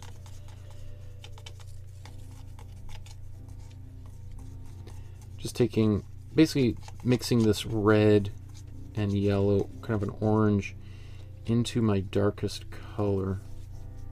That way I'm not really painting with a full-on black here. I think I'll start here using this color to paint her hair.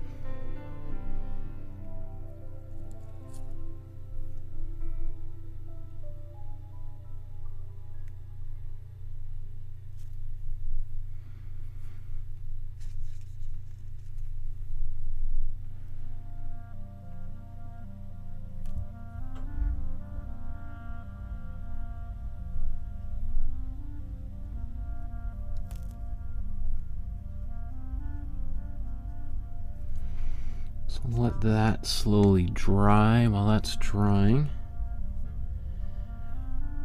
we'll come around to our fingers.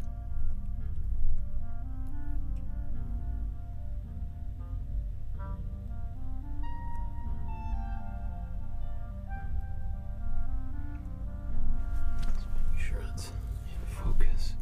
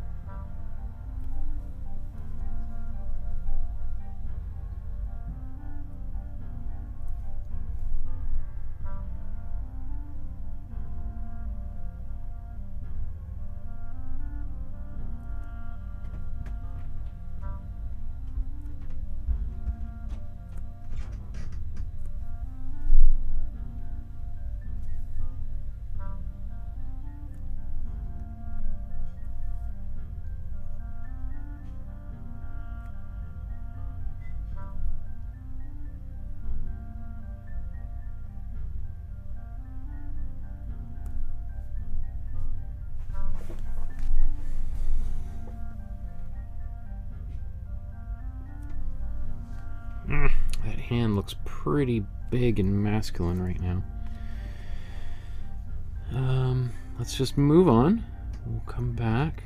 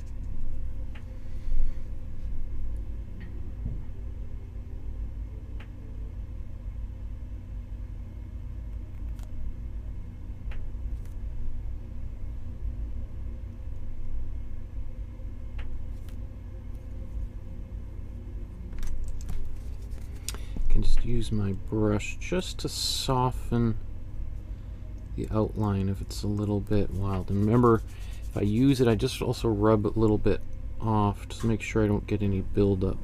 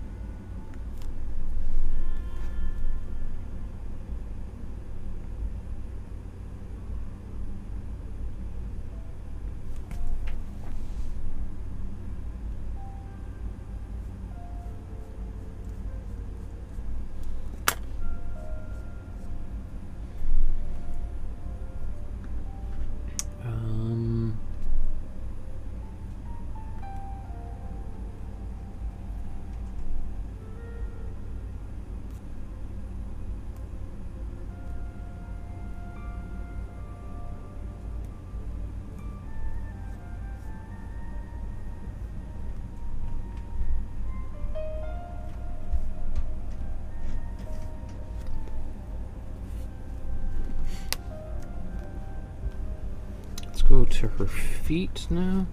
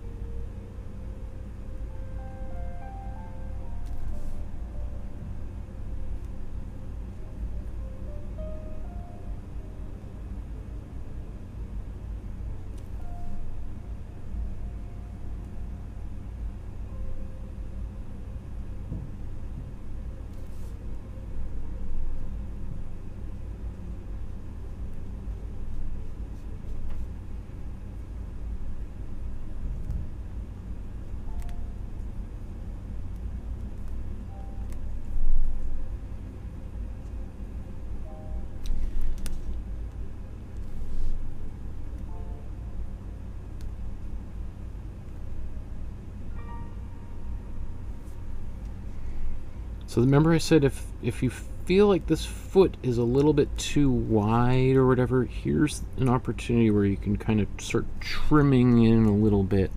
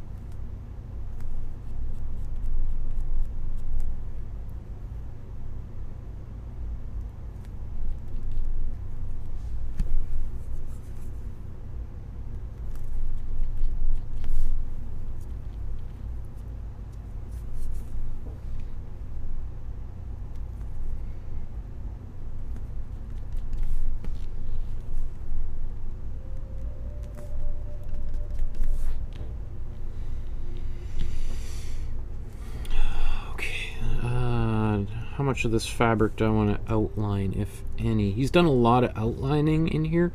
Oh, that could also be just the pencil from from the very, very beginning of his watercolor.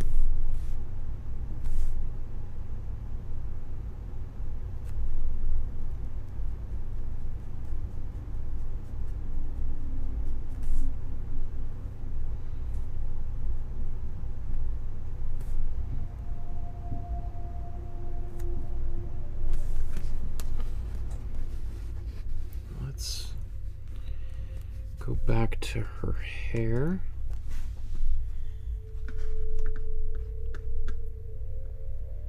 Again, just if you ever encounter a problem, just keep on moving and then just come back.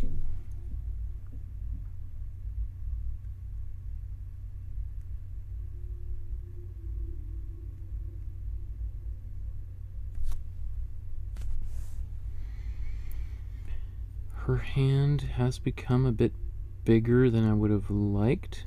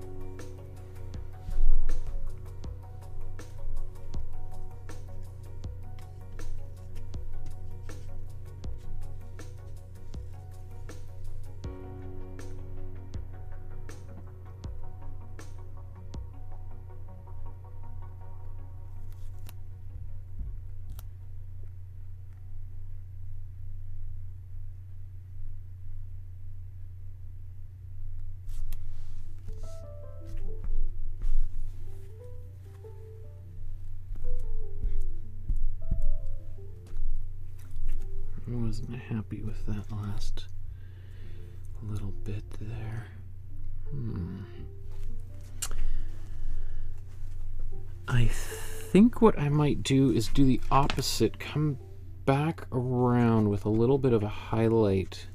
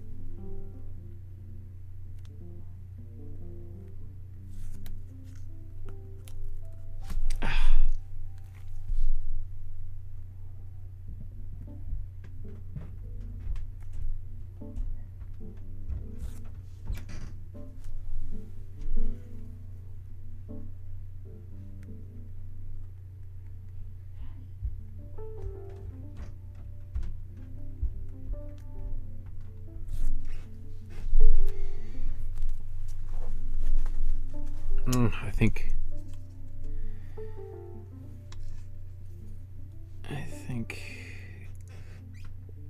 I'm just about done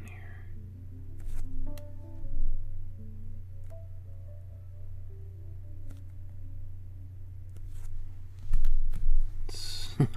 These details are so tiny. It's at the very least I should probably be blow drying this rather than trying to work on it while everything's all wet. Maybe I'm just going to take a quick second just to move on and do a little bit of some lines down in here.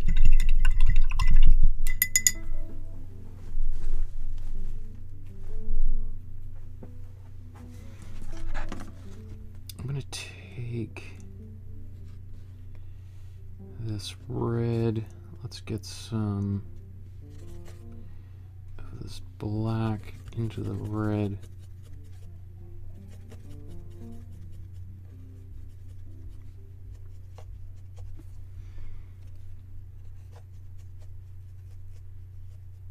Making a really dark red that I can use to maybe just add a couple of lines in here.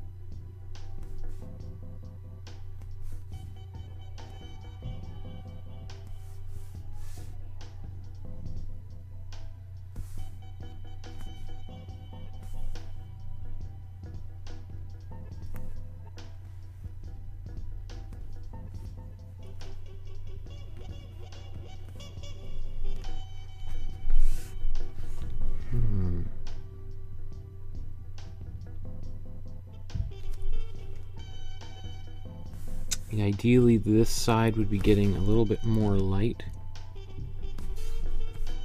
It's a strange thing.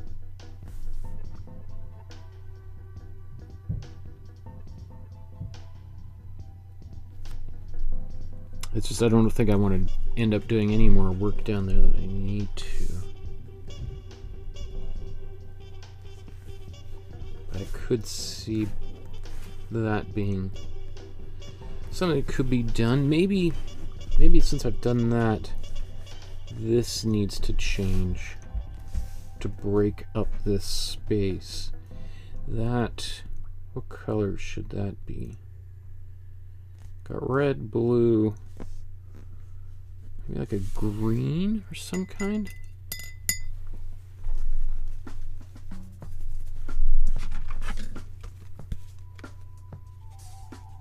got our green here. Let's take some of our black. Just make it a really dark green.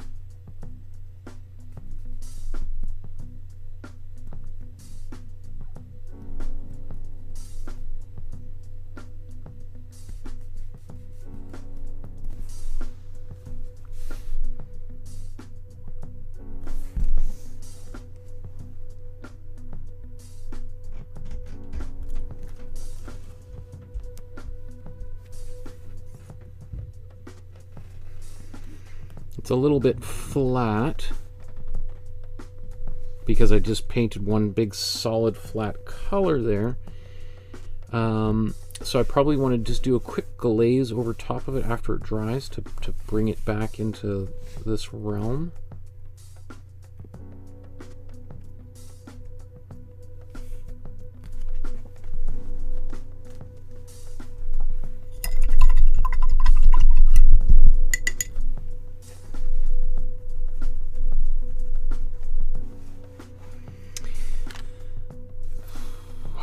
Do a little lighter glaze here, couldn't I? Just I think I gotta blow dry all that real quick.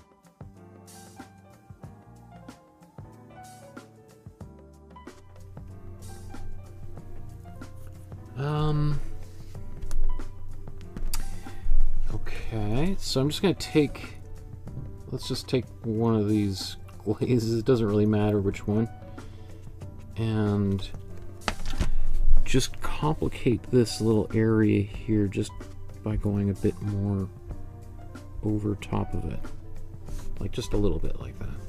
All of a sudden it looks like, oh, something was happening in there and it looks good.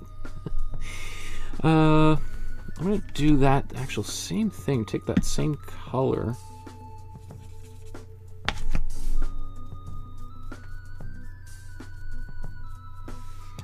And just darkening this down even more. Rather than trying to lighten this, I just want to darken in here just to suggest that there's some kind of thing happening here.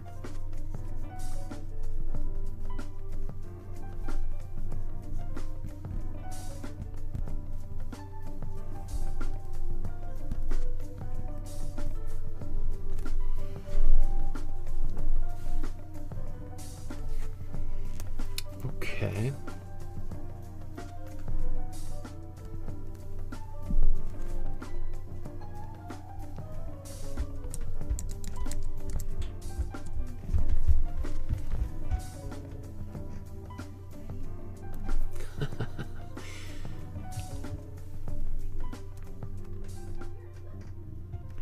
Do I want to darken her body anymore? Does it need to?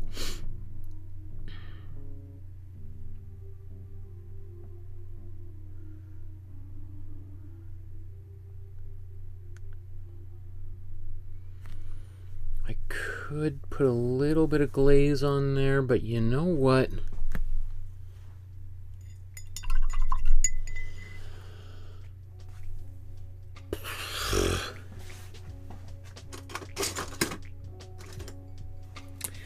I think, yeah, let's call it a night here.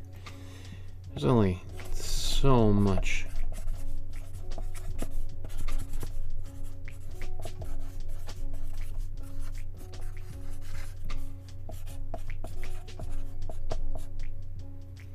So make sure the date.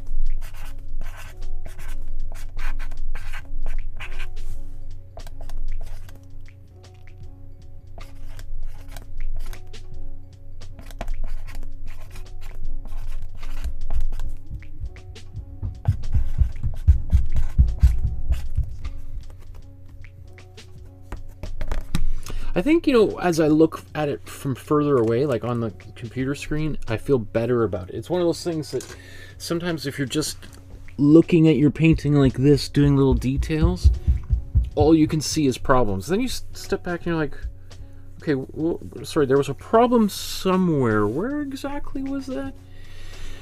Okay.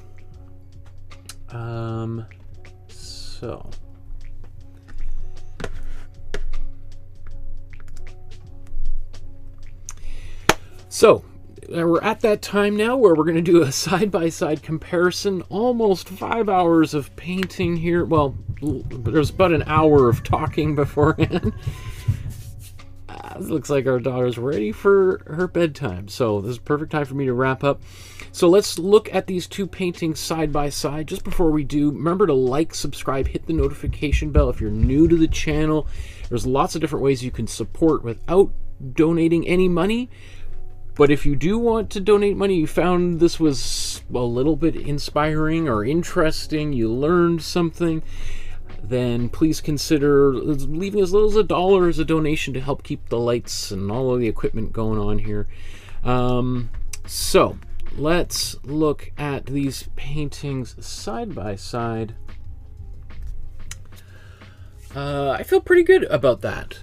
You know, again, I feel like I could do a few more things. I could actually even darken her hair a little bit more now that I see that. Maybe I may even do that in a moment, but in fact, let's do just a little bit of darkening, just a little bit here, I think.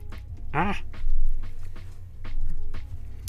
Brush wasn't dry out of the water here.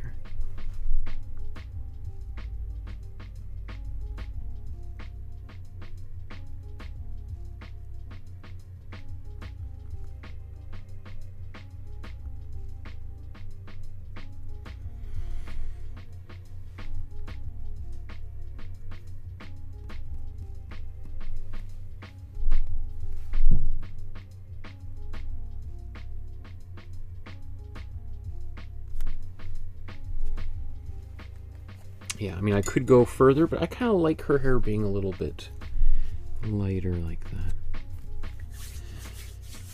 I didn't quite get the greens up here that he did, and I think that's a really nice touch. You saw I had a little bit of struggle with that earlier, and I'm quite confident I know I could do that, but I think it's also just, it's fine like it is. Looks like I could keep on darkening. Like, you know, there's places where I felt like, wow, it's getting darker, darker, darker. And then I look at it and think, man, that could go darker too. This could go darker again. And I mean, maybe it should go darker again. But you know, at some point, I'm just going to do a little quick bit more.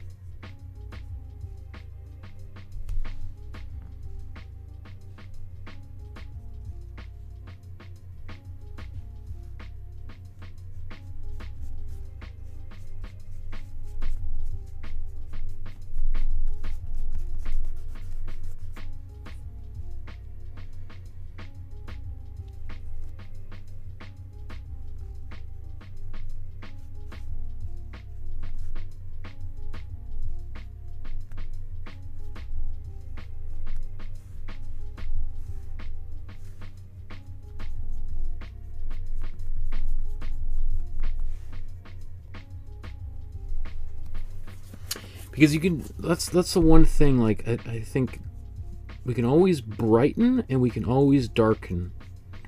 It's always advisable, if possible, to continue to push your contrasts as much as possible. That's what's going to give things as much depth as we can. Yeah, I think that's good. I think the art gods are going to be satisfied for one more day and let me live a little bit longer. Yeah, even like her hand, as I see it further, it's not such a problem at all. So that was one thing that was bugging me, but I think I can move on from this. Yeah, okay. Okay, so let's just zoom in and just take a look before I start doing more and more on this.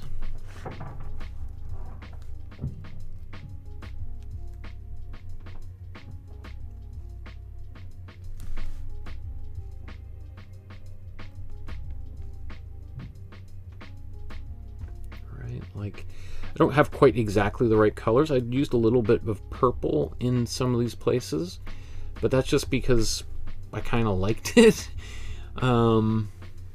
Let's look down here.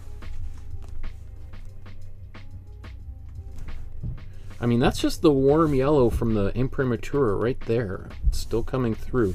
You can see how kind of golden and bright it appears, especially when it's surrounded by darker colors. It really pops. Let's look at the blanket here. Yeah, I did maybe a little bit more purple than I should have been. I don't mind that, though. I think I got this pretty close, especially, you know, we added, you know, that little bit of white underneath here. I think that turned out pretty well. So let's go right here.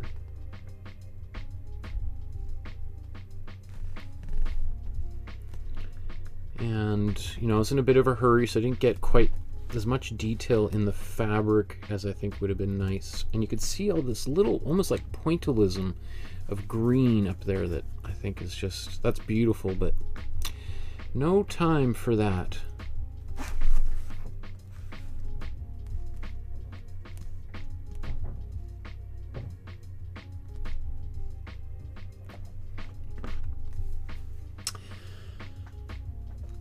Not bad. Not bad. Okay. So as my Ukrainian grandfather used to say, good enough for government work. One of my favorite quotes of all time, and I think that's true. I'm pretty, Taras Shevchenko was, you know, the greatest Ukrainian writer, one of the greatest Ukrainian painters of all time, well, the greatest poet of all time, maybe second to Ivan Franko, or probably not. Ivan Franko would probably say that he was certainly not ahead of Shevchenko, but that's great. I mean, again, I spent a little bit more time working on this because he's such a really important figure in my ancestral heritage here, so it feels like time well spent. 5 hours. That's like a couple of episodes of Game of Thrones or something, right? So, anyway. Thank you, everyone, for painting along with me, and I can't wait to see what you created during this time. Did you paint this painting, or did you paint something else? What did you do? I want to see it. Upload them to the Facebook group. If you haven't joined the Facebook group, do so now. And also, I strongly consider or encourage you to make a donation to UNICEF, to Doctors Without Borders, the Red Cross in Canada, United States. There's Red Cross all over the world. The UN Human Rights Council, or the Canadian Ukrainian Foundation. The links are in the description below. There is the occupation by Russia in Ukraine right now, and there's a lot of people suffering needlessly. And while we're here enjoying ourselves, making a painting, people are dying at this very moment. Not to leave on a bad note, but if you have the means to make a donation, there are people who are in desperate need of it. So, Slava Ukraini, thank you, everyone. Enjoy the rest of your evening, and we will see you on Saturday for Vigée Lebrun, one of France's greatest Rococo painters. So join us for then. We'll talk to you all again soon. Good night, everybody.